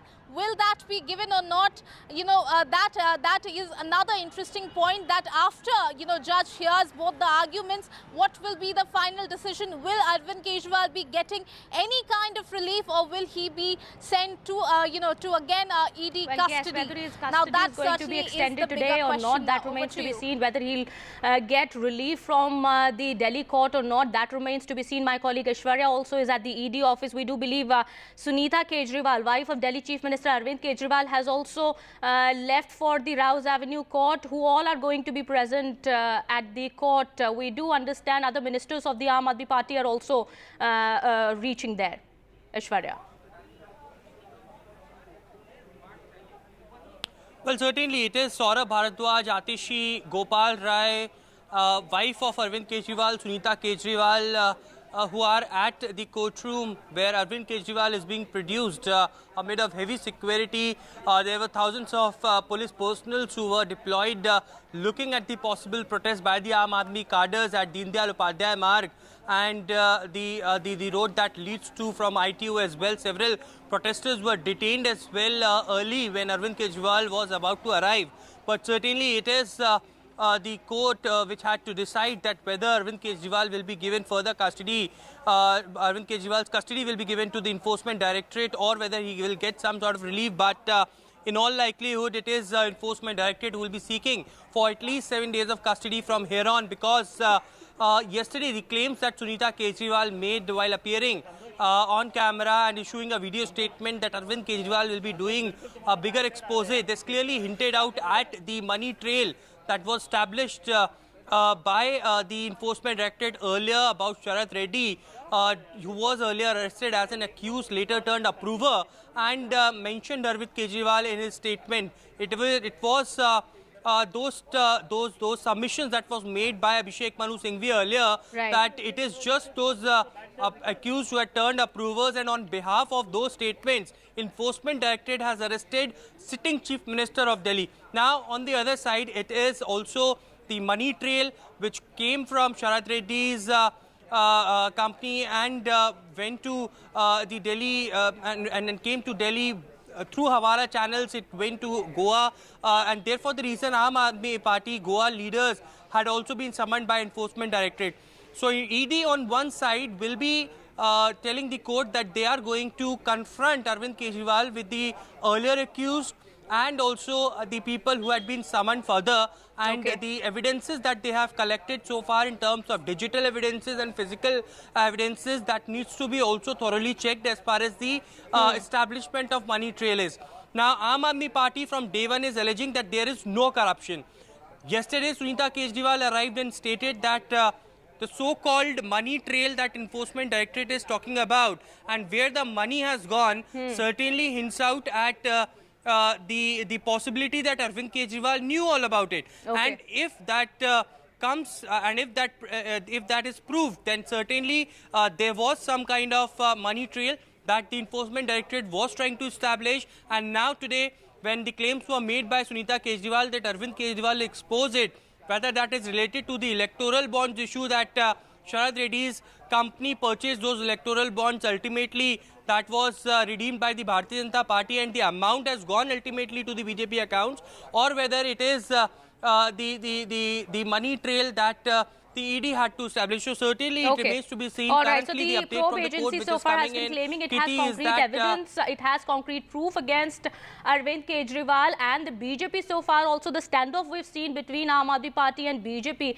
has escalated ever since Kejriwal was arrested. The BJP has been alleging that Kejriwal is the mastermind of the Delhi liquor policy, the scam that the BJP has been alleging, what the ED is probing. Whether that gets established or not, that remains to be seen. However, the ED has taken into custody other Aam Aadmi Party leaders, also senior leaders of the Aam Aadmi Party have already been taken into custody by the probe agency. They have been arrested. They are being investigated by the probe agency, and it's Arvind Kejriwal now who's in the ED net. He has been arrested already, and now we are learning that the probe agency is likely to ask for at least 7 days of further custody of Arvind Kejriwal.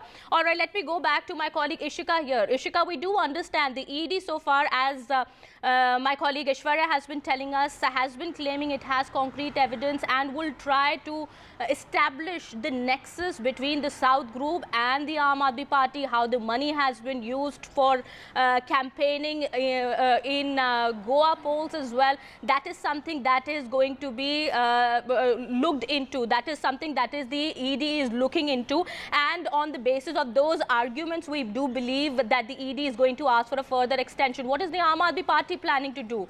What is the Aam Aadmi Party's counsel going to present before the court? What are their arguments going to be? Any details that have come out on that so far?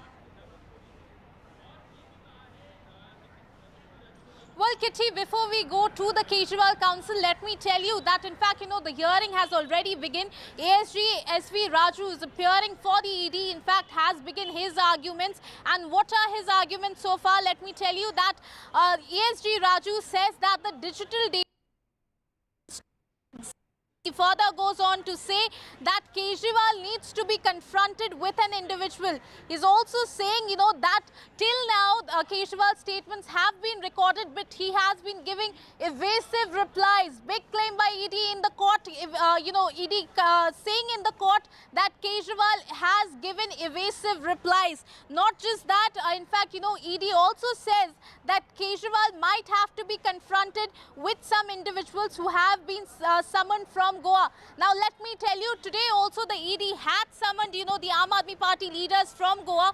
They certainly did not appear, but ED is saying in the court that confrontation of some of the, some of these leaders from Goa with Arvind Kejriwal is required. So these are the basis of, of what ED is seeking. ED is likely to seek 7-day custody. ED is giving arguments for that. ED has mentioned that there is a confrontation that is needed to be done with Arvind Kejriwal, with the Goa leaders, because remember earlier ED had said in the court that they have established, how the money was used in the Goa elections, and they had also gone on to say that these were not just established via mere statements, these were established via called records as well.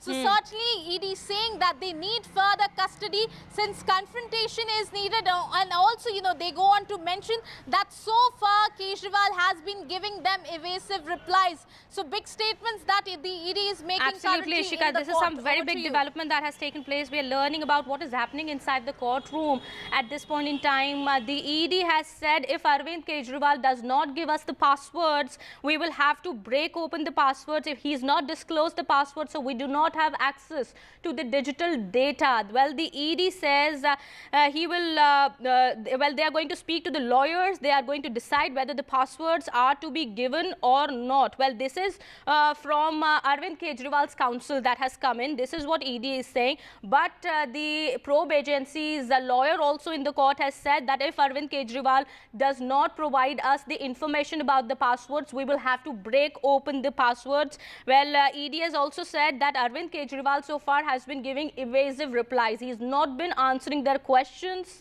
properly, and we need to confront him with some other people. That is the latest that that is coming in. All right, Aishwarya, this is what we are learning now. Well, we do understand K. Kavita has already been taken into custody by the probe agency, and other leaders of the Aam Aadmi Party are also in, have also been arrested in the case. We do understand now the ED in the court is saying they are going to confront him. They need to confront him with some other people. Could this be a possibility that Arvind Kejriwal could be confronted with K. Kavita and other Aam Aadmi Party leaders also, and the ED would try to match their statements?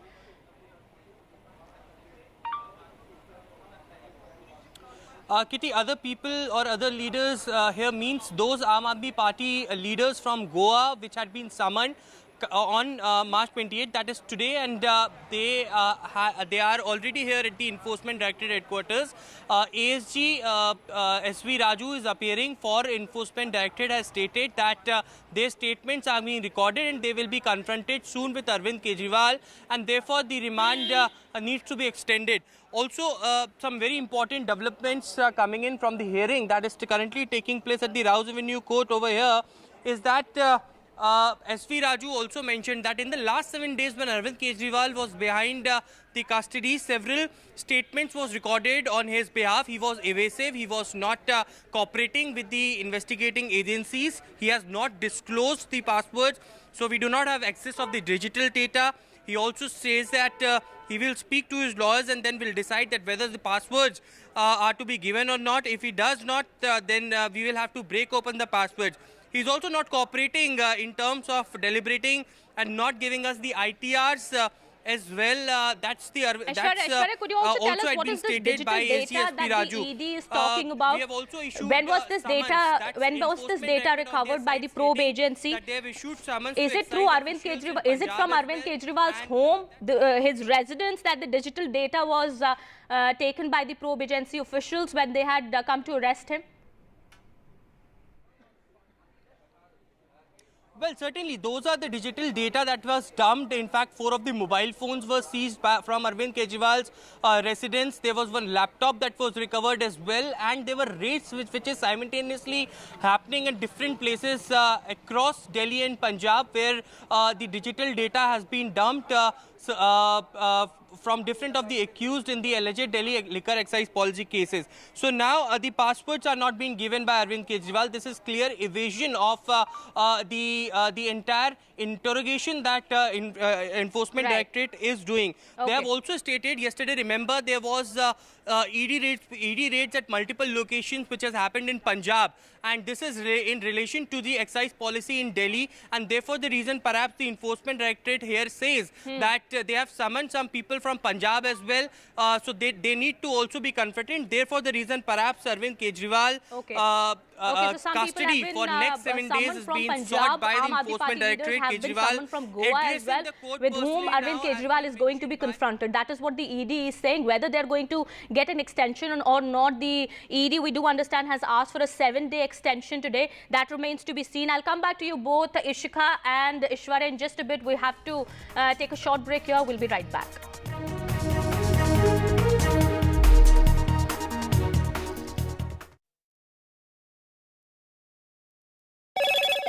Hello, Moto. Motorola, India's best 5G smartphone brand.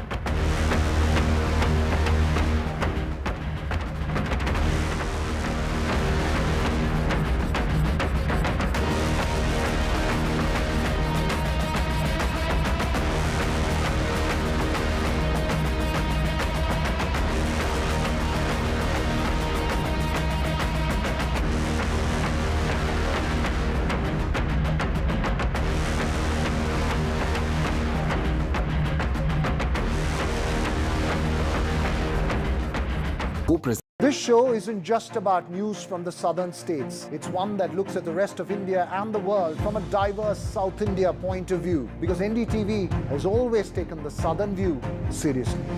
The Southern View with Veera Raghav, only on NDTV 24/7.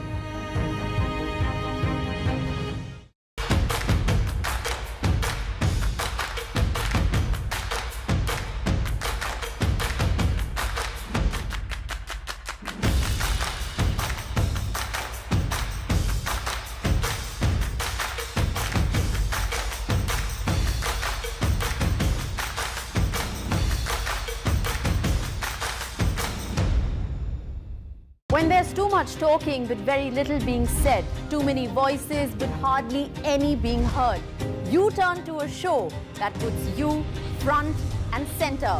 A show that headlines the stories of the people, by the people, for the people.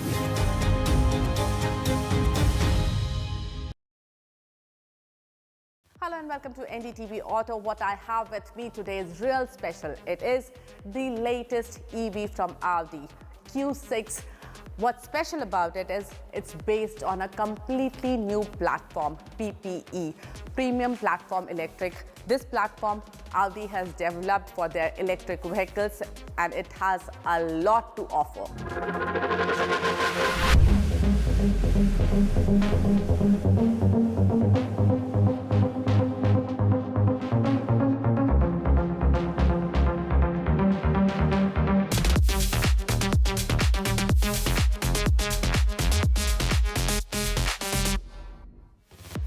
Company says the new platform PPE helps Audi Q6 e-tron achieve 30% less energy consumption with 33% better system performance.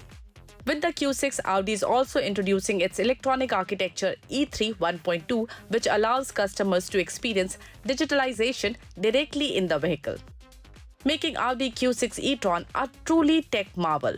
So here it is, all that you need to know about Q6 e-tron. Audi Q6 e-tron is the upcoming EV from Audi's stable and is expected to come to Indian shores by the end of this year. International launch is expected in second half of this year. It is a 4.7-meter SUV which will occupy the space between Q4 and Q8 e-tron. It will come in two variants, Q6 e-tron Quattro and the more powerful SQ6 e-tron. What we have today with us is the S variant. What I want to show you, the first in the look of Audi Q6 are these DRLs. They are matrix LED DRLs with active signature. That means you can change the pattern that gets projected from these DRLs and they also move while the car is on the move. That means you can actually have an active DRL. And I believe this feature is the highlight of Audi's upcoming baby. Up front is the grille. Now what I want to show you is this single frame grille. Audi is calling it inverted single frame grille. Welcome back after the break. Big breaking news that we're tracking at the moment. Big developments now taking place in connection with the Delhi liquor policy case. Delhi Chief Minister Arvind Kejriwal has been produced in the court. He has been produced by the ED in Delhi's Rouse Avenue court where the hearing is taking place. We do understand Arvind Kejriwal is speaking at the moment.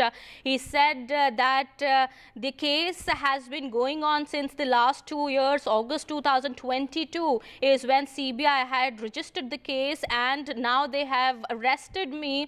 No court has made me well, किसी court ने मुझे दोषी करार किया है, ना ही आरोप तय हुए हैं. Neither the charges have been framed against me nor any court has made me an accused in the case. This is what Arvind Kejriwal has said. The court has asked Arvind Kejriwal to give everything in writing, but Arvind Kejriwal is saying before the court that he must be allowed to speak. Let me go back to my colleague Ishika here.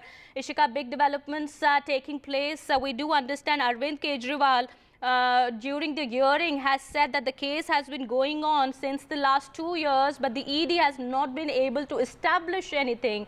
And on the basis of just one statement, what he's referring to is Manish Sisodia's secretary's statement. He's been arrested. He said there have been a lot of people who've been coming to my office and meeting me, but is that enough? Is the Arvind's statement enough to arrest me? What more is happening, Ishika? Kitty, you know, a big development that is coming in. Kejriwal. Yes, Kitty, you know, big development that is coming in. Kejriwal himself addressing, you know, in the court. In fact, court had told him that he can, you know, mention all of this in writing. But he says that he wants to speak. He first of all started his speech thanking the ED officers. Very interestingly, he starts his speech and then goes on to say that, you know, this case has been going on for 2 years. He then again goes on to say, you know, that his name has been mentioned 4 times. in the charge sheet that was filed by the agency.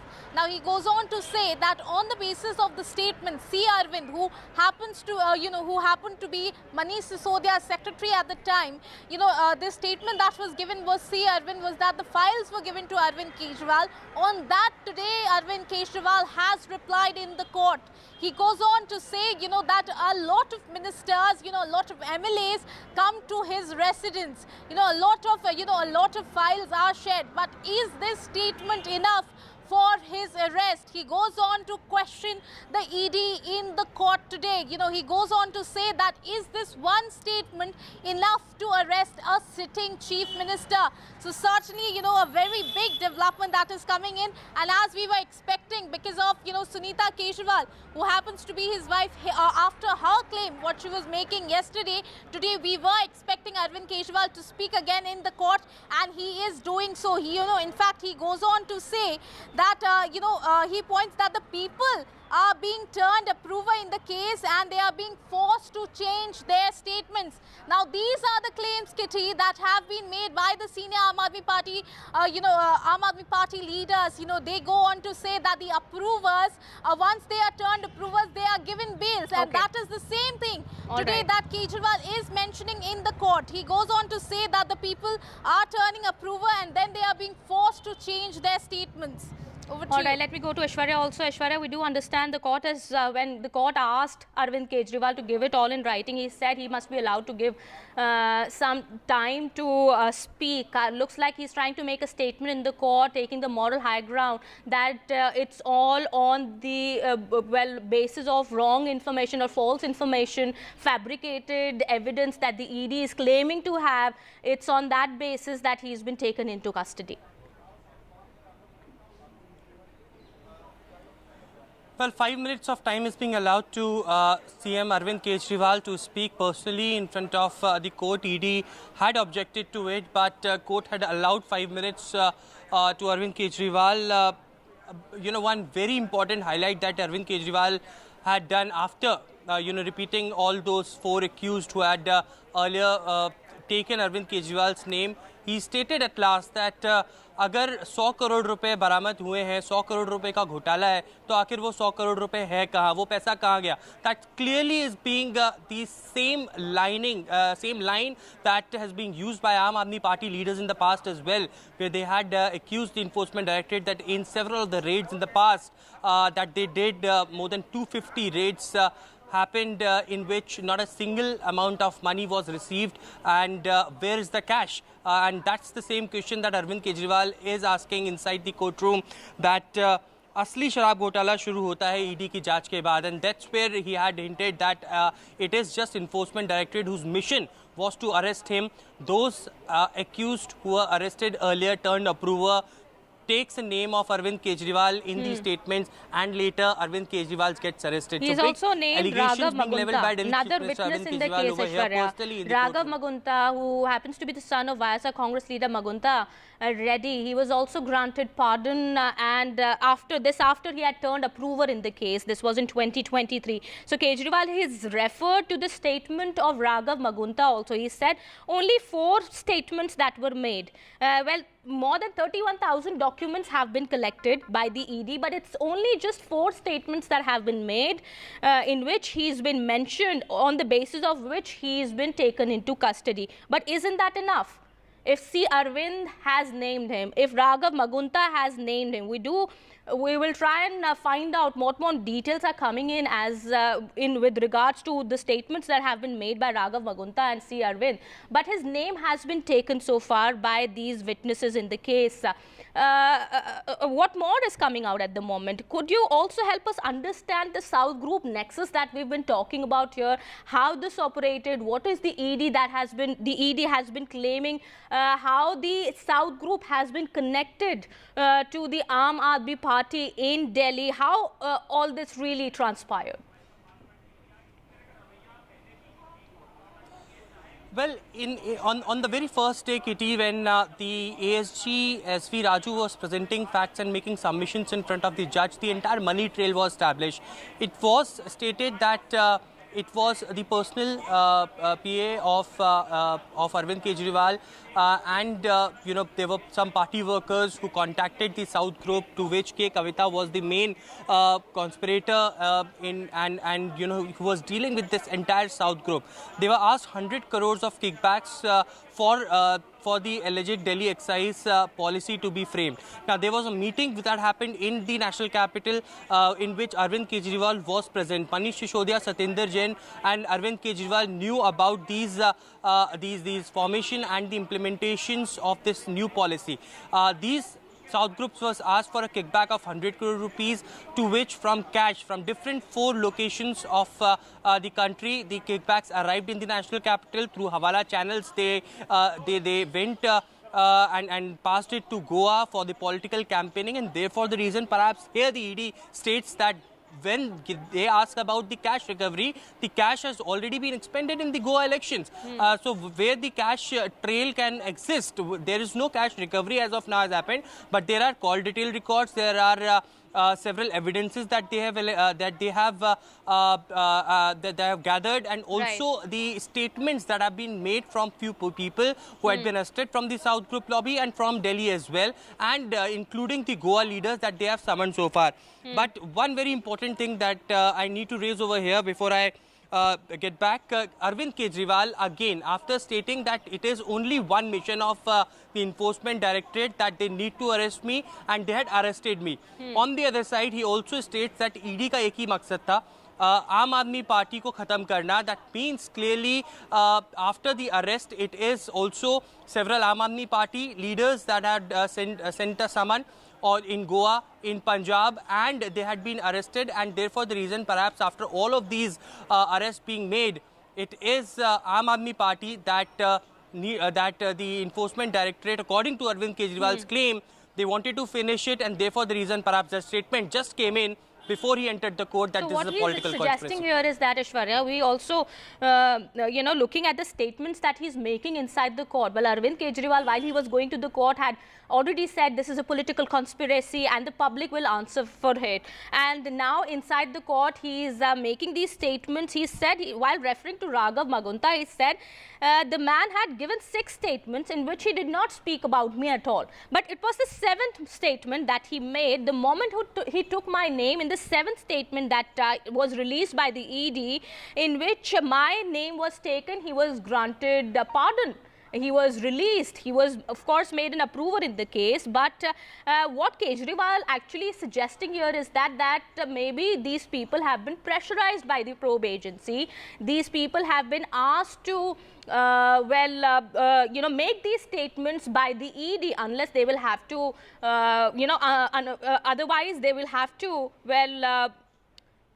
pay for it. Well, that is what Kejriwal is suggesting. If it was a 100 crore scam, that is what he's saying. Where did the money actually go? As Aishwarya, you've been suggesting there has been no money that has been recovered so far, but there have been call records, and the ED has been claiming it has concrete evidence in the case. But these are really big charges that Arvind Kejriwal has made. Well, big statement that he's made inside the court, that perhaps these approvers or these people who've been taken into custody by the ED related to the Aam Aadmi Party, related to the South Group, have been pressurized to do what the ED is asking them to do. Well, certainly, Kitty, and here comes the allegations. These are just allegations by Arvind Kejriwal that is making in front of the court. The entire money trail had been already established with concrete evidences, according to the Enforcement Directorate, in front of the judge. So these are allegations. Now, after the statement part that Arvind Kejriwal mentioned, that only after the 7th statement where he named me, he was released from the jail. Another very important point that Arvind Kejriwal also personally mentioned in front of the court that we were discussing since morning is about the electoral bond issue. Now, Sharath Reddy comes into the picture. Arvind Kejriwal mentioning in front of the court that Sharath Reddy is the one who had donated 50 crores to the Bharatiya Janata Party. Later, he was released because he applied for a bail, saying that there was a severe back pain, and on those health grounds, he was released because 50 crores was donated in terms of electoral bond, which was redeemed ultimately to the by the Bharatiya Janata Party, and that's where the money had went. Okay. So that's the expose that Sunita Kejriwal was talking about yesterday, and today Arvind Kejriwal speaking in front of the court. But let's now, also recap the as arguments of now, that have been made by the latest update Well, I'll come back to you. Just give me a moment. I'm going to Rishika also now. Here, Ishika, let's also recap the arguments that the ED's counsel has made in the court. And now we do understand Arvind Kejriwal is speaking. He's given some time. He's been allotted some time by the court to make his statements. But what were the arguments made by the ED on basis of which it is seeking a 7-day custody, an extension of the custody of Arvind Kejriwal?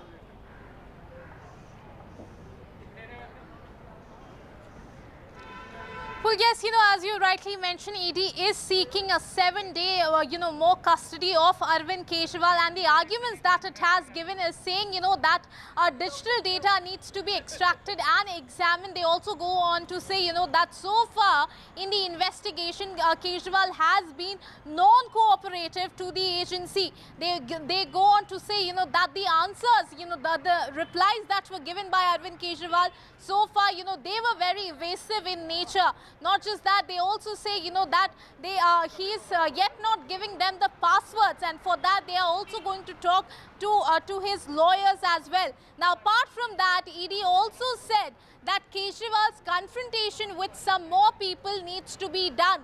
Now, they go on to specify that these will be the individuals from Goa. Now, we also do know for a fact that 3 Aam Aadmi Party leaders from Goa were summoned today by the Enforcement Directorate, but they did not appear today. So, certainly, ED is saying, that confrontation is also needed. Now, why it is needed? Now, we have heard ED in the court earlier saying that how the money for this liquor policy scam, how that was being used in Goa election has been established by the ED. This was one claim that the ED had earlier made in the court. They had said that this, this has not just been established by mere statements. This has been established by the agencies with the called records as well. Thus, ED going on to say that they need 7 days more custody of Arvind Kejriwal to do the confrontation so that more evidence in that regard can come out. Over to you. All right. Thank you so much, Ishika, for getting us all those details there. We'll get back to you in just a bit. I'll come back to Aishwarya also in just a bit. We have to take a short break here. We'll be right back.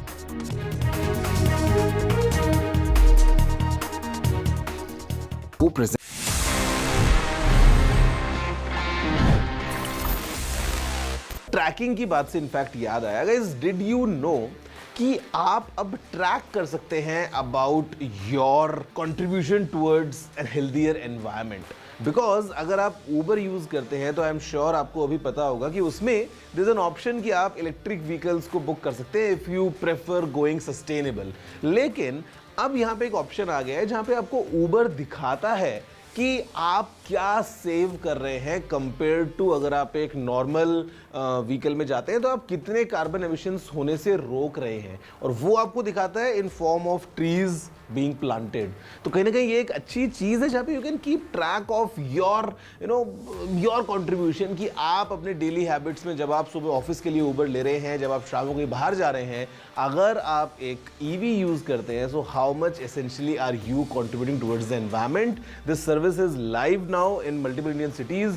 तो next time you book an Uber, I would request कि अगर आप एक electric vehicle use करते हैं, it will kind of contribute towards the environment, or you can clearly track in form of number of trees being planted. So I'm sure normally we friends sometimes we see each other's Uber ratings कि किसको कितने star मिले हैं, किसी की कितनी rating है। तो I'm sure going next this could be a thing that we all might track कि अच्छा मैंने कितने trees को plant किया by going electric, या कौन आगे जीत रहा है। It's a nice thing. Did you know this? If yes, amazing. If no, please let me know. You know the address. It's tg@ndtv.com.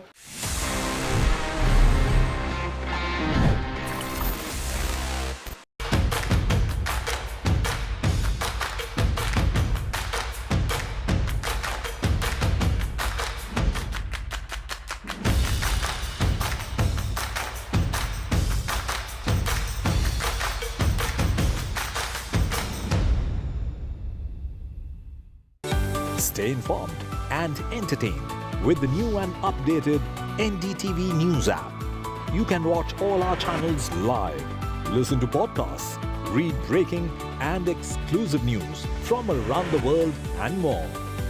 Download the NDTV app today and get access to the best journalism and storytelling on your smartphone or tablet.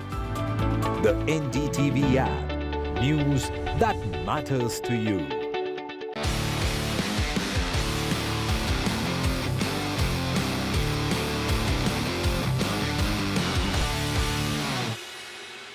Welcome to NDTV Auto. I'm here in Jaipur for Volkswagen brand conference and they have made a slew of announcements here.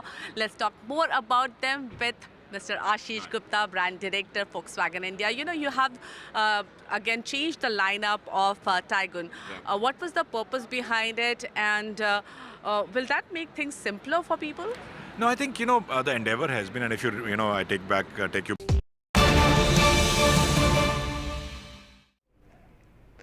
Welcome back after the break. Big developments now taking place in connection with the Delhi liquor policy case. Arvind Kejriwal has been produced in the court by the ED and he's at the moment making his statement before the court. He said, I'm willing to cooperate, but the ED has not been able to establish the money trail. What the ED suggesting is that the funds that we had gathered have been used in Goa. Then why have they arrested me? Well, Arvind Kejriwal has said, how can they force me to give the password? They are saying that they have recovered the phone, but I am not giving them the password. How can they force me to do so? That is what we are learning. My colleague Ishwarya as well as Ishika is with us on the broadcast here. Ishika, we do understand in the court, the ED has said they have concrete proof, they have material evidence to show that this very person demanded 100 crore kickbacks. They said that the chief minister is not above the law, he is an ordinary man. But this is really crucial. What the ED is saying, the argument that the probe agency is making in the court, that they have evidence to show that Kejriwal himself asked for a 100 crore bribe.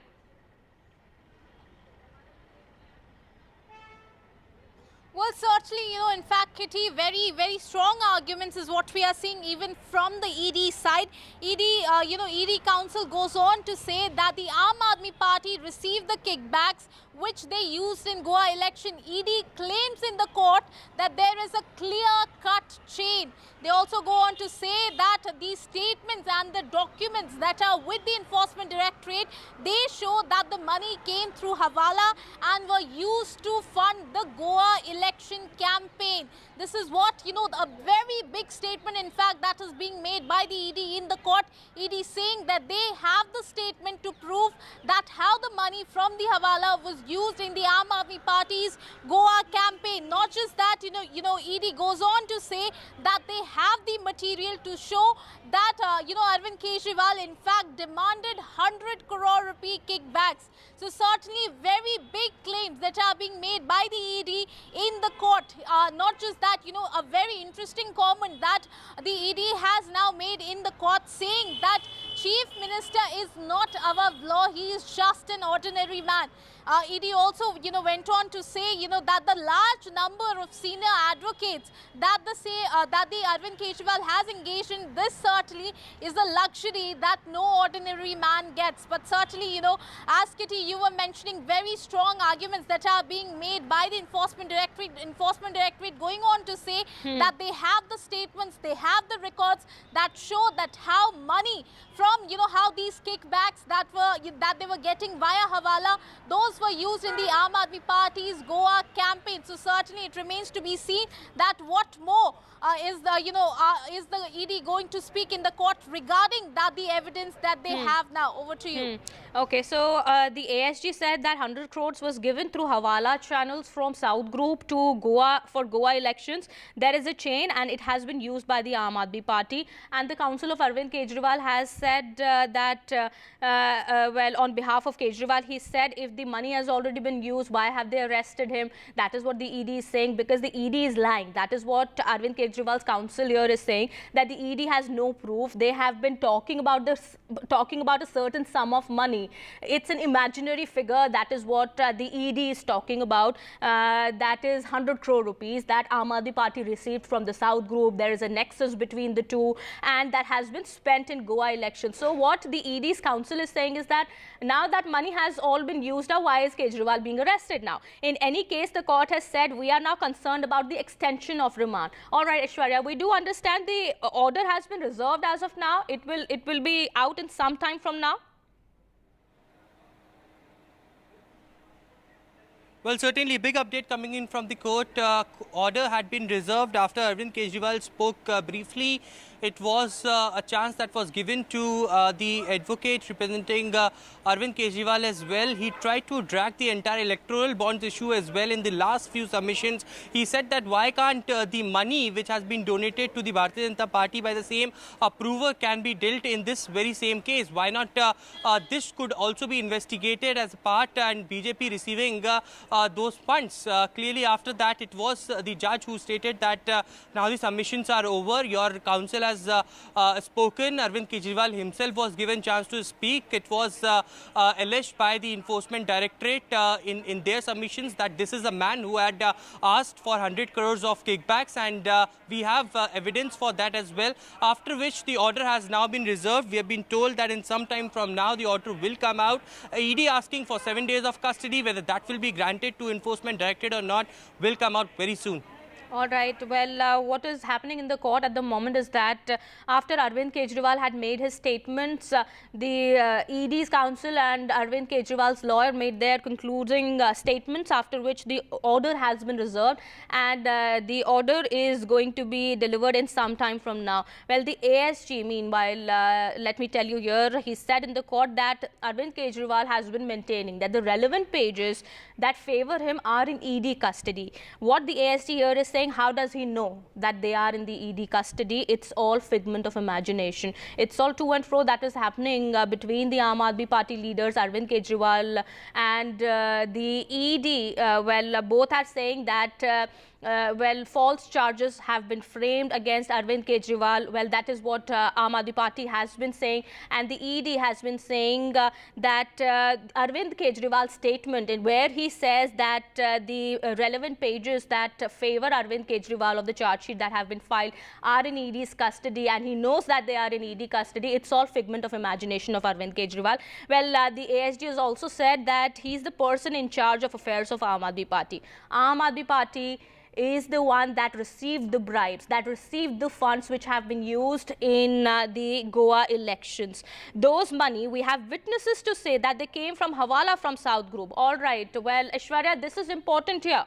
The ASG says that they have witnesses, they have evidence, and there are people who are willing to say it on record that this money came from Hawala from South Group. There is a chain, and he has selectively not talked about that chain. Arvind Kejriwal, of course, is refusing to talk about that chain that connects him and other Aam Aadmi Party leaders to the South Group. But what the ED is saying, they have witnesses who will go on record to say. On the basis of this, it looks like the ED has made the concrete, well, he has made the concrete ground to present its case before the court, and may even get an extension of the custody today.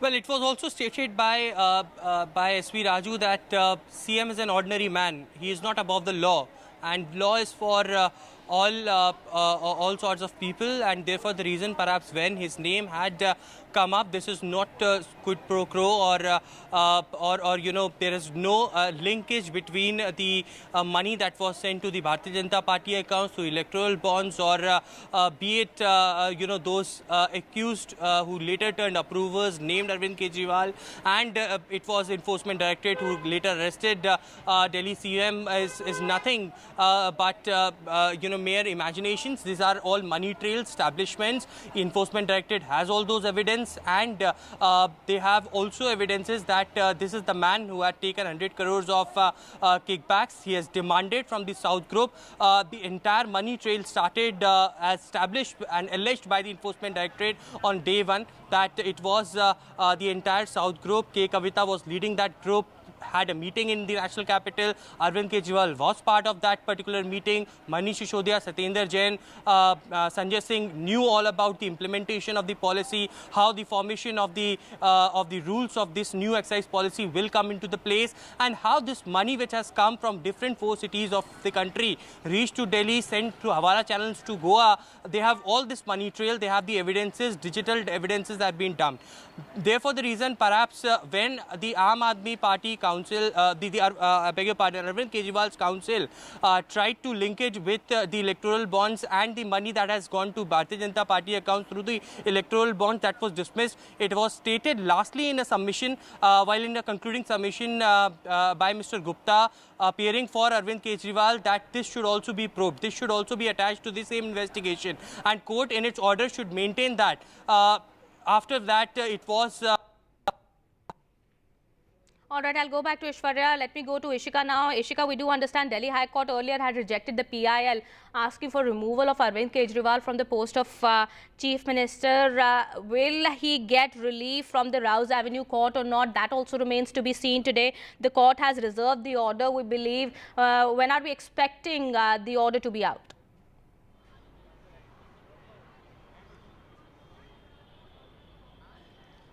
Well, in some time from now, we are expecting that the court will pronounce its order, and then only we'll be getting to know whether or not the ED today will be getting the further custody of Arvind Kejriwal, because ED goes on to say, that the investigation is still going on, and confrontation of Kejriwal's, with other people, especially, from Goa, is required, and that is why, they need this custody. So certainly in some time from now, we are expecting that the order will be out, and whether or not will the ED be getting today Kejriwal's custody, we'll all get to know. Over to you. All right. Well, Delhi Minister Atishi also had earlier said that the current situation is not just about the Aam Aadmi Party or its campaign. It's about Arvind Kejriwal's arrest, which is an attack on democratic institutions in the country. What the Aam Aadmi Party so far has been maintaining is that Arvind Kejriwal has been arrested by the ED on the directions of the BJP, on the directions of the central government. And the Aam Aadmi Party has been saying that in the country's entire democratic history, this has never been seen before.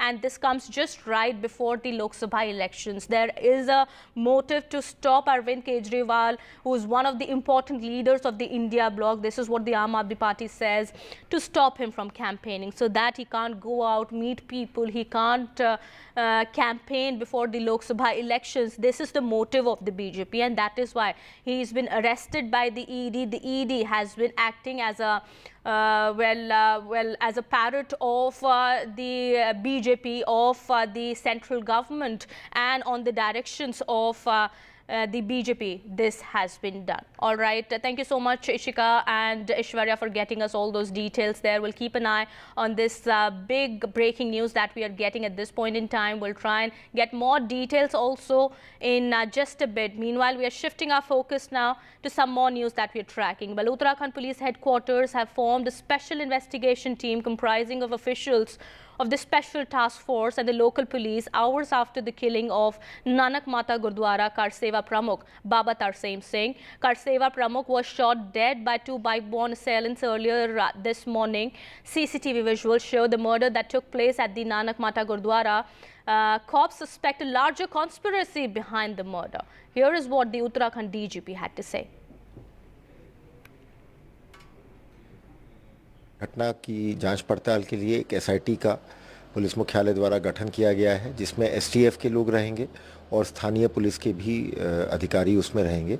डेरे के पुराने प्रमुख जी रह रहे थे बाबा तरसेम सिंह जी, उन पे गोलियां चलाईं और उनको घायल अवस्था में खटीमा में अस्पताल में ले गए थे, पर अभी तक जो मुझे जानकारी मिली है थोड़ी देर पहले कि संभवतः वो उनकी मृत्यु हो चुकी है।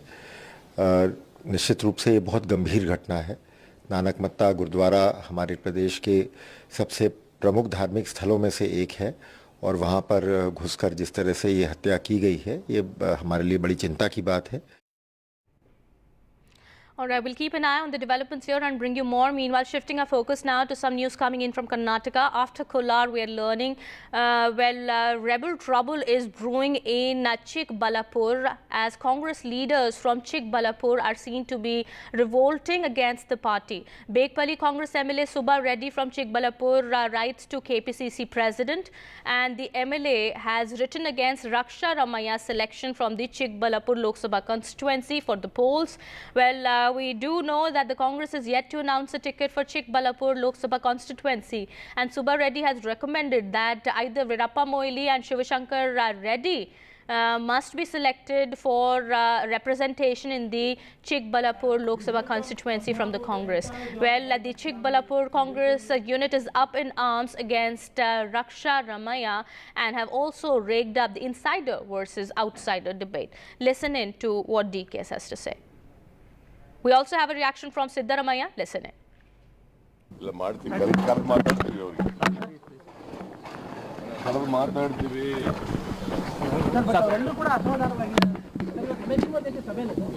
ಇವೆಲ್ಲ ಇರ್ತವಪ್ಪ ರಾಜಕೀಯದಲ್ಲಿ. ಅಲ್ಲ, ಇವತ್ತು ರಮೇಶ್ ಕುಮಾರ್ ಅವ್ರ ಬಡ ಜೊತೆ ಸಭೆ ಮಾಡ್ತಾ ಇದ್ದಾರೆ. ಇಲ್ಲಿ ರಮೇಶ್ ಕುಮಾರ್ ಬಡ ಜೊತೆ ಸಭೆ ಮಾಡ್ತಾ ಇದ್ದಾರೆ. ಭಕ್ತರ ಕೋಲಾರದವರೆಲ್ಲ ಭೇಟಿ ಮಾಡ್ತೀನಿ ಸಾಯಂಕಾಲ. ನಾನು ಹೋಗೋದೇ, ನಾನು ಬೆಂಗಳೂರಿಗೆ ಹೋಗೋದೇ 4 ಗಂಟೆ ಆಗುತ್ತೆ. ಆಯ್ತು ನಡ್ರಿ. ಸಂಜೆ ಅಂತಿಲ್ಲ, ಬೆಂಗಳೂರಿಗೆ ಹೋದ್ಮೇಲೆ ನಡೆಯಬಲ್ಲ. Well, Karnataka Chief Minister Siddaramaiah there saying that he is going to have a meeting with the Congress leaders and is going to talk to them about this brewing dissent that is being seen in Kolar as well as Chikbalapur units. With that, it's time for a short break here. More continues on the other side.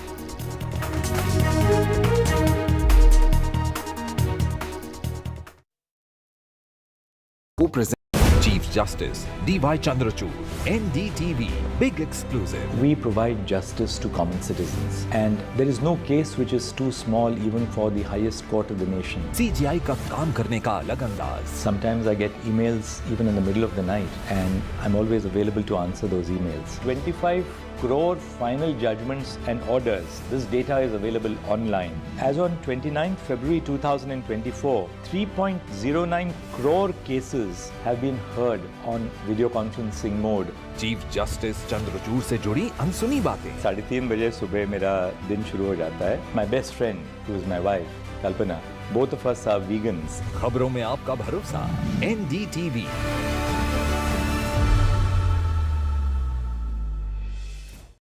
A debate has many facets. Perhaps no one right answer. Left, right, and center. Conversations that get to the core of the debate.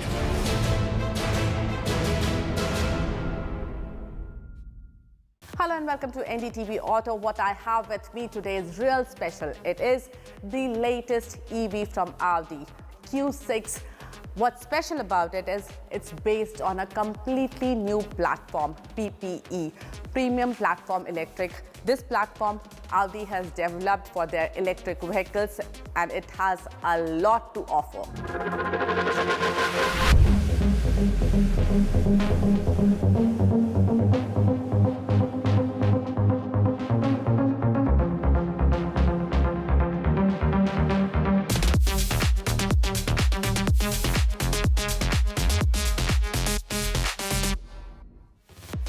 Company says the new platform PPE helps Audi Q6 Eon achieve 30% less energy consumption with 33% better system performance. With the Q6, Audi is also introducing its electronic architecture E3 1.2, which allows customers to experience digitalization directly in the vehicle, making Audi Q6 e-tron a truly tech marvel. So here it is, all that you need to know about Q6 e-tron. Audi Q6 e-tron is the upcoming EV from Audi stable and is expected to come to Indian shores by the end of this year. International launch is expected in second half of this year. It is a 4.7-meter SUV which will occupy the space between Q4 and Q8 e-tron. It will come in two variants, Q6 e-tron Quattro and the more powerful SQ6 e-tron. What we have today with us is the S variant. What I want to show you, the first in the look of Audi Q6 are these DRLs. They are matrix LED DRLs with active signature. That means you can change the pattern that gets projected from these DRLs, and they also move while the car is on the move. That means you can actually have an active DRL. And I believe this feature is the highlight of Audi's upcoming baby. Up front is the grille. Now what I want to show you is this single frame grille. Audi is calling it inverted single frame grille, and it looks very interesting. It's all closed off but looks very nice with these piano black inserts given here. And then we have seen these very flattish Audi logo in other products, but here there is a little bit of 3D element in the logo. Now you have to notice this very prominent shoulder line which goes all the way to the tail lamp. The rear looks quite interesting with its almost wrapped around feel to the D pillar. And the most interesting part of the rear are these OLED tail lamps. These are second generation digital LED tail lamps with 6 OLED panels. These light up to make various patterns, and each panel has 60 individual elements that can light up with varying intensity, giving it a 3D effect. The charging point is available on either side of the car. On the driver's side, you have the AC and DC charging point, and on the passenger side, you just have the AC charging point. On that note, let me tell you also all about the charging of this car.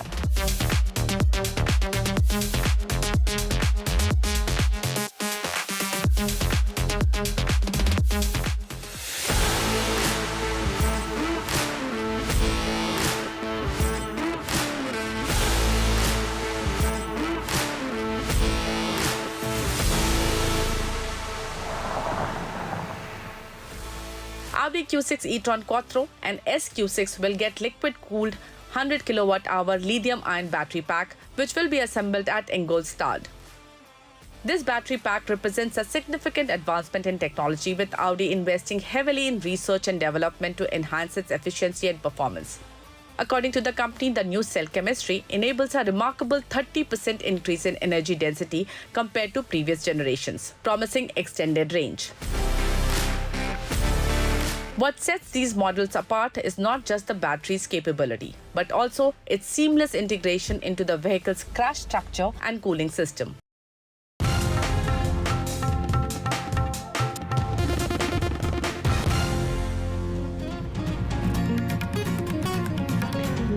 Enforcement Directorate seeks 7-day custody for Delhi Chief Minister Arvind Kejriwal. ED versus Kejriwal in the court. ED says Kejriwal not above the law. Arvind Kejriwal responds, says Enforcement Directorate wants to destroy the Aam Aadmi Party.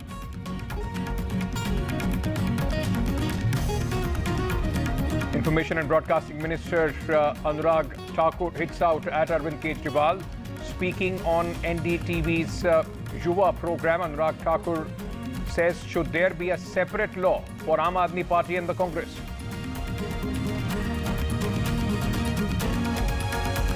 Setback for the Congress party in the tax probe matter. Congress tax reassessment plea dismissed. Delhi High Court rejects Congress's petitions.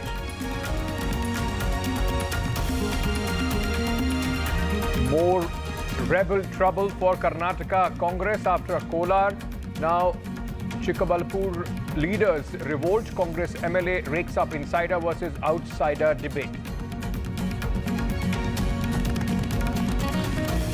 NDA likely to announce its candidates in Maharashtra today. Fissures deepen within the Maha Vikas Aghadi of the opposition after Uddhav Thackeray releases list of candidates.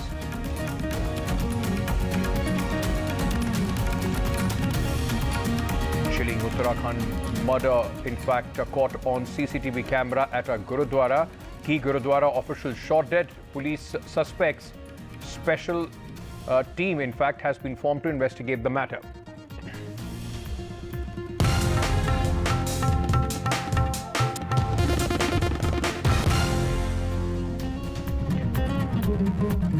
A very good afternoon and welcome to NDTV. I am Ankit Tyagi, starting with our top focus here on NDTV. The Enforcement Directorate today sought 7-day extended custody of Delhi Chief Minister Arvind Kejriwal, who was arrested earlier in the alleged liquor scam case, the policy case. Now, the custody of Mr. Kejriwal was ending today. The ED has sought an extension of 7 days. In the court, the Enforcement Directorate contended that Mr. Kejriwal is being evasive in his replies, and ED needs to confront the Chief Minister with other accused in this case. Enforcement Directorate also said Arvind Kejriwal is not above the law. Responding to all these charges, Arvind Kejriwal himself, in fact,